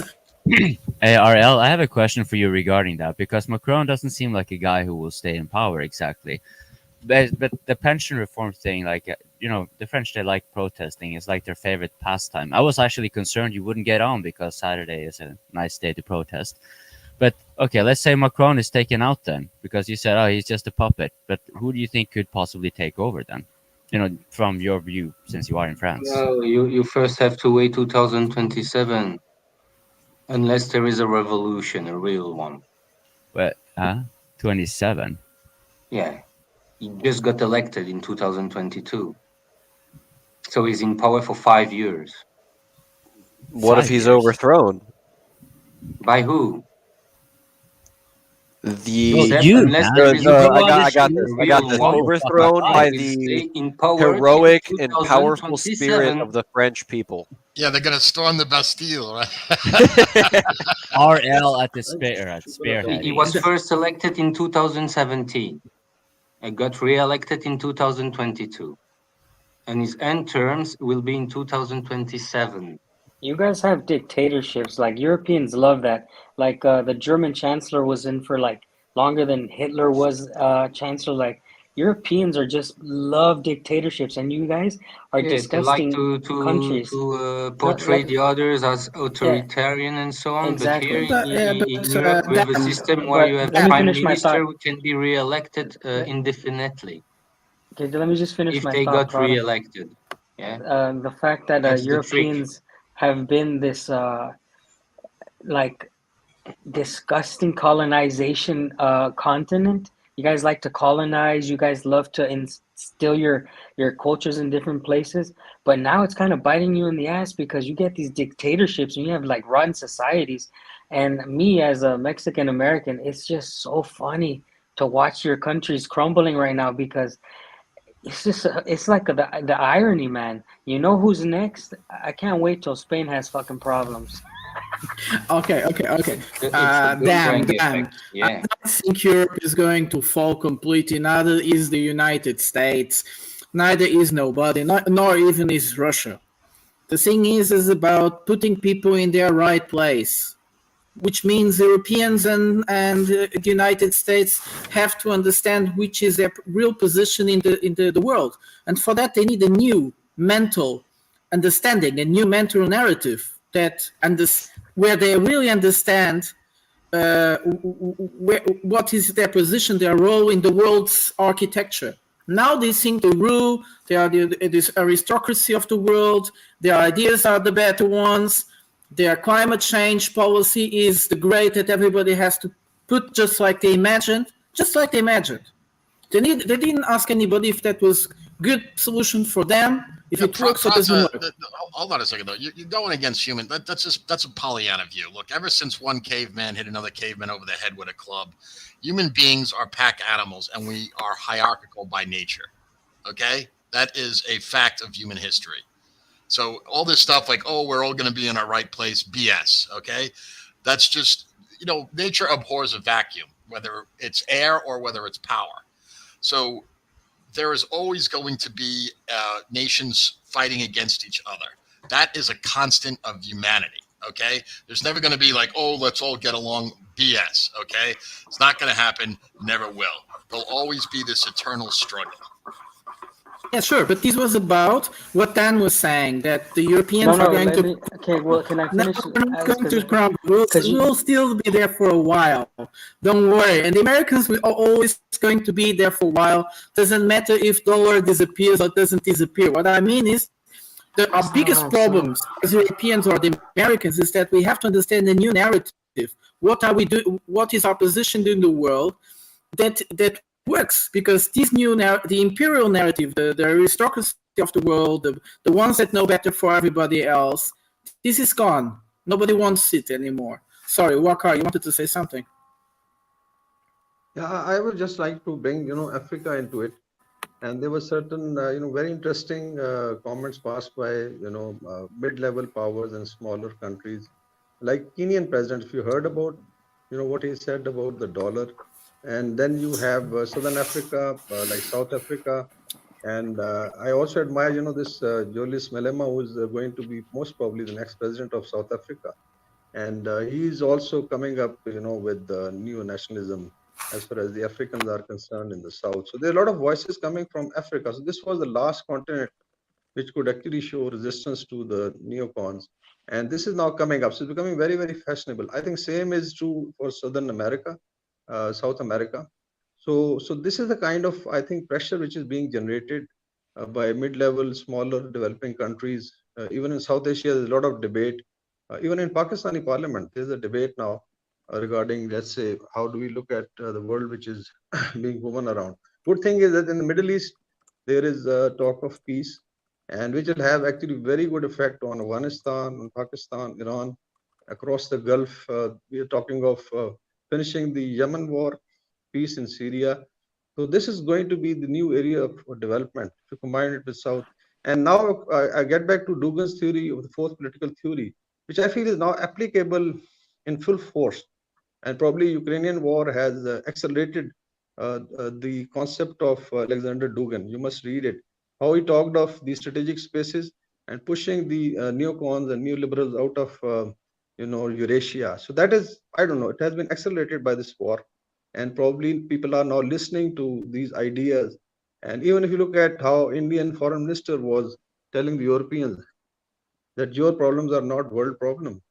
If our problems are not world problem, then probably European problems are not our problems. And this is resonating. So there's a lot of pressure. And in case Ukraine war can be finished earlier, I feel that it will be for the benefit of Europe and even for America and rest of the world. But if the neocons, they keep pushing for war, I think that will be disastrous, and it will accelerate the fall of, I would say, Western power. So they have to look at the larger picture. Yeah, people are getting tired of it, man. People are getting tired of it. That's what I'm talking about. The hypocrisy in the West is something that's finally being exposed. That's what I'm talking about. Is the openness of blaming other countries for things that you do yourself. That's what I dislike. And when I say the death and the downfall of things, Prada, by the way, in my culture, we say like this: if you have a mentality and you change your mind on things and you don't think this way, it is the death of the old you. So it is the death of a thought. It is the death and the new beginning of something. So like if America decides to stop being a warmongering country, then America fell and this new ideology was born. It doesn't matter if the country itself didn't fall, but like if it stops what it's doing and it changes its ways. The same ways with Europe, with its colonizations of poorer countries that are so close to it, like Africa. Africa's tired of it. You think they're going to be taking this for the next 100 years? No, obviously not. And when they stop, it's going to be the death of European colonization because it's still happening. That's all I'm saying. Like, believe it or not, these freaking countries, like Wakar was mentioning, these people are getting tired of it. These little countries that are so poor are finally standing up to these countries that have been enslaving them mentally for so long, and it's only going to get worse. So I think European influence and American influence in their warmongering ways is on a downfall. I still love my country. God bless America. I think America's going to be probably fine. this is the Russia and China alliance is actually showing the protection for the for those small countries in Africa and providing the promise of the protection, not yet fully, but probably behind the closed doors. That's why they're standing up to it. We don't know what's happening, but I'm suspecting that's what's happening behind the closed door, and especially with those powerful movies that China is producing, like those war movies, like Battle of on the Lake, I don't know, or 800 from China. Those are really expressing the power of their military. It doesn't matter that's from the past century, but it's actually they want to show their power of the military, that they're gonna protect the small countries, which is how America became a hegemon. It's by first offering the goods for credit, and then providing the movies to provide to show how powerful their military is, that they gonna protect anyone that asks them to, or that's why in a war here in the Balkans, we were expecting, we were begging for the America's help to protect us from the Serbian attacks and everything, but actually they put embargo on the weapons import. But the world, the small countries expect that protection from the powers, and you project that protection through the movies, through the propaganda. That's the most effective way. That's how you create American dream, by sending the movies to the countries around the world. It's most insidious thing that you can do with good movies. But that's why lately America doesn't produce any good movies either. It's all crap, all superheroes, with no real good message, except we should all stick together. That's how powerful we There's are. like a overbearing narrative of like self-actualization, being odd but still powerful. Exactly. There's a different narrative, About they're changing the one word narrative in about the movies. Africa. About Yes, Zarael. Africa, I think it will be the next battleground for the West Sure. against their peer opponents, Sure. because, as I stated many times, without This- African resource, Europe is fed, especially This- a country like You France. can The see thing is, you which can countries see want to be defended Wait, by wait, which countries want to wait. be defended? Wait, and how the Chinese and the Russians are dealing with Africa? I don't know about the Chinese in Africa, because they are not really present in the sphere of defense. But what I can tell about Russia, they don't have the same approach as the French have in Africa, putting military base with their soldiers, warplanes, and so on. The Russians are not doing like that.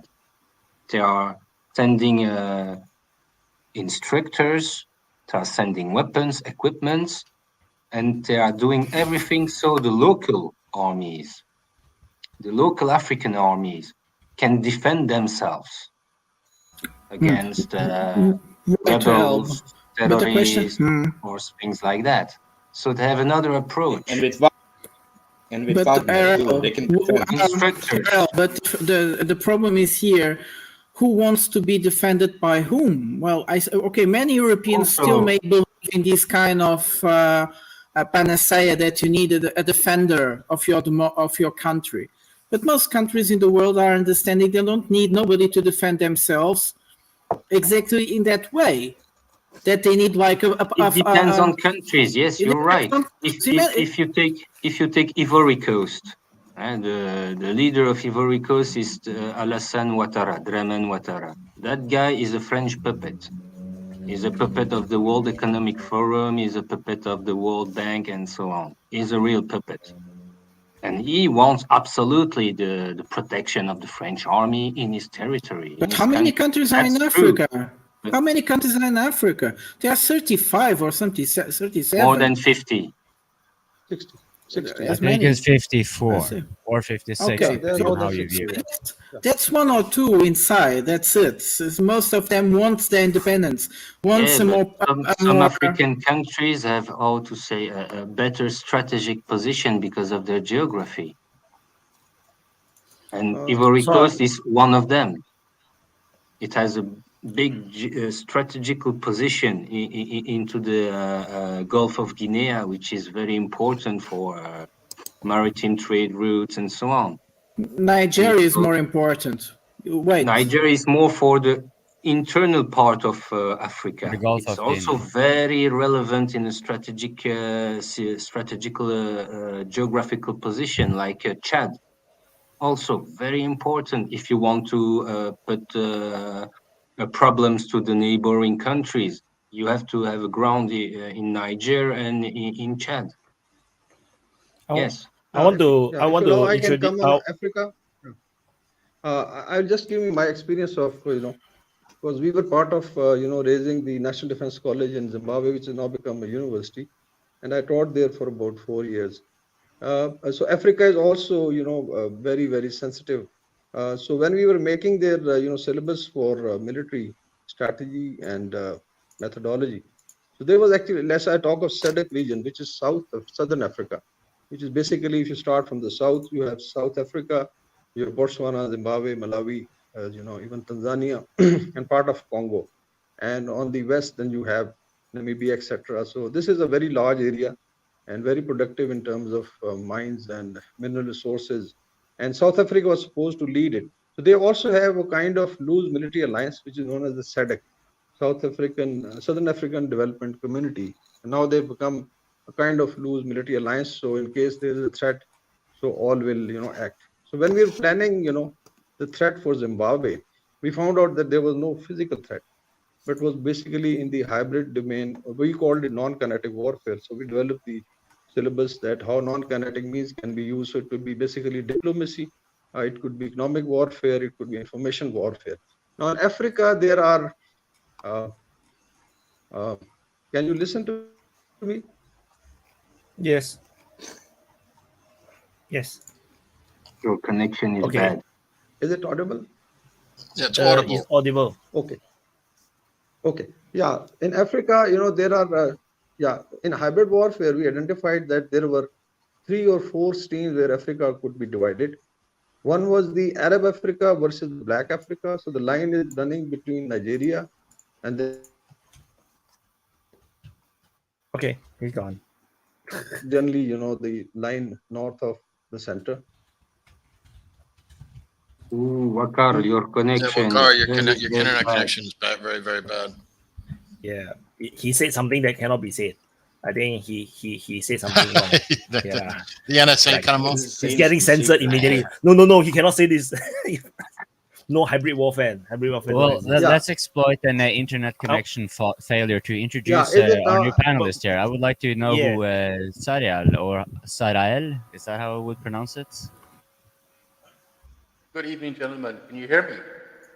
Yes. Connection Yes, has we a hear you problem. Zarael is the pronunciation, and we've been jumping from topic to topic here this evening, so it's really been quite difficult to get a general overview of what we're actually talking about. A lot of you had real good. Welcome to the open mic. Thank you. Thank you, first of all, for having me. And finally, my technical issues were able to be solved by turning off the computer and turning it on again. RL has been saying quite a few good things. Everyone has been noting quite a few good points. And we, as you probably, some of you might know, some might not, seen it in the chat. I am a member of the Duran. It's a geopolitical forum, and we talk about this literally every day, and we've been doing this for years now. Because of the Ukraine war, it has been more or less just focused on what's happening down there.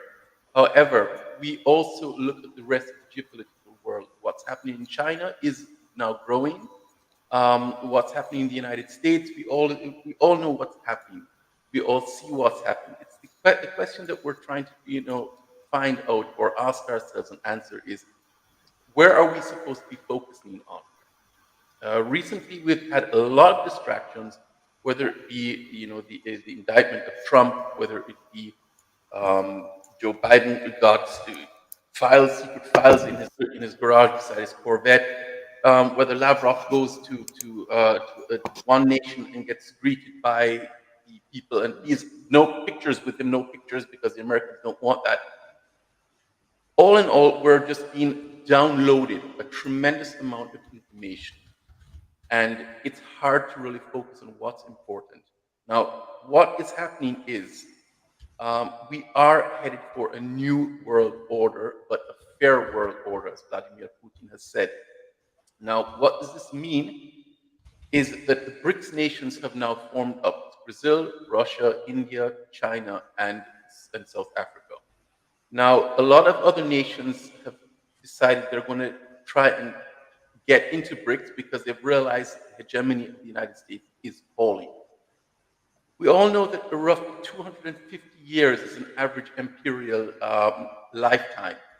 The British also had to, survive through their change of hegemony, and unlike the United Kingdom, they left power without leading a war. The question is the United States ready to do that also?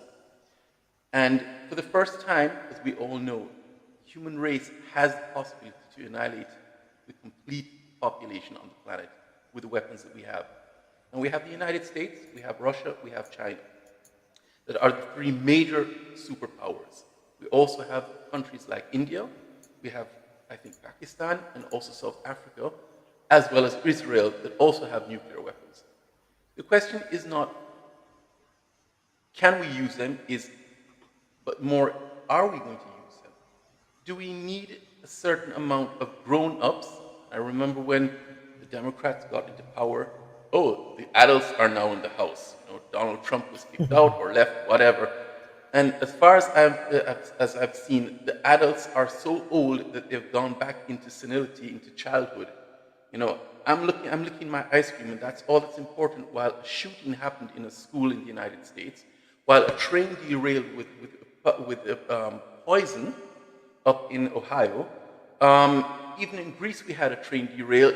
All of these things that are happening around the world, they're not being focused on. And the president of the most, let's say, the strongest, supposedly, the strongest country in the world, is licking ice cream and saying, yeah, we're this and that. We're anything but what we're supposed to be.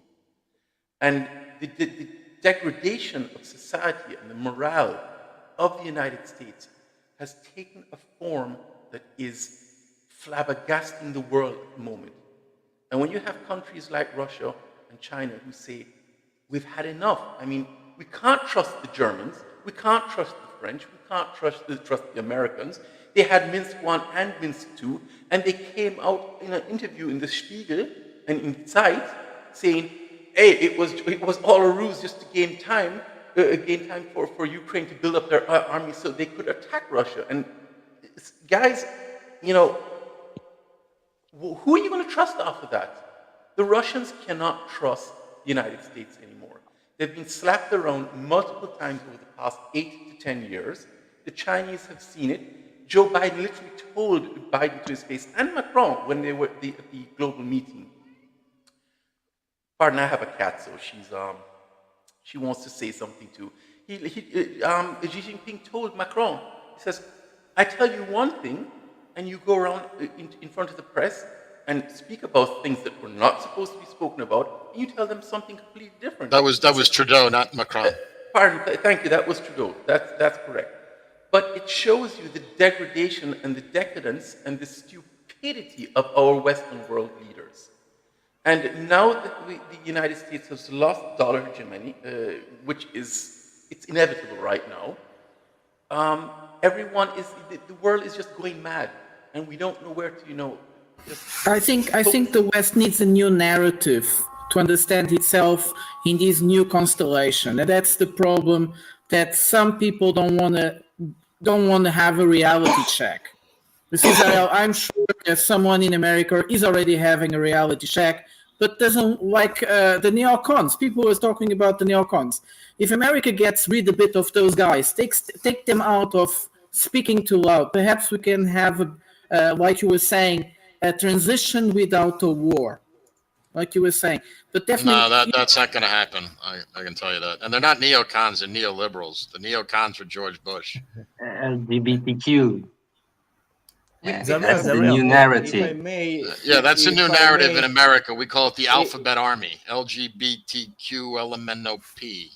Yeah, but you for this new narrative that they need to understand. When Macron said that at that time, the France Afrique, it was over. Of course, he was not being honest, but he's already understanding that he needs a new narrative. How the French needs to see themselves in this new constellation of countries. And I hope this is the part where scholars like you, Zarael, Duran, and so many others, need also to bring up to the discussion is what is our mission now in the world? What is our role? What role are we going to play in this new constellation of so many countries? And this is important. We can if I may offer a different about France is just a change in the narrative. Yeah. If I but may the rest offer is a the different same, and the people in Africa are fed up with that. Yeah, it's kind of having the same car but changing the paint of it. Like the I think America is a very intelligent place with a lot intelligent country with lots of extremely intelligent people. It's amazing the ability that Americans have to are able to talk about so many things, even if some people just look through a tunnel sometimes. But most people are very open-minded. They really can talk. So some encouraged people needs to come to the American mainstream and start talking about it. What is our new mission in this new world? Because Americans have something to offer to everybody, and we need their help. We don't need you. Of course, we need a lot of Americans. They are incredible people. We need to accept. They also need to accept us. That's the difference. Give me a minute. I want to ask Zarael, do you have an app that causes you to have a reverb in your mic? Because when you talk, there's a very as if you're talking in a big auditorium. Is his It's room? a Your room is very You huge. need to lean forward. You need to lean forward, and it's gonna Do you be have better. a no? It's not his room. I think it's a app. Do you have a reverb on your mic?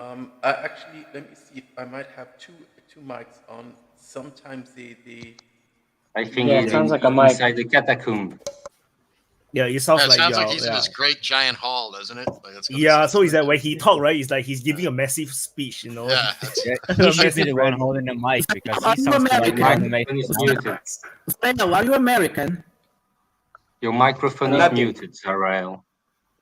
He's not American. So, Zarael, where are you from? Are you American? Greece. Guys, From that Greece. is a very difficult question to answer. I have grown up in quite a few different countries all over the world. I think he's asking where you were born. I was born in Belgium. Okay, he's Belgian. Trust me, no, he's not an no, American. I'm not. I was only No, born he's there. not an American. I can tell when I'm talking to an American. He is not one. I grew up in Florida, in Miami, Florida, and in the Caribbean, and a very large part of my life was also in Germany. So I'm living in Switzerland at the moment. So as I said, I've been growing up all around the place quite a bit. So it's a hard question to answer. So that's just really in a nutshell. Okay. If I may simplify, what I see, everybody here, you see, it's the room.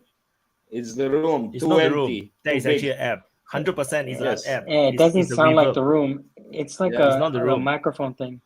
Maybe it's got two there's an app. microphones. Okay, but what I see, you all analyze it, the situation in the world, like through the leaders of the countries, and it's more like a psychological interaction of what they present to the world, their interviews and all that. But I don't see it that way. I look at it as a capitalist system. The whole world and the countries as agent in a capitalist system, as the actors with the power play and all the interactions with money, with everything, the abuse and profit making and all of that. That's how I see the world, and it's more like simplified instead of looking for the leadership, psychological. Pretending and all the acting that confuses much more than what reality is on the ground. So what country does, that's what I look at as the behavior of a country throughout the history, and power play of it. Position of the power, geographical location, resources, and all that, instead of just what their present leader will be changed quickly, act up and show as what they do. So it is just a presentation, not really. Like when you mention the Biden licking the ice cream while the world is burning. I mean, that's unimportant, because there's so many other actions being taken at the same time while he's licking the ice cream. It's completely just a presentation. That's all. You know, and that's not important at all. Picture looking into psychology. So less important, Jure. I mean, look at history of Roman Empire. At the end of the Roman Empire, before it crumbles, what you saw about the elites, I mean, they just gone with moral standards plunging to the ground. I mean, they were doing stupid things. They were promoting horses as generals and so on. It's decadence, and They started wearing pants. it's a picture. It's a picture Well, showing I don't the know fall of if an that's. empire. I don't Very know relevant if difference that's from worse. Rome and now. I A don't very think. relevant difference from Rome and now is that our elites, they can just move, because Euro is kind of in a way talking about that these are economic interests that drive people in the same direction, not because they have any, like there are social connections there, but they can very often be incentivized by the, you're doing one business that is tied to another business. Yes. The thing is here, I mean, I don't think it's so important. I don't know. It's so much worse to present a horse as a emperor or to present the emperor as God. I don't think it's much worse. Actually, it's less worse than the emperor being a god. It's even worse than that decadence that you show. Something Which I is find what, it very right? interesting about this discussion with Xi Jinping and Macron and Ursula von der Leyen was about she saying on the first conversation together, she was not that Europe was not about decoupling China. We understand that the movements of the United States is trying to decoupling China from the Western world or even as much in the world as they can. But even the European Union doesn't account. So if you take about this type of more realistic approach, like Jure was talking about, if we understand economics, who needs who, what kind of markets and so on, we understand this decoupling, like so many people in the United States are projecting, can't happen. And that's when I say that they need a new narrative where they understand that China won't be decoupled and they need to integrate in a system where they also can work and people also want their products. And we do need products from the United States. This is the country that... pertaining to that, wouldn't that also mean a change in the social order and or how we conduct, for example, restructuring economy in a different manner? For example, now we have a lot of wealth, for example, in financial transactions and so forth. They are concentrated within financial authorities that had but overlap with political authority to the degree that they can even put that like a war is a profit for several, like the oil and gas industry, not just the military arms industry, oil and gas industry and whatever is tied thereof. Yes, you're right. And if we take the subtitle of the Zarael, A Fair World Order, I've been talking the last mics about the unipolar world is a world where many poles exist, 3 or 4, and the rest of the countries, they exist independent, and they work with one pole or another, the one that offers the best deal. So people will go to a more open competition world, and this will be fair. And this is what you're saying, Coping. The people in the West will have to understand they have to pay more to get what they used to get with almost no money. They'll have to start paying the real price of some things, of some products, of the bananas, of the cobalt, whatever. And this will be more fair. Not necessarily. Just take one thing into consideration. You know, we think of take World War II. Then, well, at least in like in Norway, for example, we used rationing cards. Why? Because the money system, financial system, simply didn't do, and that is what happens. Like when the monetary, like war economy, that's when the rationing comes into play. Well, okay, you don't have to have a war economy for that to be actually integrated into the system. Because why did they actually have the rationing? Well, they understood that if you don't have food, you die. If you die, you can't support the whatever we want you to have doing, you know, in the war, right? We need you to be in a part of the war. Now, we can take this into a peacetime economy very easily and simply say, like they did in Singapore, they use vouching cards so you can, you know, it's money basically given, but you can only use it for certain things.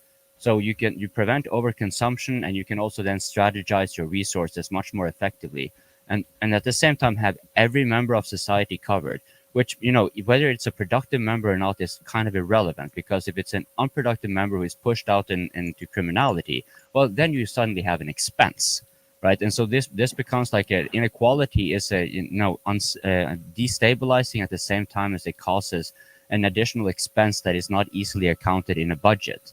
It's got like what they call negative externalities, basically.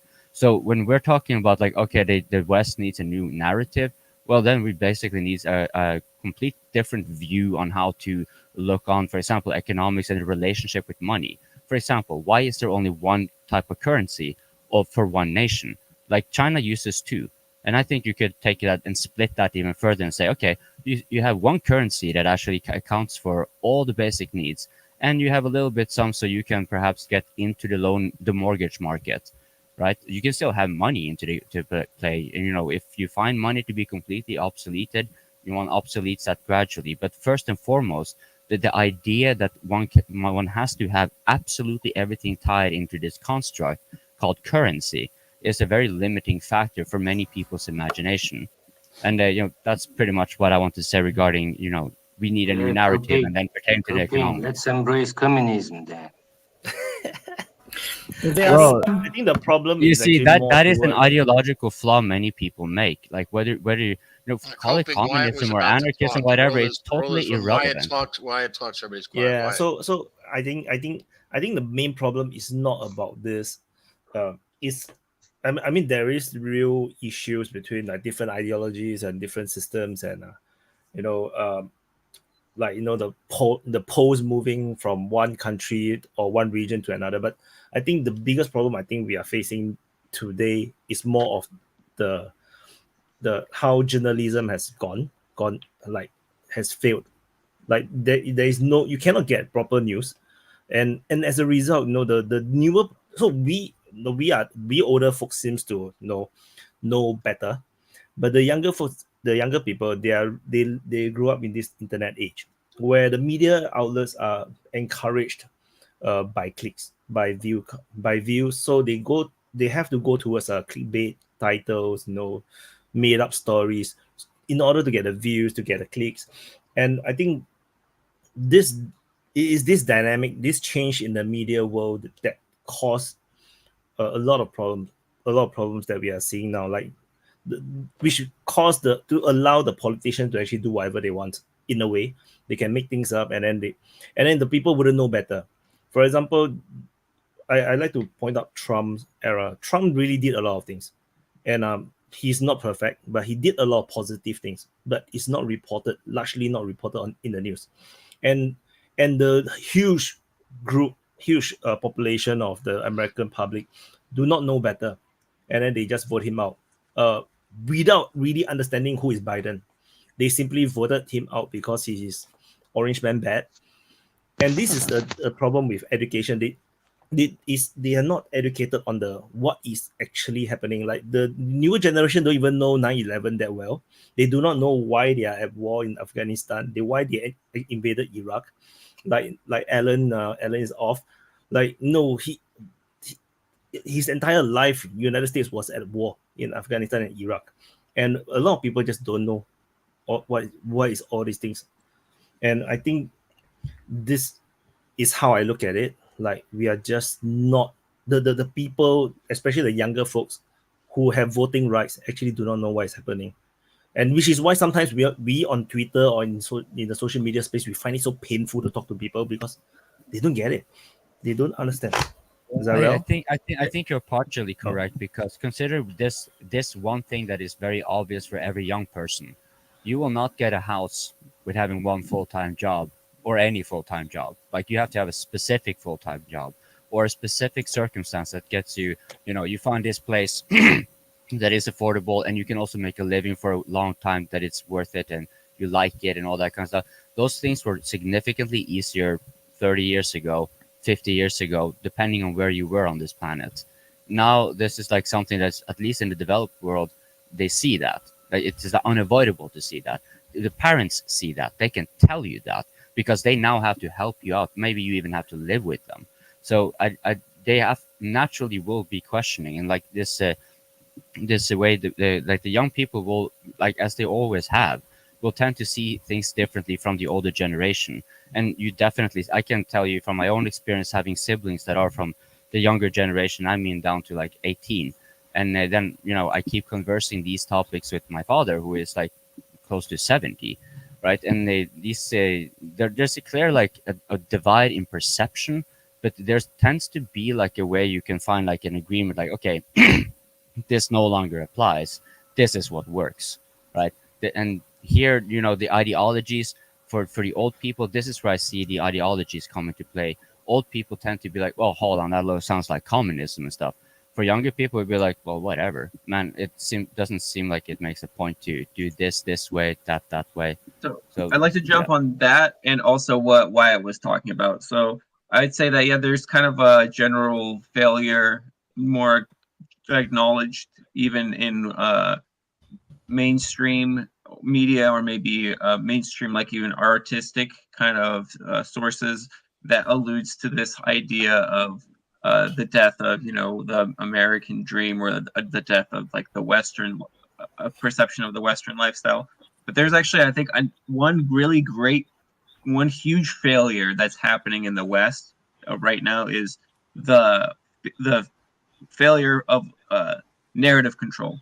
So when empires are strong, they can impose their narrative where it's like a reality for people, and that's what people just believe. And it's so just like common sense that people don't think about the saying, the winners write history, right?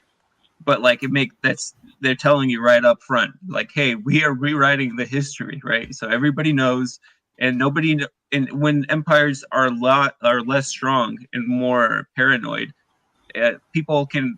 It's when the narrative, the general story, falls through, and I feel like that's why there's a lot of people that are going to alternative news sources, because people are trying to seek a way to get away from that because they don't believe it.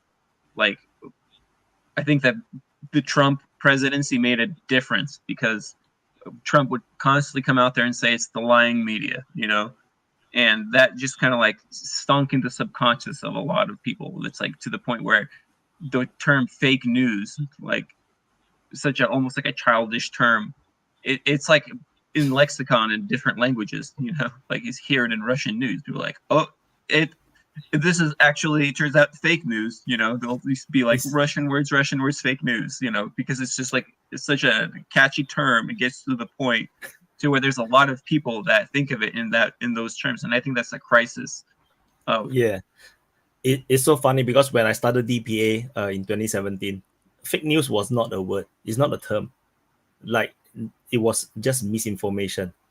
Zarael, what do you want to say? There's no sound. Is muted. There's no sound. Zarael, you're muted. And also, Zarael, it's a really cool name. There's no sound. Zarael, was it? Better? Yeah. Yes. Okay, can you pronounce your name one more time before you go on? I just want to. Zarael. Yeah, and it has nothing to do with a certain region in the world. Okay, it's just that everyone knows. I just want to make that clear right now. I'd like to get back to the word fake news.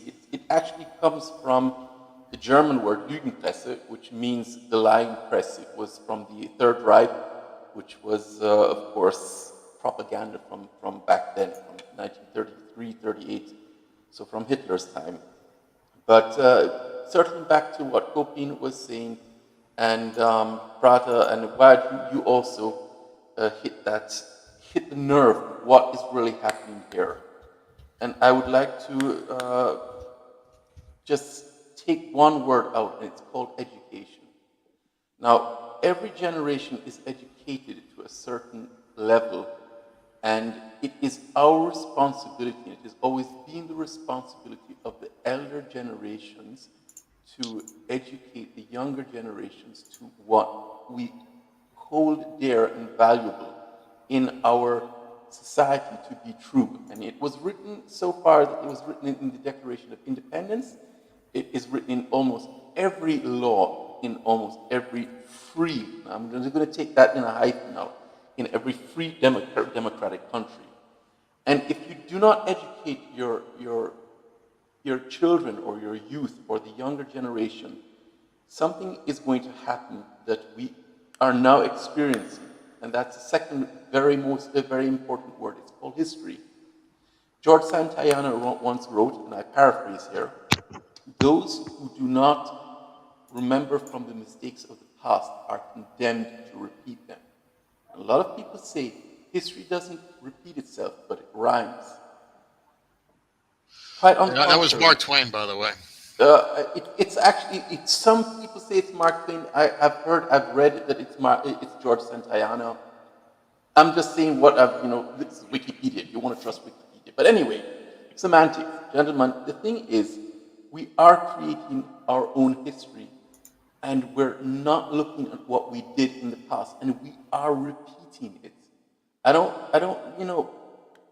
think that it's rhyming. We are repeating. We've done it over and over and over. No, And there's a no. beautiful I would book- say, Ryan, for the very simple reason that we are repeating the same mistake and it follows the same tone, but now there's a different shift to it. But it still goes on and on and on. So we're repeating, and it's a different rhyme at the same time. That is the danger, because a different rhyme here is more technological advancement than, Correct. Yeah, that's what I was gonna tell him. subsequent technological Correct, barbarism. But hoping we have a stupidity that has befallen the world right now. And if I you don't look think that's the around- problem. Can I tell you one thing? Sure. I don't think that's the problem. The problem is that no matter how good you can educate the children, the amount of information that they can get in one search can erase everything they just learned. So their ability to search and gather their own thoughts and or alternate thoughts, that's what's hurting us. But I think the society has reached like their limit of retardation. Like our society as a whole has entered a phase of retardation. This is not a lack of education. It's just And I think AI is educated. going to make it worse. Let me just, yeah, they're an educated, retarded society. They're educated, but you know they can just search one day and they can have different mentality like this. So I don't think it's lack of education. I just think it's very open information. I think too there is this has to do. you can This see probably what we're talking about in, here is probably a bit different. I was talking. It is probably a bit different than nicely. Those we started at the same time. You weren't talking. The Four Turning book really explains the cycles of repetition. Why, when you say if you don't remember the past, we'll repeat it.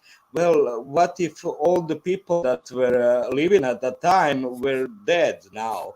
So we are doomed to repeat it because all the people that lived at that time are dead now. So nobody can remember it because nobody lived through it. We have to repeat it. That's the purpose of how the generation is educated in the same way repeatedly. This is That's horrible. the thing. So I was saying that it has. If it is what we're talking about, it applies mostly to certain places in the world. It's not that everywhere the same problem appears. And I think it has to do a lot with the hyper individualism that exists in the West. So probably people in India or in China, which have a more collective identity, there will be more, they don't need this type of creation of reality, this social constructivism that we have been seeing in the West. What Dan says, like, people are very intelligent, they are educated, but they're like retarded. They believe in these strange constructed realities that makes no sense if you see them in terms of logical, in terms of philosophical construction as well. So yeah, that was my point. It's not everywhere in the world, and it has to do with the hyper If I may rephrase it, for Prata and Dan, it's like because Dan is referring to, like, you have all the information subsequent education and quotation marks here. But I mean, basically what Prata is alluding to is that simplify. it's not a matter of information, it's a matter of reasoning. And this reasoning tends to be also connected to a lot of aspects of our social being. Like how do people tend to be corrected? Consider religion, for example. Like why is that like a thing? It's not just it's not a purely rational thing. I can give you an explanation for that as well. Well, I mean, think about it. It's a topic by itself. My point was really that you can have a lot of gatherings. Just think about politics, partisanship. That's also like social grouping to a large extent. If you are a Republican or a Democrat, you're like in your family, you're likely to be that in a large part because of your family, right? And so this is just a part of the dynamic. I think is kind of relevant to consider. Like, yeah, it's not just a matter of reasoning. It's not just a matter of being educated, because you can always rationalize backwards.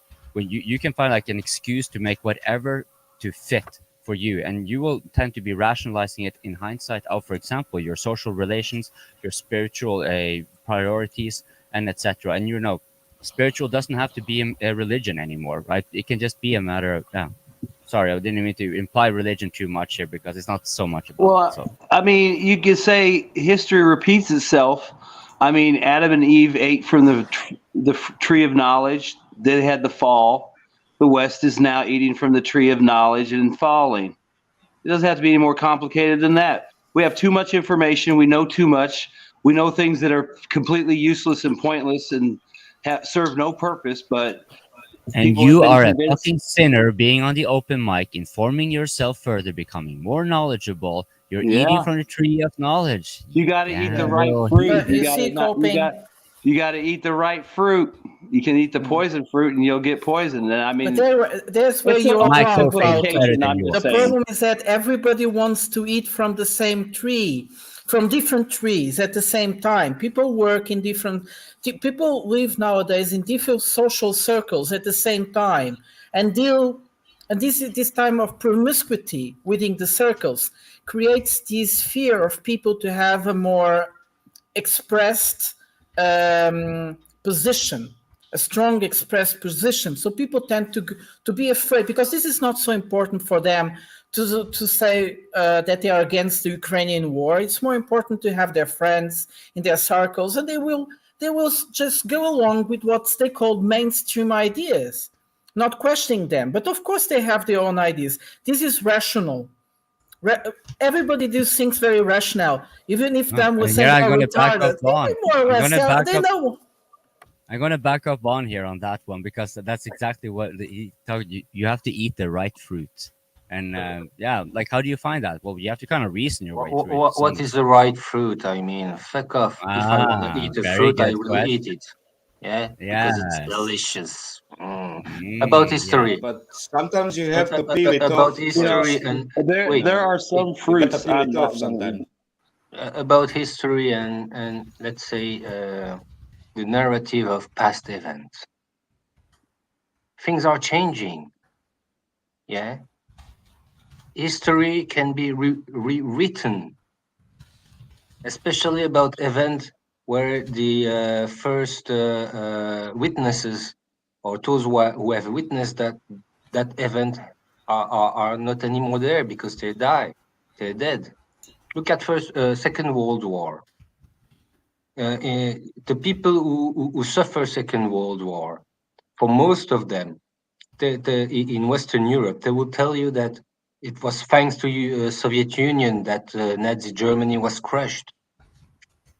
And now today, people of today will say, vast majority of Western Europeans will say to you that it's thanks to United States that Nazi Germany was destroyed. And it's the United States who delivered the Western countries. But you're a bunch of ingrates. Even in Japanese school books, they are now telling that if Japan received 2 atomic bombs from the United States, it's because of Soviet Union. They are rewriting history, reshaping the mind of the people, especially of the younger generations. For what purpose? We will see. But that's the trend. Creating the evil, Zarael. They are creating a new idea of bipolar world. Hello, Draco. They are creating this idea that we are the good ones, they are the bad ones. The thing is that the world is not buying it. It's not. So I don't know. I don't think it will go for. Oh my God! I don't recognize Santa Claus anymore. Hey, he's looking slick now. Oh, Draco is looking younger, fresh out of his grave. I got a cut before I'm dying. You know, I want to die like looking good. Oh, what, you want to die in the sun? You got a hot date tonight? No, just with my hand. He already has his freezer full. How are you guys? Fine. I wanted to ask you something, Rikhil Kaushal. So you have been looking like someone wants to say something, and you still don't say anything. Come on, get out. Get out. Rikhil? Yeah, do you want to talk? Go on. Your mic is muted, brother. Get out. You just told him to get out. Rikhil, you're muted. You are muted, Rikhil. Rikhil. I think he's trying to figure out how to unmute himself. Yes, you did it. But he's lagging so badly. But you have no voice. There's no sound. There's no sound. Oh no. You're unmuted, but we can't hear you. And unfortunately, Indians have a reputation to be good information technician, but there Was it is a Dan bad holding his example of finger it. up? Let Dan talk. No, I was just messing with RL, but you know, guys, when you guys talk about philosophical thoughts, this whole history repeating itself. You know, if I throw a ball and somebody catches it, and tomorrow somebody throws a ball, can you hear me? No. Okay. I'm talking to Rikhil. Oh. Okay, so if I throw a ball and somebody catches it, and tomorrow somebody throws a ball and catches it, is that history repeating itself? No, because it's not me. It's history rhyming. Quite true. This story about history repeating it. You know this. It depends. Is the person catching the ball or throwing it a trans? Because then it's history making. No, but And it's stunning and brave. It's stunning and brave. You know this says that you can step in the same river 2 times. Yes, of course. But so what I'm trying to get at is that we humans love making sayings. We like simplifying things. We love putting things romantically. You know, man, this is the kind of stuff that I don't give much time to. That's why I wasn't talking during the whole thing, because I really don't care about these type of things. When I die, nobody's gonna remember me, and it's the same for all these historical events. I really like to live in the moment, and I enjoy having. Yeah, and I like you, Dan. I will remember you, and I'm going to outpoke you. And I like being on these open chats just for that. I enjoy knowing what the hell you guys are thinking about in the moment. And I don't think there's gonna be another fucking Draco in this lifetime. So there's no way history repeats itself. This guy's insane. He's 450 years old. He got It's actually just an easy phrase to find an easy explanation. Actually, no, history doesn't really repeat itself at all. Well, we live in cycles. That's quite true, but they are never repetition. They always keep changing. So, but this is an easy explanation for things that are much more complex. But do you know why? It's very interesting. One of the first anthropological studies was about Africa. Wait, Zarael. It's very interesting. And this was about witches. There was these people in Africa, and they believed in witches. And they said when something went wrong, it was a witch who did it. But nobody ever saw a witch in their life. Wow. Why? What for was the witches? The witches is because you need to keep living your life, and you need an explanation for something that happened. You need an explanation for something that happened in the past. Witches is sheltered life. Okay, you lost the explanation. Now it makes no sense. Now it makes no sense. Something about history. Repeating itself is or the land riming of itself. witches. Because my it's the way. My grandmother was a witch. My aunt. Amazing, but you don't live in Africa. You don't live in Africa. So the idea was just maybe he's going to move there. You need to move. When something bad happens in your life, you need an explanation, a rational explanation, so that you can keep going. And this is there are witches. So you're arguing that witches are rational. This is the basis of religion. You need sometimes to create a fiction in order to keep going. That it's not real. There was not the witches who killed your mother. She probably just died of old age. Hey, Dan. Witches are real. Hey, Dan. My aunt was a witch. My grandmother was a witch. Great that you're a serious person. Good for you. No way, man. I'm serious about that. Yeah, I'm serious. Yeah, I mean, how long do you think he's living 450 years? You were talking about. And I am a vampire. Hey, Dan, you were talking about history repeating itself or riming itself. One thing for sure doesn't change is human stupidity. Yes. Yes. Still the same. People needs a stupid Throughout the explanation ages. and say but this is nobody history can be repeating What, itself. what a stupid idea to throw a ball and catch it. Eh? I hate It's that just sport, like but in yeah. America. What stupid fuck thought it was a good idea to like start sucking a cow's tit to get milk? What dude like licked a hallucinogenic frog to get high? I mean, there's all kinds of dumbass shit people figured out. You're talking from experience, Vaughn. You're not talking about what you're talking about things you did and trying to justify them. Get off of get off. The shit Get will out of here. always, the shit will always be figured out at first. Hey, Dracula, Depends you're on a the friggin' individual. vampire. Yeah, but sorcery Did we is a real thing in some go over place the on maps Earth. yet and the leaked documents yet? Yeah, I heard No, about that. I saw a some. bit. You want to restart again? No problem. I think it would be better than having Prada talk about witches. I was talking about how people need sometimes a strange, stupid Yeah, Prada, we all explanation. get that. That's the point of religion, to deal with the unknowable and the incomprehensible. Yada, yada, yada. That's fifth grade fucking philosophy. Wanna hear a strange story, which is kind of X-Files story, a real one? I know a friend of my grandfather who was scared from Turkey.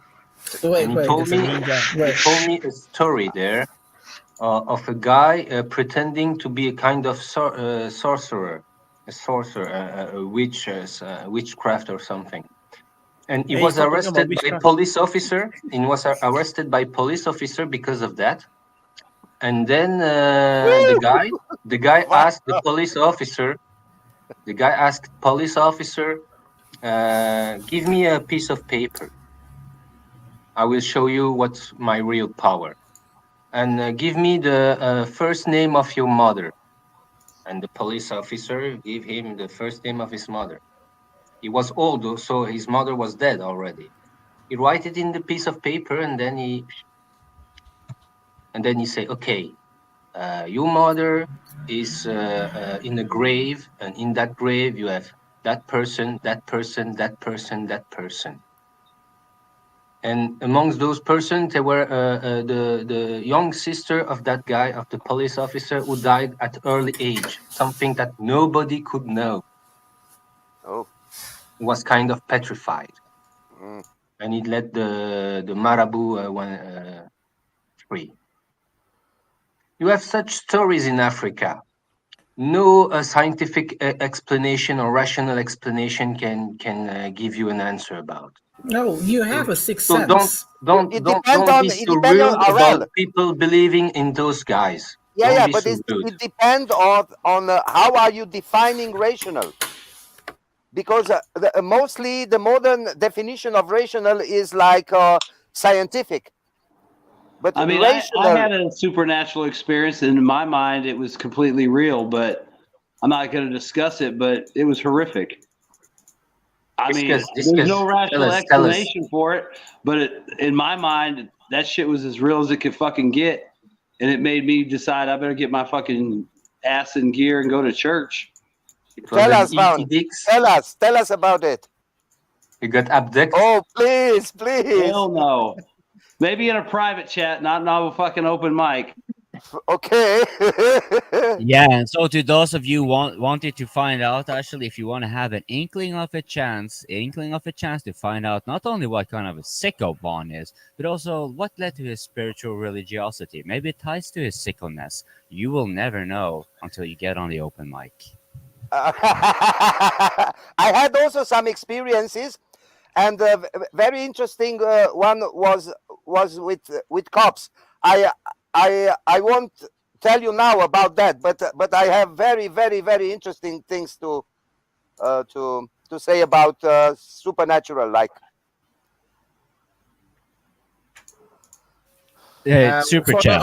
That's $2.50. The super chat is will the Western narrative ever crack internally? And eventually, of like course. But I mean, narrative. Western narrative. I think I will add to the question to at what point do you think that the narrative will actually break? I think that would be more like an interesting thing. Guessing time is the tricky thing. Is like when will the Western narrative eventually crack? Yes, of course, because everything is right. Nothing is eternal, But right? where? Except, well, I mean, the United States is what's really the crux of the quote unquote Western narrative. I mean, you know, there used to be the expression, you know, the United States sneezes and the rest of the world catches a cold, or the free world, as we used to call it back in my day. And now it's China eats bat soup, the rest of the world gets a cold. That's right. Yeah, the rest of the world dies. But with actually, we can't even say that word on here. But will the West crack? Yes, but you know, when and what is that going to look like, and how is the crack going to, you know, is it going to be a thick crack or a bunch of thin spider cracks? That's the real question. But I can tell you, in the United States right now, there's an interesting phenomenon that's going on among the people, because it's not simply that we are simultaneously polarized and atomized at the same time, if you understand what that means. So there's a real sense of being politically polar opposites in the United States, like, you know, orange man bad, like Wyatt was saying, and, you know, where they literally elected a geriatric with dementia as president just because they didn't want Trump. And also people are having this sense of there's this hyper individualism and separation from your neighbor here. So that there's no longer any sense of community in the United States. Like, you know, like Vaughn, you probably can really notice that because you're even seeing it and you live in more of a rural area. No, actually, I'm in the city too. So, I mean, like you, I mean, it's just on a lower scale than Seattle, but it's the same problems as Seattle. It's just at a lesser amount. Yeah. Vaughn's one part of his community through his church. You know, theft, all that kind of shit. We have everything. You guys have protests. Right. But socialism, hold on. I'm sorry for interjecting here, but no, just hold on a second, Kobe. Please. Come on. You're right. I don't care if you're sorry. Just don't do it. All right. It's like like church, for example, that Vaughn brought up, is people in the United States don't go to church. That used to be one of the things that held community together. All these social and religious institutions in the United States are no longer functioning. Like, there was a book written years ago called Bowling Alone. And they've updated it. I read it years and years ago. But there used to be things in the United States, as dumb as it sounds, like bowling leagues, right? People used to, you know, married guys used to go out with their buddies on, you know, was it Wednesday night and go bowling, things like that. Those things don't really exist anymore. Everybody's just kind of at home, Netflix and that kind of thing. Really? And also, yeah. So the people are not involved. Yeah, Uber Eats. Yeah. People are not involved in their community anymore. Like, civic engagement has gone way down. Parents don't go to just recently they started going back to the PTA meetings because during the lockdowns they found out the sick shit their kids were being taught in school. So, you know, some of them did get engaged again, but then the backlash of that was they were all put on a terrorist watch list. You may have heard about that. So yeah, I mean, well, I was going to say, like, with the churches and stuff too, like he's saying that less and less people go to church, you know, like maybe in the city of Louisville, I don't know what the population is, but let's say it's 1 million people, you know, 30 years ago, maybe 500,000, 600,000 went to church. So you had, even if it was different Baptists, Catholics, you know, Muslims, Buddhists, you had a group of people that were generally following the same moral code. They all had community. Now it's like less and less of all those groups. So maybe out of 1 million people now, there's only 200,000 people that represent a good, solid, moral culture. And they tend to be older too. They're not bringing their children and that's the other thing too. They're dying off, and it's just not being replaced fast enough by younger people. So, you know, you could say that's happening too. And also, there's a rise in like single motherhood in the United States. I have no idea what it's like in Western Europe, but single motherhood here is out of control. So there's no family structure anymore. So it all starts with the family. And some people believe this is by design, or maybe this is just the way cultural decay naturally happens in the fourth stage, like the fourth turning, the book that, you know, Jor is obsessed with. But once the family breaks down, then it goes from there. It's just concentric circles, just going out and out and out and further. And Allow eventually me you're to having remind, the society break Western down. narrative does not only encompass the United States. So when here we're getting into the specifically United States, but as it pertains to the Western narrative, right? Like, when does that break? Because I think that question isn't like a clear cut, like, oh, it's going to break at a certain point. I No, think it'll it break depends in where you are. communities. I think it'll Well, break in different communities, like, maybe the more traditional like religious DPA, people. like DPA, like He said DPA. the DPA, the Defense Politics Yeah, Agency. like DPA. No, I not want to, DPA. DPA is, and I think one of the reasons, at least for some of us here, I know because I've spoken to some of you guys, in the private chat. One of the reasons you're attracted to, what Wyatt has created here, is because I think a lot of us are craving to talk to sane people and have a sense of community with people that we can actually have a decent, are not just freaking zombies walking around. I disagree with a lot of you guys, but I'll talk to any of you. I find it really interesting. I think you're, for the most part, except for Draco, who's, a vampire. But the rest of you guys, rest of you guys are, Wakar, did you want to say something? Because you got I don't know if the finger. Yeah, I want to bring in the concept of digital tribalism and digital socialization, because this is one which is replacing. And I think this was projected by Alvin Hedgetopers in late 80s and early 90s. You read their books like Third Wave and Future Shock. So they projected about 30 years back that the internet, because that has just started, is going to create, a new generation. And the youth is going to challenge the governance system, which was basically from the second wave, the parliaments, the bureaucracy, and all that. So they could project that there's going to be a lot of chaos, and we can see it. So I think this physical socialization or groups or family system is now being replaced by digital tribalism. For instance, I think this forum here provided by Wyatt is, again, it's a small little tribe that we feel comfortable of discussing. So this is also permeating into the youth. We conducted a survey in Pakistan in 2018 to just find out what was the primary source of information that the youth was using. And it was surprising how mainstream media was being, let's say, winning out. So it was like there were 3% people, and targeted, let's say, population was the youth between age of 16 to 55. And it was 3% were just reading newspapers, the paper newspapers. 7% were on conventional TV, the cable TV, and almost 90% was already on social media. This was Pakistan, which is not a very, very advanced country. And now probably it's crossed all the limits. So if you look at the political discourse, like you talk of Trumpsters, and you go to India, you have Sanghis which follow Modi. And in Pakistan, there are Youthiyas, they follow Imran Khan. And then so even in religious parties, there are tribes, the digital tribes which have come up. So this is, I think, the new socialization method, and it is evolving. Now you have the artificial intelligence, which is going to create more wilderness. So the main thing I think the elders can do is to guide the youth about being focused, which is becoming very, very difficult. So we also conducted a survey in the universities and asked that how much time you are spending on social and digital media. And it was surprising, people saying that it was from 8 hours to 18 hours, some of them were spending. Some of them were using it for positive things like e-business. So things are evolving. And I feel that this is part of the evolutionary process. The only thing with the West is probably that they had already, I would say, atomized the family in last 30 years. They are suffering the most. But even in conventional or conservative countries like Pakistan and India, I think this digital tribalism is creating a lot of impact. So this is, I think, the new normal, and it's an evolutionary process. Yeah, that's normal, I think too. That's very that's very normal. It's a very normal process. We cannot say right now, we cannot say if it is negative or positive, or we cannot. Also, it's very difficult for us to define what is negative and what is positive relative to social media boundings of youth. But I see actually this all.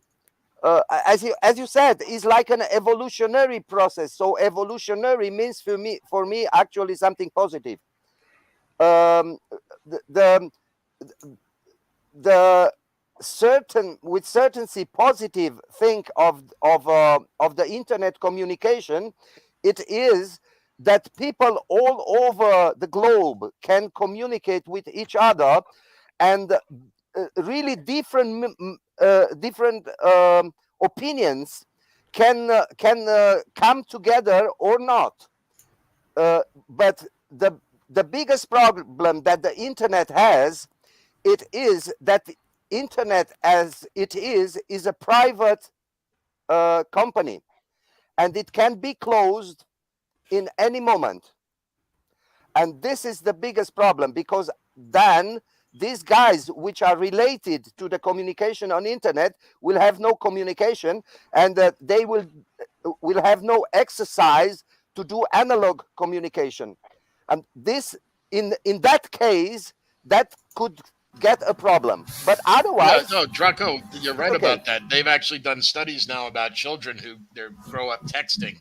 You know, they're just always texting on their phones, and they've lost the ability to communicate. Or even they don't even teach script anymore in schools in the United States, so they can't even write. So evolution in and of itself is not good or bad. There are what they call negative evolutionary adaptation traits. So just because something is evolving doesn't mean it's evolving in a positive way. Now, when you're talking about society, it's a little different because it's kind of amorphous. It's not purely biological and it's not purely social. It's both. So you have societal evolution and you have biological evolution. But I think that the many of these traits are negative. Like, I don't think that anyone can make a strong argument that the breakdown of a nuclear family is a good thing. At least I've yet to hear one. Yes, that's quite interesting, JS. It's like I just read an amazing interview with a guy called Pankaj Mishra. He wrote a very interesting book called Age of Rage. And his point was he was very curious about these people in the countryside in China that moved to the big cities, how things change in their lives. And the thing is that what he understood is that people are losing their sense of community, like you were saying, their sense of life. As they are entering the consumerist society, just think about consuming, and they feel themselves lost. So it's not just about the youth, it's also about all other people that can make this process, even if they were not grown out on it. And this society of consumption empties you of meaning, of having a perspective, and that's why so many people in many countries are becoming so enraged by this situation where they find themselves, where they can't find a meaning to their lives. Where you're talking about community sense, but it's quite impressive how we are seeing this phenomenon appearing everywhere. And Draco was talking about something also very interesting, which is the ability of fast communication to produce illusion that we understand the other by seeing him so far away, and we can communicate with him, although actually they might be saying the same thing but understanding completely different things. And this also creates a lot of global difference. And Draco said something a bit true or not untrue. The internet cannot be switched off. So what the Western corporations realize is that they can split the internet in a way that if you find yourself in Germany, you spontaneously can just see certain internet. If I'm in Portugal, I will have another one. Yes, the internet is already splitted. That's a reality. That's not the future. If I am going in internet, I'm searching in Google, I'm getting results related to the zone where I am living. Yes, and if you try to switch to like all over the place, they will not let you. It is impossible for me. No, it is possible, but it will be very slow. No, it is possible if I am erase my Google account. No. Yeah, So but I Draco, don't you know want how to erase my Google account. you don't have to. You just so basically, what you need is a very good VPN, And then and I have then to pay money. I no, don't want to pay money. yeah, you have to pay Is money. this the But point, right? what you Actually, this so this open mic is sponsored by not VPN hackers that gave me phishing email that made me click it. Yeah, Wyatt heard VPN and he just started to go to convulsions because he lost the channel. But wouldn't that be great if we got a sponsor on here? But fortunately, we got the great commenters who have been so kind. So I just want to say a little thank you to you because you No, make but this all things possible. Like you make it more feasible at least. So thank you. yeah, but to come back to Draco, so what you need a good VPN. Turn on the VPN, create a new Google account based on that region, and then you can actually find bypass. Because, for example, when I moved to Taiwan, I couldn't download the Taiwan app because my Google wasn't coupled through this region. And then all of the info I searched was not based on the local region, but based on where I made the Google account. So I basically created a new Google account based on this region. And then as a test, I created a new account on a VPN. Yes, I pay a lot for a proper VPN. I understand you, But Atreo. The problem that I see here, and what I really dislike is why do I not have an option?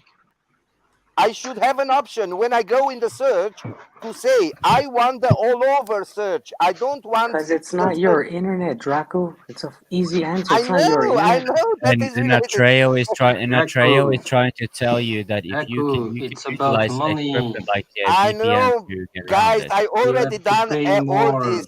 I already done all this. I have also a new Google account. So, but what I'm trying to tell you is the VVV consortium is offering a service, and this service is like the dictatorship. It's not like an optional, like a democratic one, where I can choose, where I can choose my best option. They don't give me the best option as an option. Not For only me, best option, you have to watch I out don't what think you there's say. one There are democracy on certain this things we planet. cannot say here. yes, that's censorship, but this is another theme. Censorship. Another story about No, VPN. it's both. It's trafficking and distracting attention. You know, these are the multiple facets of propaganda. Is basically because censorship has a paradoxical tendency to attract attention.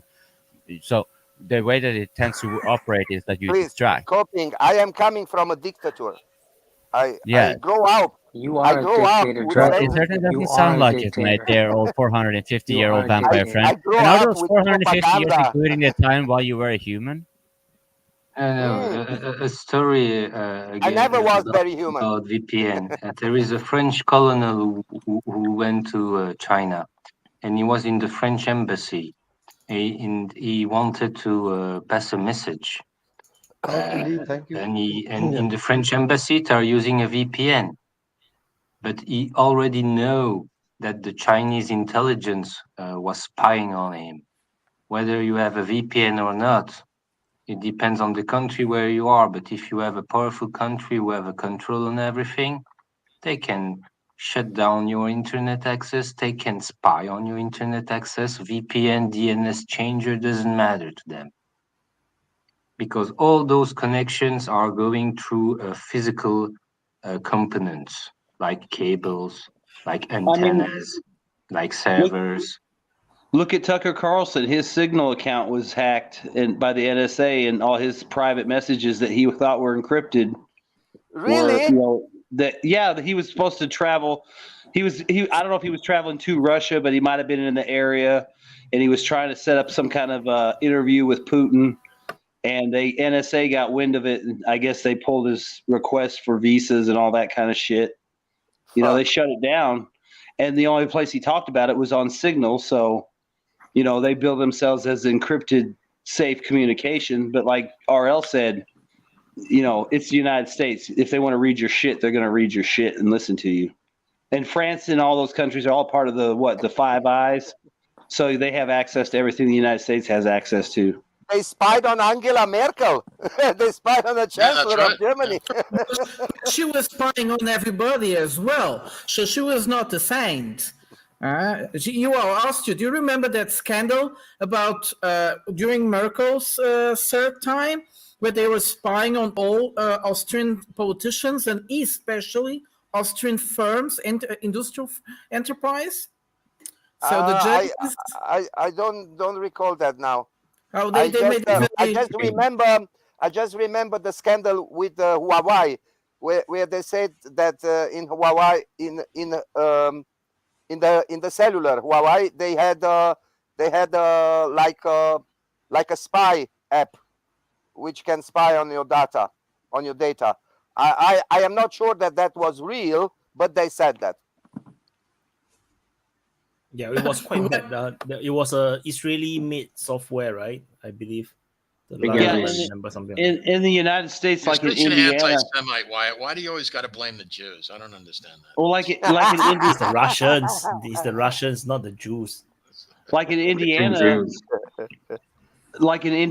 across the river, Israelis, the police, not the Jews.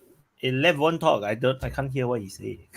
Oh, I was going to say that in Indiana, across the river, the police out there, they put these things. I can't think of what they're called, Cobras or Mustangs, but it's a unit that reads your cell phone when you drive by. And supposedly they can just, if you drive by within range, it just reads your shit. Try to get to the. I can't think of the name of it, but it's something like that. And they mount them on cell phone towers and telephone, places, and it's not like a complete network of coverage, but if you're driving by certain areas, you might have your phone read by the state, not even the feds. If you fly to Tel Aviv, the Ben Gurion airport, just after getting the airplane, your mobile start being crazy, and then suddenly you open it and you have almost like all apps open. They read all your mobiles. And this is everybody talks about it, and sometimes people even, if you read on the internet, people even say they knew something I had in my mobile that I just wrote. And you have to go through these. They make you some questions where you go in, and sometimes they ask people about something they just read in their mobile. It's impressive. Okay. I knew your name is Benjamin. Well, that guy is a survivor. Okay. I don't know how does he manage. He's a survivor. Yeah. GS is in shock. No, he's looking for his burger. Are we gonna talk about the data, the leaks? Geopolitics. So, do you think it's a real? It's a fake or it's a real one? Because there are some different opinions about. I think there's real information in it. I don't know if it's real in the sense of it's an actual plan, but I mean, it's real numbers of equipment. It's probably real training blocks. It's the real countries where they're training. It's probably the real names of the units. It's just, are they really going to do what they say they're going to do in the paper? One moment there, because one thing that you kind of said there, like, I was just wondering, could you actually have a top secret draft, and that could be it? What? I didn't get that. What? No, can you have something like a top secret draft? Because a draft is still a part of the planning, right? We consider it something far away, right? So could this be a top secret draft and be a part of the plans that they decided to do? They would classify if this was something like really secretive, like some kind of super plan. It would be classified all along the way. Like everybody involved in it would be restricted to talk about. I mean, Wyatt would know better because he was in it, but I'm just assuming it would be compartmentalized and everybody would be shut down and you'd know what you had to know and you'd plan what you had to plan. where it pertains to, for example, misinformation and stuff like that. Like, because if you have top secret drafts, okay, this may be top there's no secret, such thing no as a longer top relevant. secret draft. So there is no such thing as a top secret draft. As long as the information is top secret, is top secret. Even if you scribble on the paper, that paper become top secret. That's how it works. Yeah. So Yeah, but okay, where can you leaked get it? outdated? Where Can you get who leaked outdated and this subsequently be information? used as a die? Wyatt, what is the consensus among? Because you know, to do the work that you do, you have to, you know, visit all these chat groups and stuff like that to put together your summary. So what is the consensus there about this? Is it real or half real or? So it's very curious. It seems like the Russian government is pretending that this is fake. The pro-Russian sources also pretending that it is fake. Then the pro-Ukrainians also pretends that it is fake or alleged that it is made up by the Russians. So everybody thinks it's fake, which is kind of weird because if this is a misinformation operation, okay, for example, they put out a fake information to make people think in a certain way, it failed miserably because everybody is thinking every single way, which means that this is actually real. So that's how I look at it. Because if it's a misinformation campaign, usually it will go in one direction that leads everybody to think in that direction. But this one is so weird. It's like everybody just think in the opposite ways, and then it's like, oh, so this must be real. No, my problem with it is my problem with that information is that I don't see what is there new. Yes, because exactly. This information there is nothing new are there. old information. That's nothing new there. Exactly. Nothing secret. Yes, Fucking yes. information. What secret? Well, I mean, that's what I'm saying. I mean, it's got tidbits of real information. Like, you know, like you're saying, there's nothing new, but you can confirm all the vehicle numbers and the equipment that they promised. It's like, oh yeah, they got those. I've seen videos of that. You know, it's all, you know, in that sense, you're right. You know, there's easy stuff you can confirm that makes you think it's true. But it's not like it's new information that no one knew. It's like, oh, you know, Poland said they were going to send, you know, the T-72 variant they had. Okay, we all know they said they're going to do it. Now they say they're in the table of. Okay, now this one's for real. I do want to talk now. So the people who say that there's no new information, it blows my mind, because if I were to sit down right now and I say, Dracu, tell me this information, you wouldn't be able to produce it. What are you talking about? Same for you, Prada. Stop saying that there's nothing new. You can't produce the information. Just ask me. You want to see what I'm producing? You wouldn't just ask me. Do you say? What I mean when I'm saying no new information, I'm talking about like the units that they're talking about, the equipment and stuff. That's not new. Everyone knows that. So if someone was trying to fake you, they're using stuff that most people would be like, you know what I mean? That's just easy to confirm. So that makes you think, oh, it must be real, because I remember the stories about that. It's the operational stuff that we don't know if that's real or not. And that's the new stuff, because it's like pretty crazy what they're talking about trying to do. But as far as the equipment and stuff, we all know that. We've heard the promises. We've seen the videos. We know what's coming. I can share the implications. It's mainstream. I mean, another point that I hear that was made. Not you. Just one second. Dan was speaking. Let him finish. Okay. Sorry, he spoke already. So another point that I heard that was made, it was that there are only 5 pages of the document published, and no, it's more than that. There are 12 pages. So there's actually supposedly the whole stack was over 100 pages. It's just that we only saw I only saw 8. I only saw 8. When I did the panel with Dan, we only had 5. So while we were doing the recording, 3 more came out, and the original stack was somewhat. The New York Times or something say that there is 100, but I cannot find where are they. So I want to share about all this information.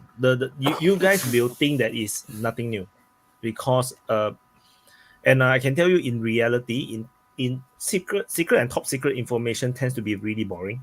Like, you cannot imagine how boring and how lame things are getting classified, secret or top secret. Because when you read it, it's like, in the term in my line of work previously in the military, I can tell you that you'll be surprised. Huh? This is secret. So that's how it is. Things can be very boring, but the devils is in the detail. For example, how they split up all the brigades, what kind of equipments are in the brigade. If you know which brigade moved to which, if you know that this brigade have this kind of equipment, and then your intelligence tell you that this unit is going to a certain front line, then you can actually prepare your troops over there on how to defeat those equipments.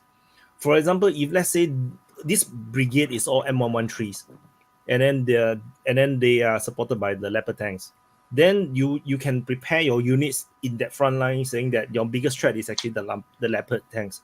It's not the M113s. But in another place, the Mothers are the Bradleys are the mainstay, and then they are supported by maybe the T-55 or something. Then you're not so worried about the T-55, but you're more worried about the Bradleys. For example, the Bradleys have all these guided missiles. Then you will need to prepare. You know that you need to prepare certain countermeasures against all these anti-tank guided missiles. So the devils is in these details.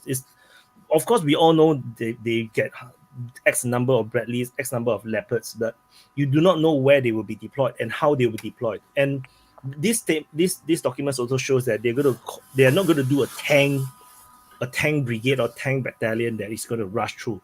Like, it's all combined arms, in the sense that they all have a mechanized infantry with armor, with tank support and artillery support. Each battalion, each brigade is the same across all the brigades. Can I add to that, Wyatt? Because I wasn't done, because I did go over it with Wyatt. Militarily speaking, we know that you guys are talking about, that you can find this on mainstream, but when you see if these are real, what Ukraine is emphasizing on their maps, now you can see, if you're Ukraine's enemy, you can say, wow, they're emphasizing on this line. So you can see what the enemy is seeing. This is so vital. This is basically getting an eye's view in their brain. So yes, even if all this information you already knew, but now it's justified for the Russian side. This is what they're thinking. And this is so important on a battlefield, getting inside your enemy's brain. Dan, Like that's what I want to know from you is when you read this and analyzed it, what conclusion did you learn about, their mindset? Like, are they, is this like something written by someone who's optimistic about the outcome or someone who's pessimistic about the outcome? Like, what was your take? Well, I'll tell you this. I'll tell you this. Like, seeing what I call the manifest is like the manifest of movement, troops, and training. It seemed like they were very optimistic, and they had everything drawn out, and they had everything to a T, which is a very American thing to do, a NATO thing to do. But it's like, man, they're not taking into account the battles that they're losing, the battles that they're going to be fighting. They're not taking into account the weather realistically. So I think that if these are real documents, it's kind of foretelling a sad story of a thing that's going to fail ahead of time. And looking at their maps, I'll just say one last thing, Prada. Looking at their maps, I've always said, I keep saying that Ukraine is a reactive force, a reactive, like it reacts to whatever Russia does. Like, their maps is literally telling us that, because their maps is showing us that they're like in the trenches, only reacting in Bakhmut, because the concentration the concentration in Donbass was massive. And it's just a sad story, man. That's what I have to say about that. So I was going to say something interesting about these papers. I think if we look at the way the Russians were preparing for the offensive, the Americans might have discovered that the Russians knew about all these a bit before. And they tempered a bit these papers with some not so realistic information in order to create this information. So this is my point, and many people were saying about this. they might have known, the Russians might have known about many of these documents. They are not releasing something new. That's what I meant. And that's the reaction you see from some pro-Russian or even RT that they wrote an article about it, is that this is not new for the Russians. It's not by but there RT. is something. It's not by RT. It's not no, by RT RT. wrote an article about it. No, it's not RT. There's Military Chronicles. They just copy and paste the entire article by Military Chronicles. Okay. I don't know. Didn't know. Okay. Yeah. That I didn't know. But that was my point. The idea that the Russians, if especially the history Russian has an amazing perspective where are the Russians preparing their defenses. And the idea was that the Americans saw it and noticed, okay, perhaps the Russians have more information than they should. And in that sense, these papers were released because they kind of thought or knew that the Russians got them through a different way. But you don't think so, okay? I don't think it's so complicated. I just think that it was a legitimate leak. So it could be, the officer brought home the papers, and then the son saw it, take photo, and then put it on Discord just to show off. It could be as simple as that, and we do not know. So and I forgot what the point I want to say. Something to do with I forgot. I will tell you guys later. I wanted to ask a question to the panel.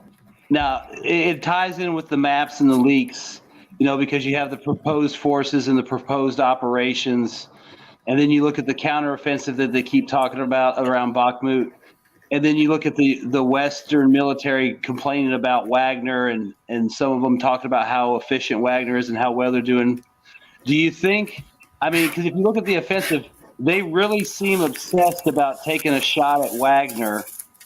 And I just wonder if they're going to be careless or reckless because they're obsessed with hurting Wagner because Wagner's hurt them so bad that they're going to make a dumb move just because they think they can take a shot at him.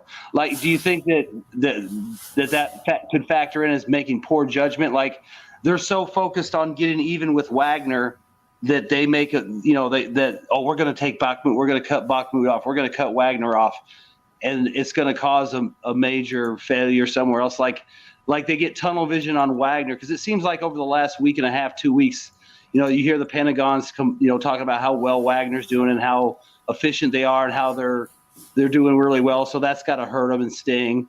And then they keep talking about this offensive to take out Wagner, and then this document leaks out, and you look at these big grandiose operations that would basically go on in the area where Wagner is. And I just wonder if maybe Ukraine is a proxy of the United States, and Wagner has embarrassed the United States. So would some idiot in the United States actually just use Ukraine to try to hit Wagner to try and get some kind of cheap political gain or PR stunt? Basically fucking waste your entire army for a cheap shot because you're pissed off about being embarrassed? I think that is a very good question. Would there be an impetus to kind of get things moving after Wagner? Because it's not just Wagner in Ukraine; it's also Wagner in North Africa and now more closely Southern Africa. Congo has recently gotten the presence of Wagner as well.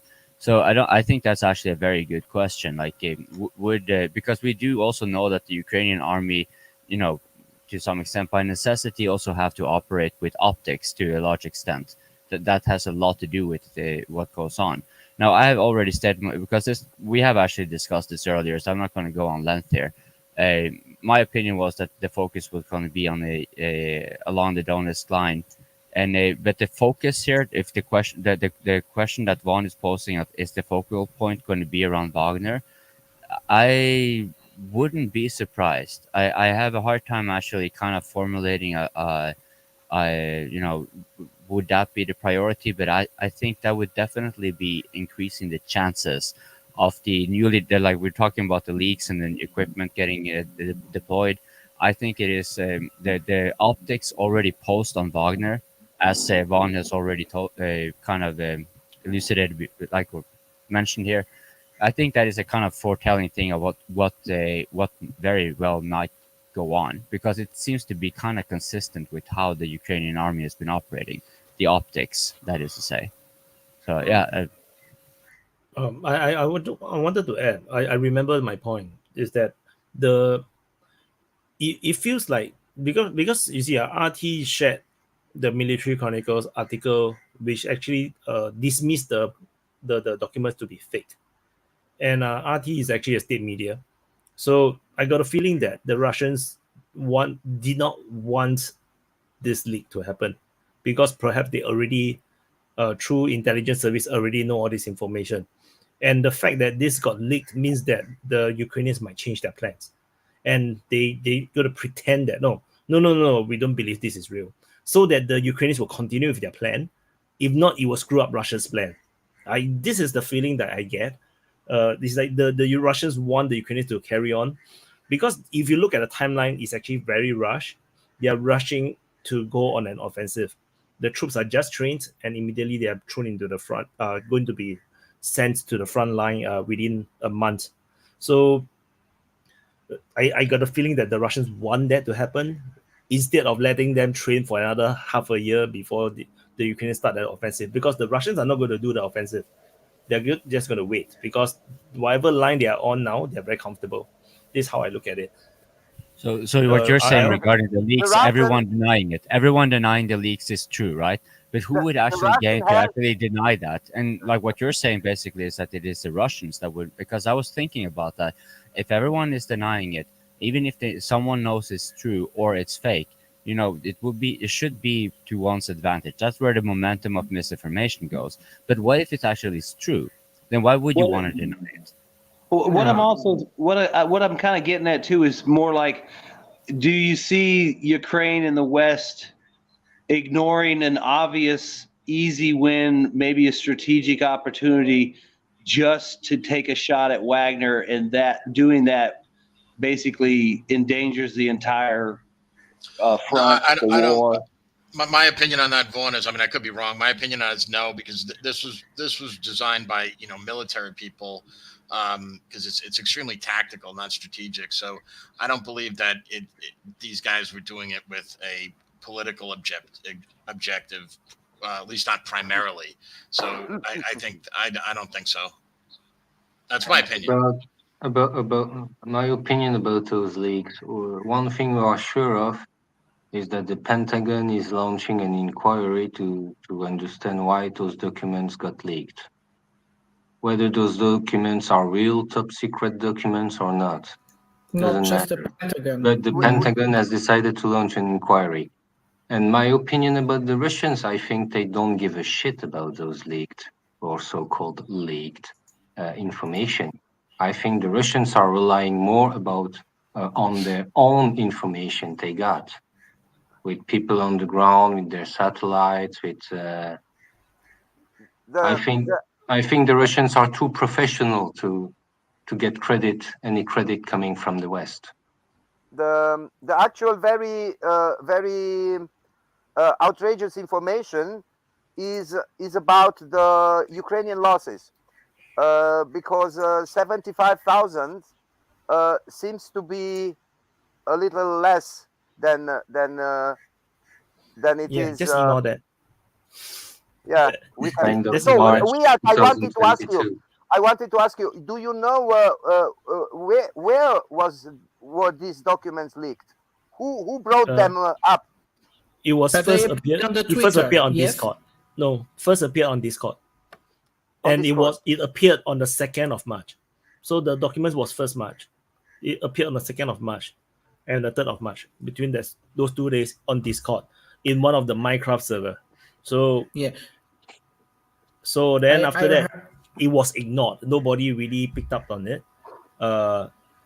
History legend told me that someone actually told him about it a long time ago, and then he kind of like ignored it. He don't believe it's real, and I'm not sure, because he don't believe that this kind of thing will appear on Discord, so he kind of just brushed it off. Then and then I think recently it got reshared again, and then this time it got picked up, and then it started to go viral.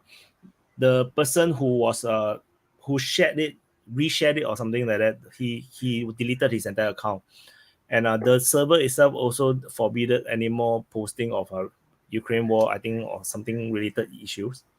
So the whole thing just went dead. Nobody can find the source anymore. Yeah. It looks fake for me. Yeah. The thing is, it's really hard to fake this kind of thing unless they use a real document and then they change the numbers here and there and swap certain terms here and there.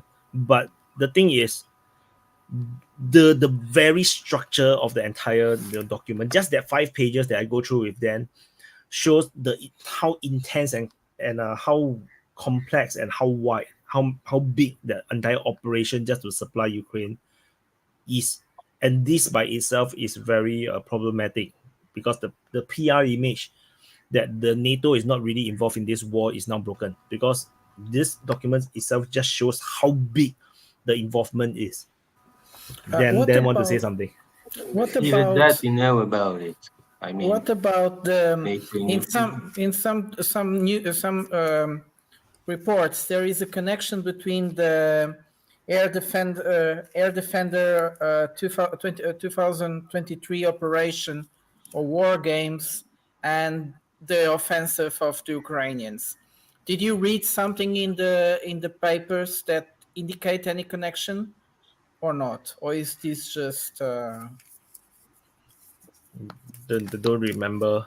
Just papers. I mean, yeah. The reality on the ground is that the French will send some air defense system for testing them, because the Ukrainians are lacking a medium to long range air defense system. They are really lacking in that sphere. So they seem to lack quite a bit of things. They lack air defense. They lack artillery shells. Their HIMARS MLRS missiles are also running short. But that was based on March 1st. 1 month from 1 month since, 1 month plus since, maybe they have already resolved the issues. We do not know. So you cannot base on that first March information. What is now the actual impact of these informations? Because I don't understand what is the bad or what is the good of the releasing of this information. Zero. So that's my problem. See, you see, RL, that's my problem. I don't see the point. I don't see why should someone release. Maybe they were hoping one side or the other would maybe shift some forces based on the map, but obviously it's dated. Somebody had it in their possession beforehand. Plus, like everybody said, the human intelligence on the ground in Ukraine is probably impeccable. So that's my reason for what I'm saying that they are fake.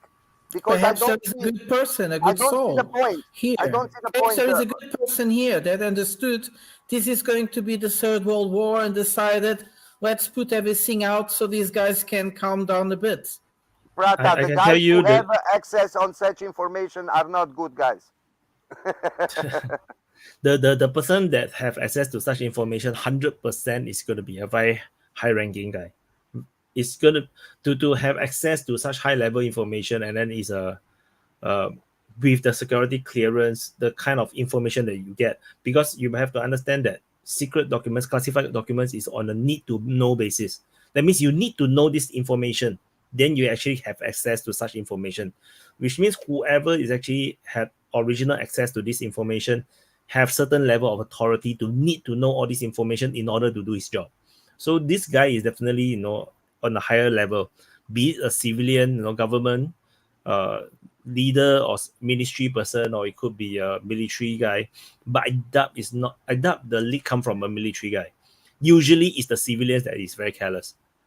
All the leaks, all the misspoke is all coming from the civilian leaders. The military people usually we are very used to keeping secrets because that's our job. We are always very aware, but the civilians are the one that always get confused between information from here and there, then they just speak out. Well, but what civilian would have access to the this whole strategic plan? I mean, why would any civilian need? You said need to know. What civilian would need to know all that? Senators, people from U.S. Committee on Defense, because that Excel sheet was looking like a presentation for House Representatives or something like that. I mean, it could be diminishing Ukrainian casualties. It could be as bad as a secretary threw it in the trash can and somebody working at the embassy fished it out. Oh, there's no way that can that. happen. No way. It's not They possible. can't throw it. You can't throw that away. You can't. Yeah, that has to be destroyed. I can tell you, secret and top secret documents, right, is so scary. You do There's not a really want to protocol have for it. document destruction, I'm sure. I mean, Yeah, you have to shred it. If you want to throw it, you have to shred it. There's no other ways of disposing it. You have to burn it, shred it. The very fact that you have it in your hands, I tell you, you will be afraid, because if you lose it or you accidentally forgot about it, put inside your bag and bring it out of your workplace, that is a jailable offense. You can be charged for breaking a secret law, secret acts. So I'm very afraid of all these documents. It's like I always make sure that when I leave my office, I will check my bag and make sure there's nothing inside. It's very scary. It's not a joke. Yeah, I want to say, guys, like we talk about, and I'm stuck on this thing where you guys think you know everything because you see it on the news. I'm going to tell you a quick story. When I got to Afghanistan for the first time, I saw an Osprey, like the helicopter. And I was like, I told my friends, I said, whose fucking helicopter is that? Whose machine is this? And they were like, oh, that's ours. I'm like, what the hell are you talking about? How is that ours? I had never seen one in the United States. And when the first time I saw it was in Afghanistan. So when they tell you like, oh, we're going to send 15 tanks and you think they have everything counted, and this is fake, okay? Everything that they say is certainly fake. They're either adding things or they're taking away things. So Dracu, you say like, what's the benefit of having these papers? If they're real, these are real numbers. If they're real, these are real positions. If they're real, these are real unit positions. And if they're fake, but it still got pushed out, like some people believe it could be a PSYOPs thing. If they're fake, they're only causing commotion, and it's being like countering whatever they tried, because some people believe they're real, some people believe they're fake. So it's completely all over the place. Dan, please, do you think the Russians are stupid? The Russian the Russian already know everything about Ukraine army. They know everything, every single soldier. They know where they are, what are they doing, how are they moving. They just shot in the sky 10 more satellites last month in Russia. The only reason I would give any credence to it getting picked up by a civilian would, like I said, is you got to look at who's in charge of the Pentagon and who American diplomats are. They're not professional. They're not old school security. So, I mean, think about it. We had a guy who was bald that wore lipstick and dresses that was in charge of nuclear power plants. I mean, Hillary Clinton had classified material on a server in the back of a mom and pop bar. It's entirely possible that some civilian was able to get a hold of it and leak it out, because these people have proven. Look at Joe Biden. I mean, for all I know, they found it in fucking his Corvette in his garage in Delaware. Yeah, I mean, so these people have a history of losing classified material and mishandling it. That's all not I'm a saying problem. is there's a chance that's how it got out if it wasn't a military guy. Yeah, I'm not saying that's what happened. I'm just saying, One of you considering the ever cast of saw characters, a it's military potential. classified document? One of you ever saw a report that was made by a sergeant about a troop that he saw in his how it's made such a report. So do you saw under these documents which were leaked something that it looks like a report made? Yes. No, then Look, that's not true. what are you No, that's talking not about? true. No, a report that is made by a soldier is made like there are 20 soldiers there. Wait, Dracu. Oh, they use PowerPoint and all that shit. Famous moments where Dracu knows everything what he does I'm not knowing everything, but I was in the army, my friend. I've done this. Are you talking about the way it's laid out? Because like when I was in the army, we didn't have Excel and spreadsheets, but a lot of it would be laid out the same way on a calendar. the blocks But- of training but and all our that. And then when I got out, they went more modern. Like when Dan was in, now they do PowerPoints and Excel, and that's why he's disgusting, saying it might Not be a that's little the bit point. legit, is Paul, because he not that's the recognizes point. that stuff. No, not that's the point. The point are not the drawing and are not the point are that these documents are everything else but exact, are everything else as the documents that they are produced by the army. Army is not producing never such shit. This is like Draco. for papers, for Draco. newspapers. These are not military documents, never. This is exactly how military documents look like. Yeah. Okay. This is exactly how they. In the United States Army now. That's how they do shit. It's a joke. It's like people joke about how officers fucking use PowerPoint all the time. Okay. Then the archives that I saw, this was bullshit. No, because the Because sergeant I that saw writes. archives of the army. I read documents. I read secret documents, and they are structured. How long ago? Made totally How long ago was was that? different. It not depends how long it was. They were on paper, but the exactity of There a is no- military document is There is no more on paper outrageous. nowadays. So nowadays, like I said, because anything printed is so dangerous, because it can get leaked or people can break out so easily. Most stuff are not printed. Most secret and top secret documents are not printed because unless they need to be sent to the it's like they cannot be even sent through email. It's something that is so top secret that they have to send by courier. Then it will be printed out. But usually it's not even printed out. Everything is just digital.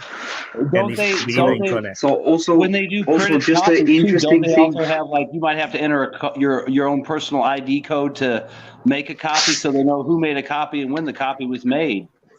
I mean, yeah, and then Bro, you're not just to get a note, copy. just a You're gonna go through a big freaking thing to get a copy of a paper that's like this. You're gonna have to go through a lot of chain of command. And So just as to I'm tell saying, you this some, is all fake. Draco, just wait. It's Jesus all Christ, fake. man.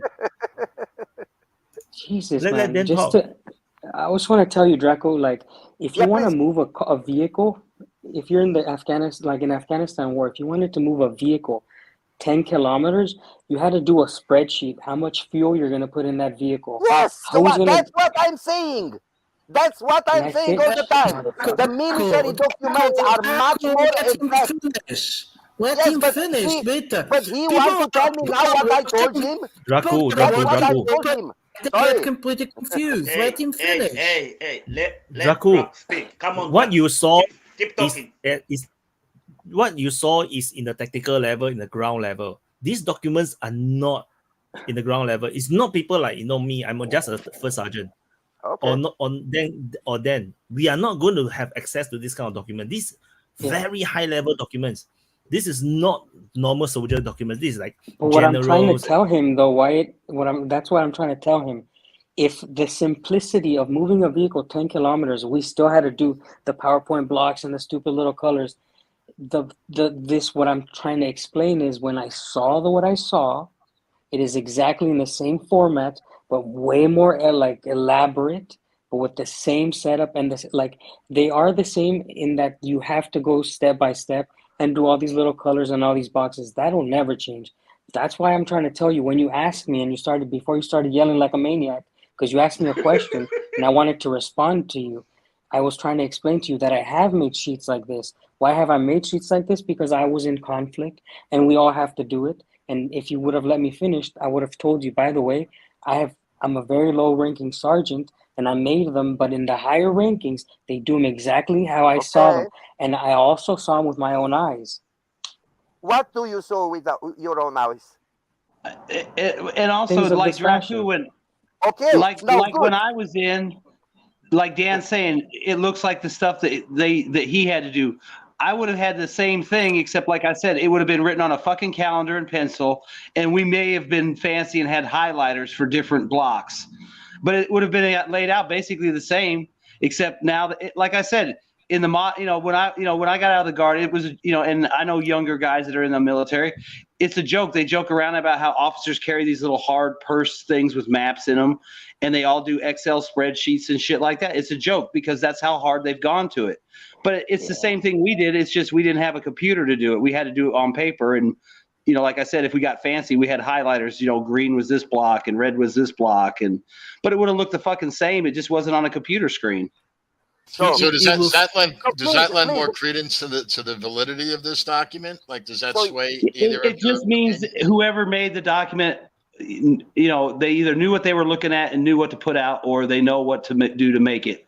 I mean, that's what I'm saying. It looks like a real document. It looks like if someone printed out and said, "Hey, this is what you got to do to move the helicopters," I would be okay. Blah, blah, blah. It looks like something Dan would get to move a fucking Humvee 10 kilometers.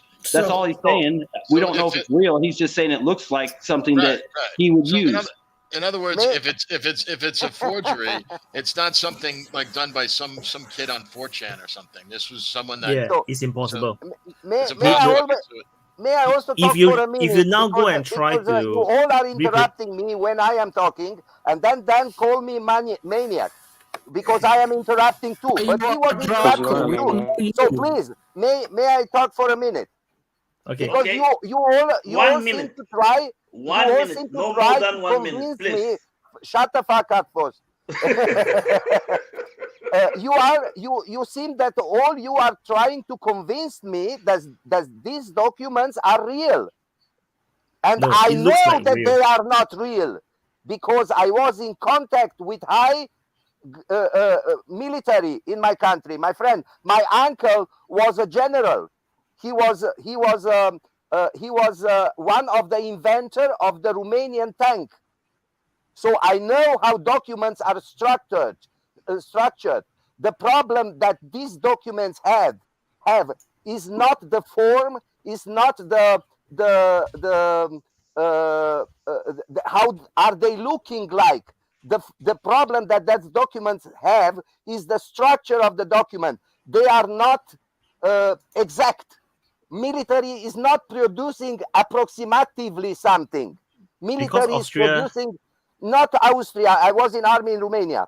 So military is producing information which are very, very exact. They are not saying like maybe or might be or there is that. No, they are saying there are 3 + 1 + 1 + 1. Draco, you said 1 minute. That's the problem with the military documents, that they are not military. And that's the problem. That's why I'm saying and I'm convinced about the fact that these documents are fake. But Draco, my friend, can you please specify like where you think they are too vague? Yeah. What should I specify? Which part of the document is? Well, you said that your assertion here was that this wasn't very real because it was not specific enough. But that was what I read from what you were saying. These maps with their with these arrows on them, and then the name of the units were consistent with the name of the units from the deployment map, and everything was consistent with the deployment map. This was for me a copy of the deployment map.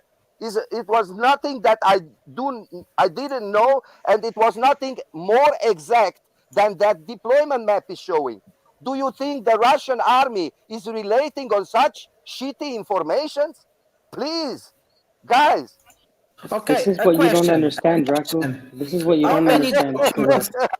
How many documents did you manage to look at? So they were talking about 100.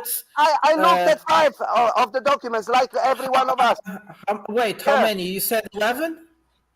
I looked at 5.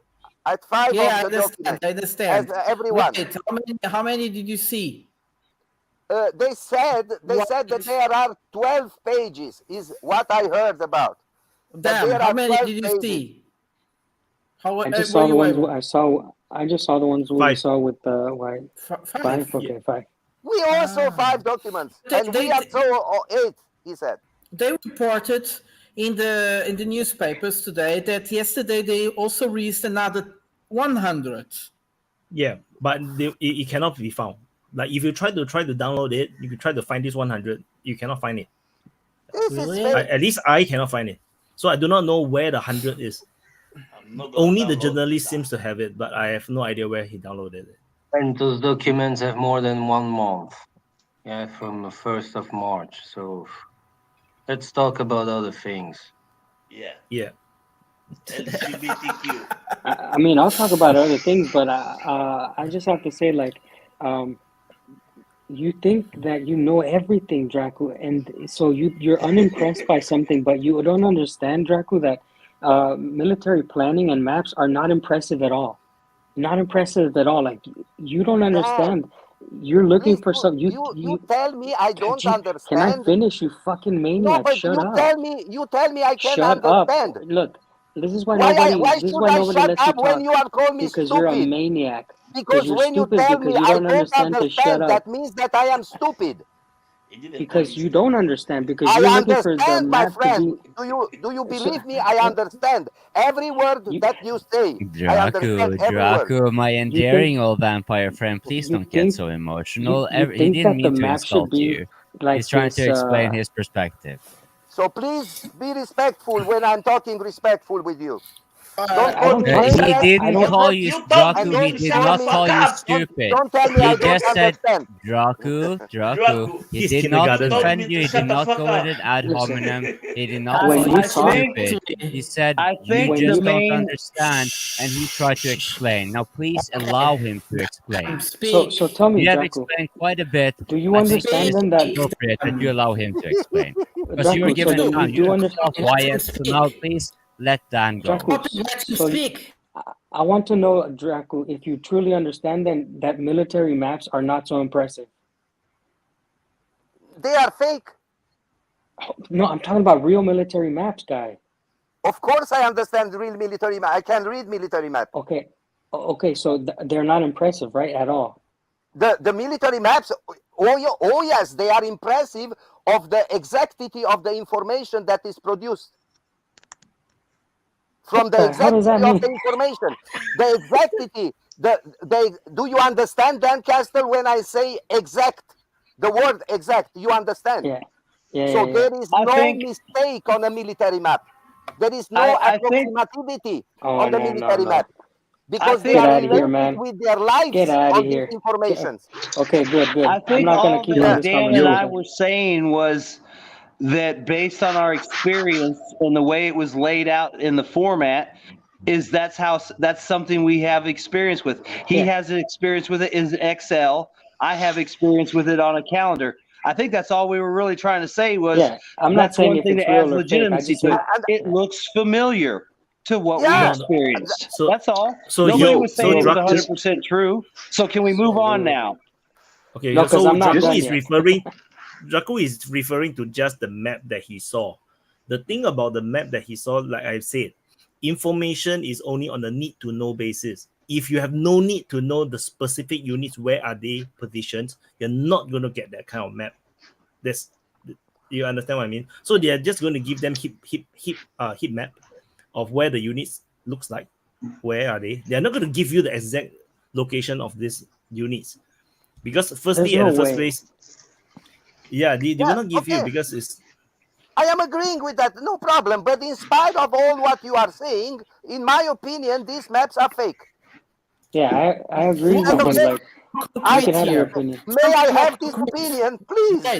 Right. Yeah, you can have it. Draco, your opinion is not actually very unique. Everyone thinks it's fake. Everyone thinks it's fake. Absolutely everyone thinks it's fake. So you don't have to make a big point. I should have another opinion, because it's the reasons. The reasons you were giving were ridiculous. What about the content? Well, What is the content? Hold on, one moment, please, here. Bosch, What is do you the think content it's real? inside? I'm joking. Bosch, you're usually a silent dude, so why don't you please speak up a little bit more about it? Why do you think it is real? No, I'm joking. I'm just trying to Fuck be. you.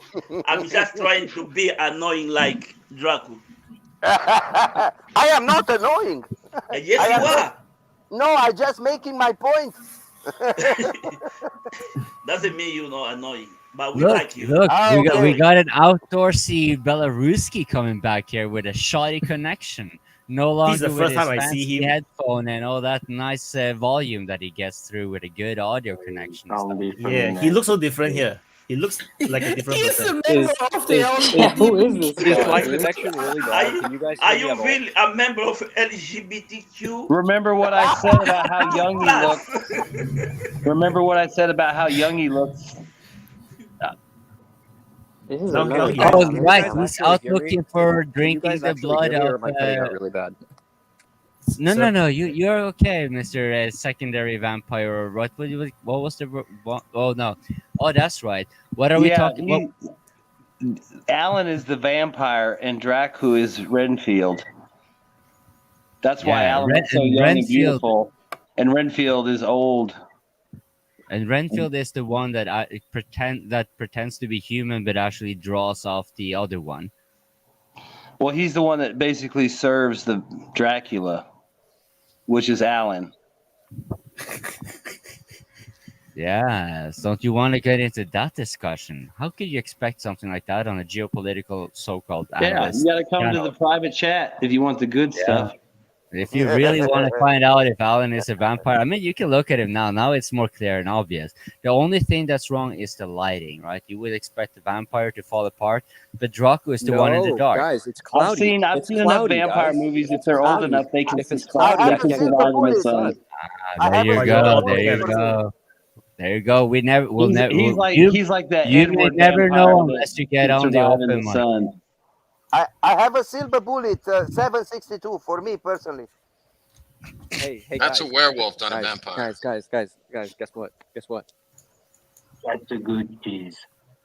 Yeah. Guess what? What's that? They got good shit, or what are you trying to tell me? What is that? Ellen, show us there. That's one Ukraine flag. Oh. Hold on, there'll be like 4 more in about 10 seconds. You tell them the flag is a bit small. We cannot see. They need a bigger flag. I'm gonna have to turn off my camera for this, because I can't air this on my country right now. I'm not gonna be on camera while you're showing a Ukrainian flag. I'll tell you that much. Come on. Yeah, no shit. Love Ukraine. No, so I joined for one reason and one reason only, and that was to get in on the action of you guys going crazy about the maps and the leaked documents. But I think that conversation's already over. I came in a little bit late. You can always restart it. You know, we can argue again. He's gonna wake up Dracula again. Yeah. Tell Dan I won't show any more flags. All right, I'm coming. I'm here. Wyatt, could you put up that last super chat? I don't know if you put that. Well, one. Alan, let me ask you this, and it might be inappropriate in public, but I would like to ask you this because There's no one here. You can go ahead. All right. So, do you think, because we were talking about like Ukrainian counteroffensive and stuff like that, and I still want to hear people's opinion. I'll start with all panelists, but since you're out walking outdoors, I'll start with you and then continue with Prata. Would the Russian open a second front rather than the Ukraine counteroffensive, which will necessarily be responsive? Would the Russians open a second front? And if yes, tell me why. If no, don't tell me why not. So, I don't really see. Oh, by the way, guys, tell me if the wind gets too bad. Then I'll stop talking. But because I know it's kind of windy right now. But the way I see it right now is, if a second front is going to be opened, it's going to have to be after Ukraine's steam, so to speak, has run out, essentially. I think, because previously I've been speaking about how I think the Ukrainians are going to launch either a counteroffensive or just a general attack on a specific region or part of the line. And if another front's going to be opened, it'll have to be less of a new opening front, like north of Ukraine or something like Kharkov. I think an opening a new front would have to be something like an extension of a front that we already have, whether that's Mykolaiv towards Odessa, maybe an extending of the line back to Kharkiv through Lugansk, but probably not a brand new one in northern Ukraine.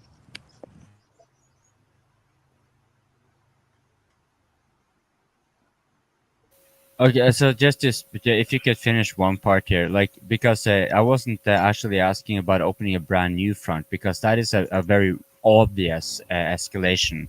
But because the way the Russians conduct offensives are not wide sweeping anymore, right? But we have had a continuous offensive going on for many, many months now in the Donetsk. So basically what you were alluding to here, Kherson or Zaporozhye, or would it be more pressure on the Donetsk if you were to be giving a speculative opinion on that one? Well, as you said, if I'm going to give a speculative opinion, I think they're going to break Avdiivka through encirclement or through the same strategy that they're using in Bakhmut. They're going to take the highways that, well, since Bakhmut itself is a hub city, there's like 4 or 5 highways that come out of it. They'll use Bakhmut and Avdiivka to necessarily push north and west, and that ultimately will ultimately bring them to the doorstep of Siversk and then Kramatorsk. So if I can rephrase your answer, it's basically they will pursue their political objectives first, which is to take the Donbass, and then they might consider another front like Zaporozhye or Kherson later. Yes, from what I understand, the first thing they need to do is secure Lugansk, secure Donetsk, because that was the initial goal at the beginning of this conflict. And then they're probably going to push Zaporozhye, and then finally I think they'll begin initialization for an offensive towards Odessa. But I don't think they're going to go straight for Odessa. I think they can get Odessa through negotiation. Cool. I actually have another question, but I will let other panelists answer first if they have any opinions thereof. We have kind of discussed this, some of us, but yeah, I mean, Vosh, I know you have not said anything regarding so Dan had a question earlier on the open mic here. Did you? Oh yeah, you gave a really brief answer. Oh yeah, that's right. Okay, sorry about that. I pretty much agree with almost everything Alan said. I definitely also don't think it will be something new. And I don't see it going to Zaporizhzhia at all. It will pretty much securing cities like Slavyansk and Kramatorsk, but in a way that these cities won't be destroyed. And this will be the art on the whole thing, because it would be immoral to destroy these cities. That's my point. I don't know, but it's pretty much my image about how the conflict will still go on. First and foremost, Donbass. That's important. You had another question?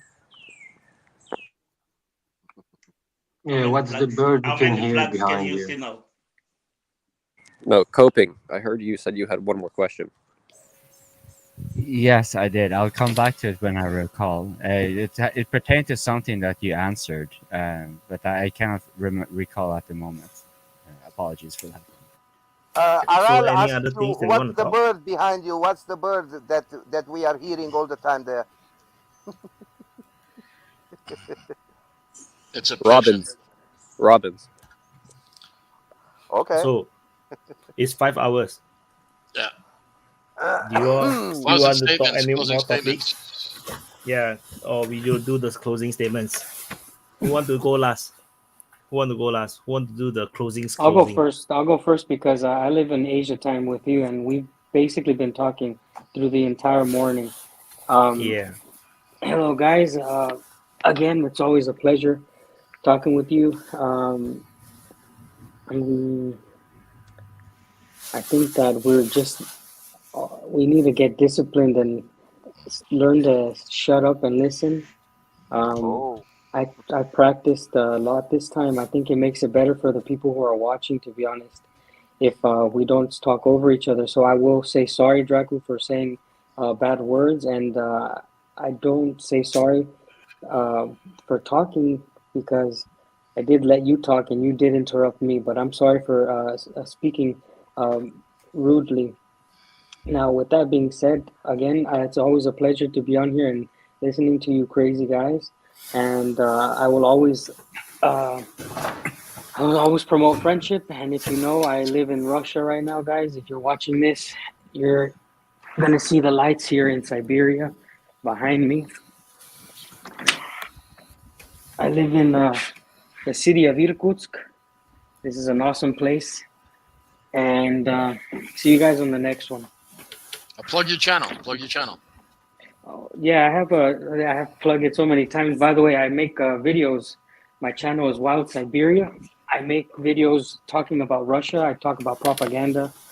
I talk about just general life here in Russia. So if you guys are interested in seeing what an American living in Russia looks like, it's Wild Siberia. And yeah, thank you so much, Wyatt, for giving us the opportunity to talk. See you guys later. Okay, Prata. Yes.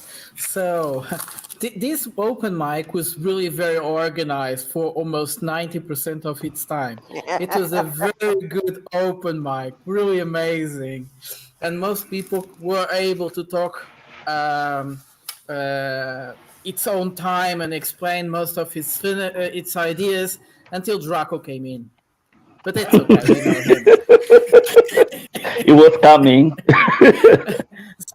To make a kind of closing, I find that we didn't talk much about it, but I find it will be probably in the next weeks quite interesting, and you guys should pay attention to it, the ones watching, which is these war games going to happen in Germany mostly, where they're going to close almost 1/3 of the country's airspace. And then using almost 200 airplanes and 10,000 military personnel in some 2 weeks war games in June.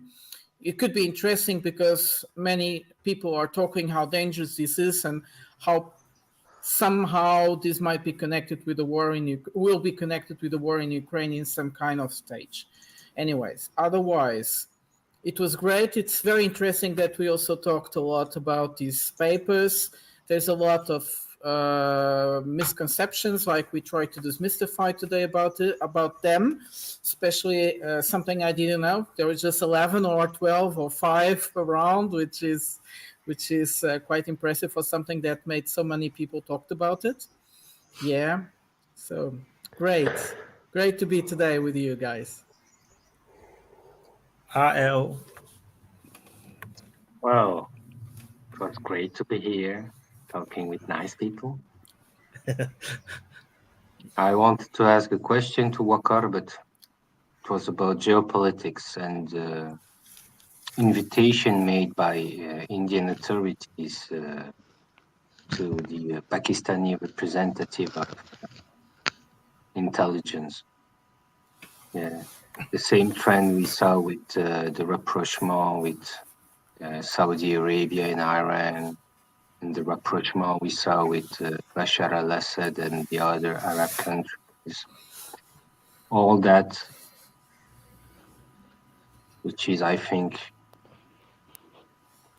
an illustration of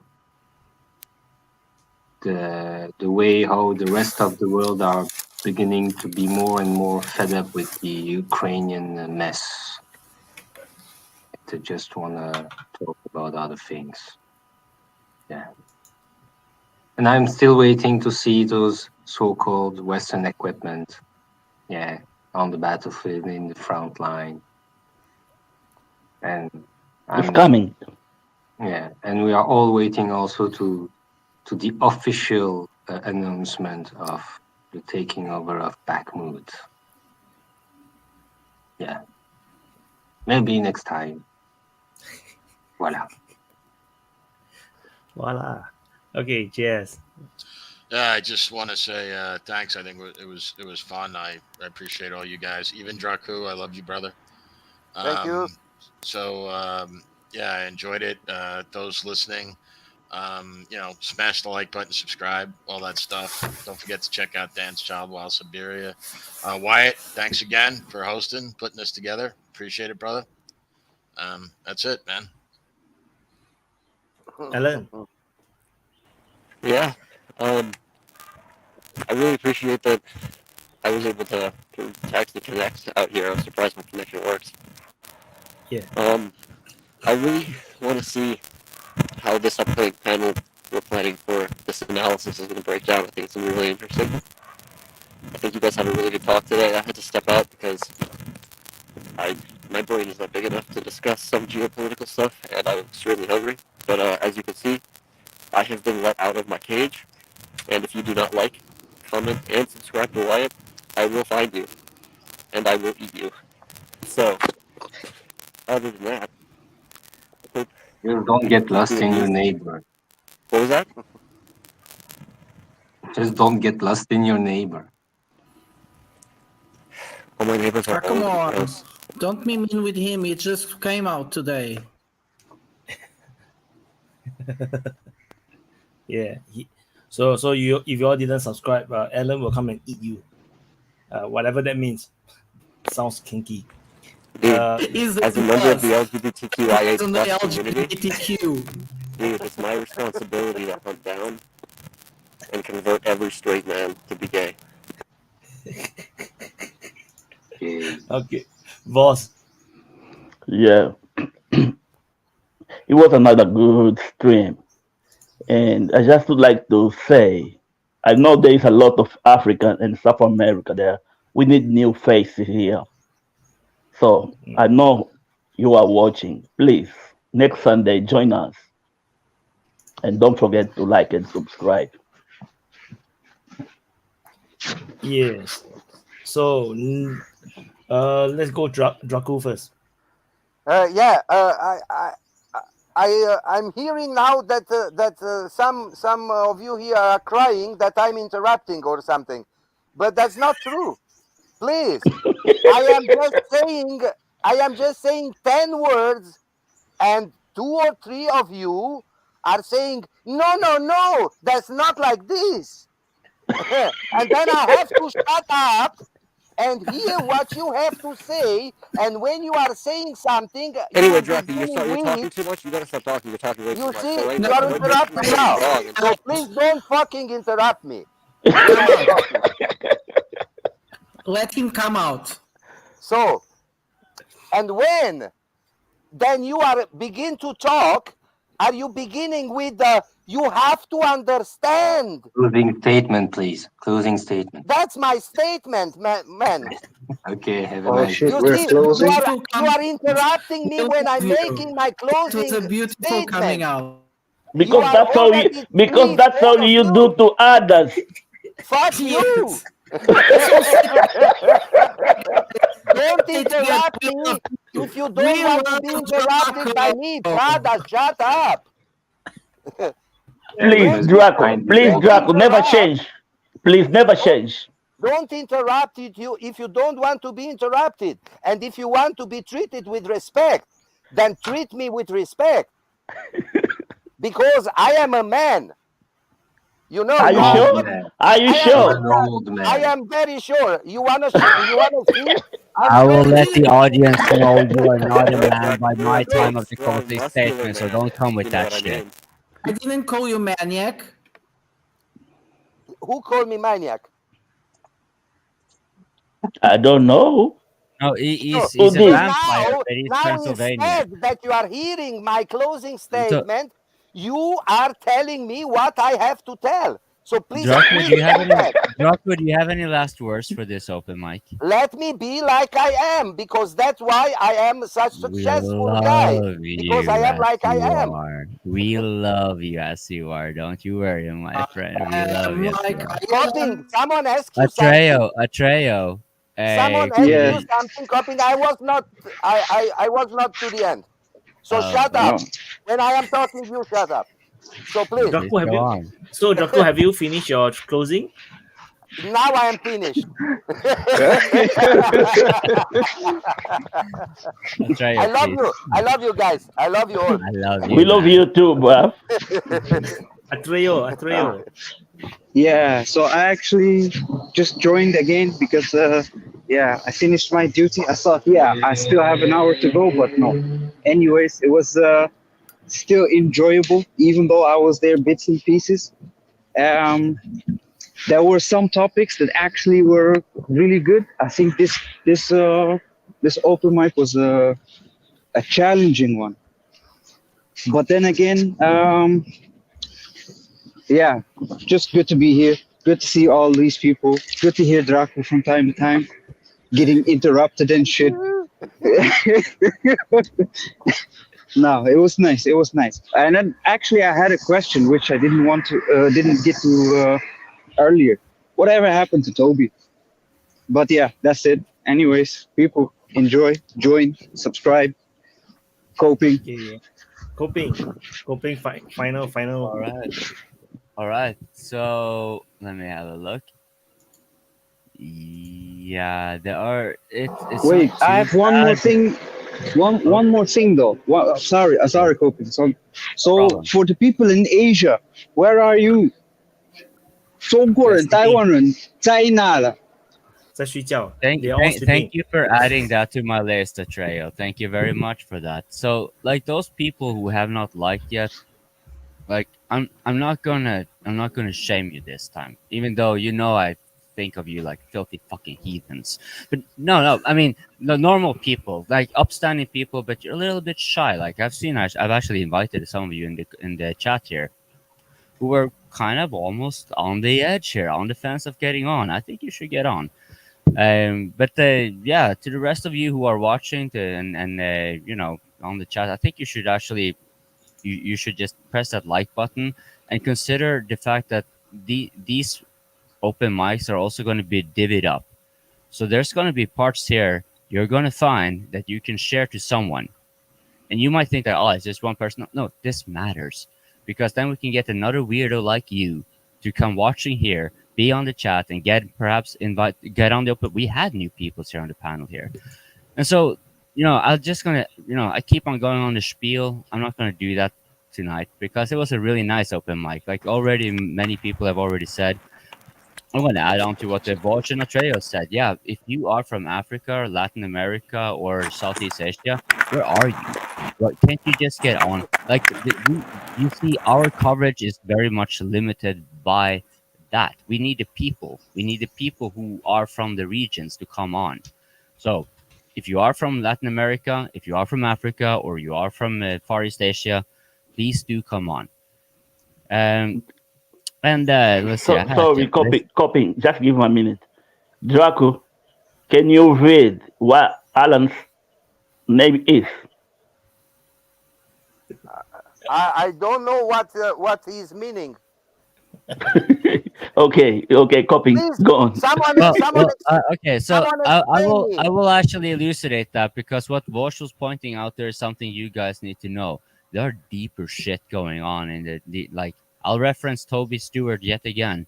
If you really want to get the open mic, you have to first get on the open mic, because the open mic is the greasy pole you need to climb in order to enter the DPA Treehouse of Knowledge, where you may find out exactly how much of a vampire Draco is. Is actually the Renfield here? Is that actually Alan? Well, there's a pretty good argument for that. We have, you know, me and Vaughn, we probably will have some very fundamental disagreements when it comes to, let's say, religion, because you know, Alan is just posing. He's the Antichrist, so he pretends that he goes to church. Like you may not know that, but he pretends to go to church in order to hide that.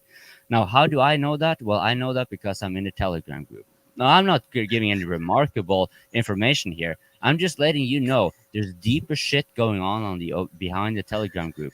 And like, I really mean, like, not to be facetious, but actually we do have really good conversations going on. Yes, I've had one-on-one conversations with several in the chat group. You know, I had with Craig, who I've seen in the comments. I've had a one-on-one with the jury, which wasn't only one-on-one; it was kind of one and off. And I've had with the jury was on the open mic here, and then he left. JS, I've had a very constructive conversation. Like, I mean, conversations that are good enough for a panel. And some of them do reach a panel, and we are actually trying to figure it out. Like, we are. I had a 5 hour with Atreo. Right, there you go. Like, yeah. So that was some good 5 hours. Yeah, we try to figure out ways to organize, because we have, you know, when you get on the open mic, you have to understand one important facet here. You're not watching academics or professionals, or just only shouting vampires, or shouting vampires who are interrupting on the closing statement. You know, it's not the only thing you will be finding. It's not only chaos you will be finding. It's not only chaos you'll be finding. Be fair. It's not only chaos you will be finding here. You will actually be finding. This is what the open mic pretty much is. A whole bunch of different perspectives from a bunch of different people, and it gets conglomerated in one little kind of messy thing. And We're trying to reach out for new people. We're trying to, like Prata was alluding to earlier, it matters that we actually manage to regulate ourselves and it's more welcoming for you. And we have had new panelists here, and every new member is a welcome member. It's always a contribution to us, for better and worse. It doesn't really matter. A contribution, like, you cannot have a good reference without a bad reference, right? So you guys who kind of like dislike that the Draku is interrupting and shouting and all that kind of, know what are they disliking or not disliking? What are you making such fucking affirmation? So you see, he's proving your point. So Draco is now proving to you in the audience. I am not the problem of the DPA. No, he is not. He is not. So, Draco is absolutely correct. You are KGB agent. He's yes, I am the worst people in the world. He's gonna be himself, no matter if you like it or not. He's gonna be himself, and we love him for it. Because even if you like him, because I know there are many fans of you. You like Draku, and I like Draku, and I know that's why you're gonna be like supporting on. You're gonna be on, and then of those of you who think that Draku is like, it's too obnoxious, it's too shouting or whatever. Well, we have actually come across a few things here, but I'll tell you this: no matter how much you try to diss Draku, at the last instance, what's gonna be the case is that if you think that Draco looks bad on the comments, it just makes the rest of us look better. And that's why we're going to keep him closer to our bosom. Well, so right. So the panelists, everyone who has the fucking balls to get on here, you are the most welcome person because you had the balls to get on here. And you can never make a fool out of yourself. You can never be too weird. The only thing is really that, I don't know. I don't really know, honestly. So, I'll tell you this, and I refer to this poetic thing from Toby Stewart: climb that greasy pole, and enter the DPA treehouse of knowledge. It will be good for you, especially those of you in the chats. I know one of you, Biomont or something, I forgot. You had a long name. Don't be shy. If you didn't want to have your face on, dude, look at these faces. And speaking of faces, we had for a period here, we had about like 7 to 8 handsome dudes on the screen here, but no women. And I'm going to piss off Doug here. Doug is a previous open micer here, and I'm going to piss off JS, and that's fortunate because he's here. And I'm going to do that a little bit because you have a lot of things to say about women, and I want to have a panel about that. I want to have more women on, because I have noticed, first and foremost, it is strange. So many, like 7 out of 10 handsome dudes on the 10 guys on the screen. Wyatt doesn't count because he's a robot, and Draku is a vampire. I promise it's not gonna be a gangbang if a woman join us. I promise. We vampire. No, you are mistaken, my dear friend, and I'll tell you why. Women do involve themselves in geopolitics, but we all have our places. And women are, I tend to very often get a lot of very good information from women who pay attention on, shall we say, when we're talking power is power, there's also this thing called people power. Here on the DPA, while we certainly can be expressing it from our opinion, there are many limitations. People power is like political power. Political power is not really so much without you putting in the context of financial power. Now, how do we break this down? We try to break down power, right? Well, women can certainly be a very valuable contribution here. So, if you're a woman, I implore you to get on. I will give you the warm welcome, and I'll keep these other hairy fucking beasts off, including this vampire here, who this endearingly 450-year-old vampire was what you said, Draku, but was that including the human years? Copying. Right? Do you want to have some women's here? Yes, I do. Then let me talk, because you All cannot right. talk to women's. You have. All right. Well, then I'll finish simply with thank you for watching. How many women do you had in your life? 2, 3. So, you understand? Dude, you have lived 450 years. Stop fucking joking. It's not a fair comparison. If you want to have women's here, then say we don't like women's here. Then they will come. Oh, but that's true.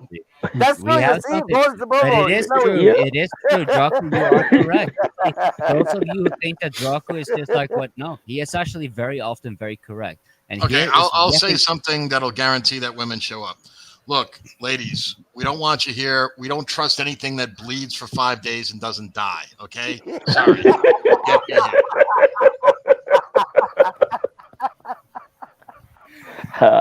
And if you don't get on, I can assure you, I will organize a Shots fired. Not just JS. I will get a conglomeration of guys, a sausage fest that will be too misogynistic for you to resist. Or I'll organize a panel with, guys that are too attractive for you to resist. One way or the other, do please get on. And for everyone else here, I'm gonna cut my rant because I recognize it's getting really long. Anyone who has been watching, thank you for watching. If you're sharing, I don't care if you're shaming or faming, just we love you more than those who did not press the like button. Every one of the panelists who I've had and who get into the group, thank you so much. And Wyatt especially. What can I say, dude? Yeah. You get us. Your work. Bye, guys. Yeah. Hey, what? Just one last thing. Is there going to be the after mic in the lounge? Always. Oh, I have many clear facts, so don't you worry. Yeah, I'll be there. So catch you in the after mic. It's there's bank 95. It's bank holiday weekend in England, so no job on Monday. So there's Well, 95 that viewers means right you, now. boss. I started a poll in the live chat. There's 95 viewers. No, there's 23 votes. No, are you male or female? Please vote. Or am I assuming your gender? Please. Hey, just male or female, that's all right. Stop there, please. So far, the 25 no. votes, 32% of them is actually LGBTQ2++. So we actually have a huge. Super. I have a invite huge number you of. if you're one of those trannies or whatever they call them, like if you have like 3 genders, I don't know. If whatever you are, whatever you are, we don't really care where you're from. Obviously, we don't care like really much more of like where are you in your mentals. That's pretty much it. So I will always give you a welcoming arm. You can always get on. I don't care if you're a tranny. I don't care if you're gay. I don't care any of those kind of things. And honestly, most people here will not. They generally have preconceived notions before they get on the open mic, but then we get to meet each other, and then those things get broken down real quickly. And we typically 99% of the time have way more constructive chats than you will see here on the open mic. I mean, actually, that's hard to say because the open mic does provide a new aspect of it that is.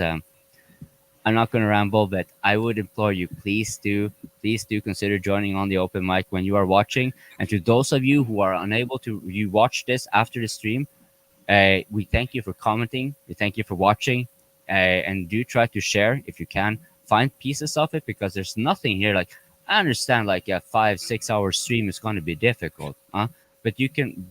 These are also being divvied up. They are also divided up here. If you just subscribe to the open mic IRL, you will find channels divvied up, and you can find parts of that from that 1 hour or 45 minutes. You can find like this point here, this discussion. Oh, look at these morons, what they are talking about. Oh, like actually, this is something we should talk about. Someone, a weirdo who is like almost as weird as you. Maybe not quite as weird, but weird enough to kind of. So sharing is caring. I cannot really stress that enough. And thank you for watching. We have a female. Okay, everybody. No, he's not human. It doesn't count. It doesn't matter if he's male or female. Draco is a vampire. It doesn't matter. Bye, guys. Bye, man. Bye. Thank you all. Bye. So that's the end of the open mic episode 24. It's another 5 hours. It seems like the open mic is the tradition. It's just going to be 25 hours. I'm actually very sleepy. I'm very tired. Like halfway through, I went to make coffee because I cannot stand it anymore because I didn't take a nap before starting the thing.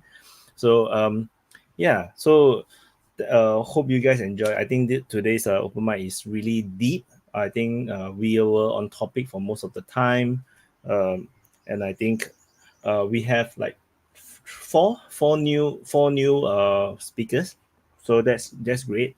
And I think today's conversation is really good. I really don't think that today is some high level discussion, until the vampire entered the room and started to bite everyone. So so and the poll result was 62% of the people is male and 2% is female. The 34% is are you assuming my gender? So that's a huge number of LGBTQ STUV WXYZ people. So yeah, so that probably explains the amount of LGBTQ ASBSU whatever the kind of advertisement and yeah. So I will learn to be more woke about this. And so for those that are new to this open mic, I think maybe you guys are all regulars because the number of viewers doesn't change a lot. Yeah, this is the system of the open mic. It's really open. I do not moderate in terms of what topic to talk about. It's all speakers decide what to talk about, and everything is organic. So do check out if for those that haven't watched the panel between me and Dan Castle breaking down the leaked document, which basically that was a very early one. We only saw 5 documents. We actually, that 5 photos took us 2 hours to go through. So it's actually a lot of intel. You can check it out and have some reference into it. Yeah, and then do check out the SID Rep as well at the DPA War channel. Subscribe to this channel if you have not. And yeah, have a happy Easter Sunday for those that are Christian. I'm not a Christian, so it's just another work day for me. Yeah, I work on Sunday, so I have no life. And thank you for watching, and I will see you in the next update.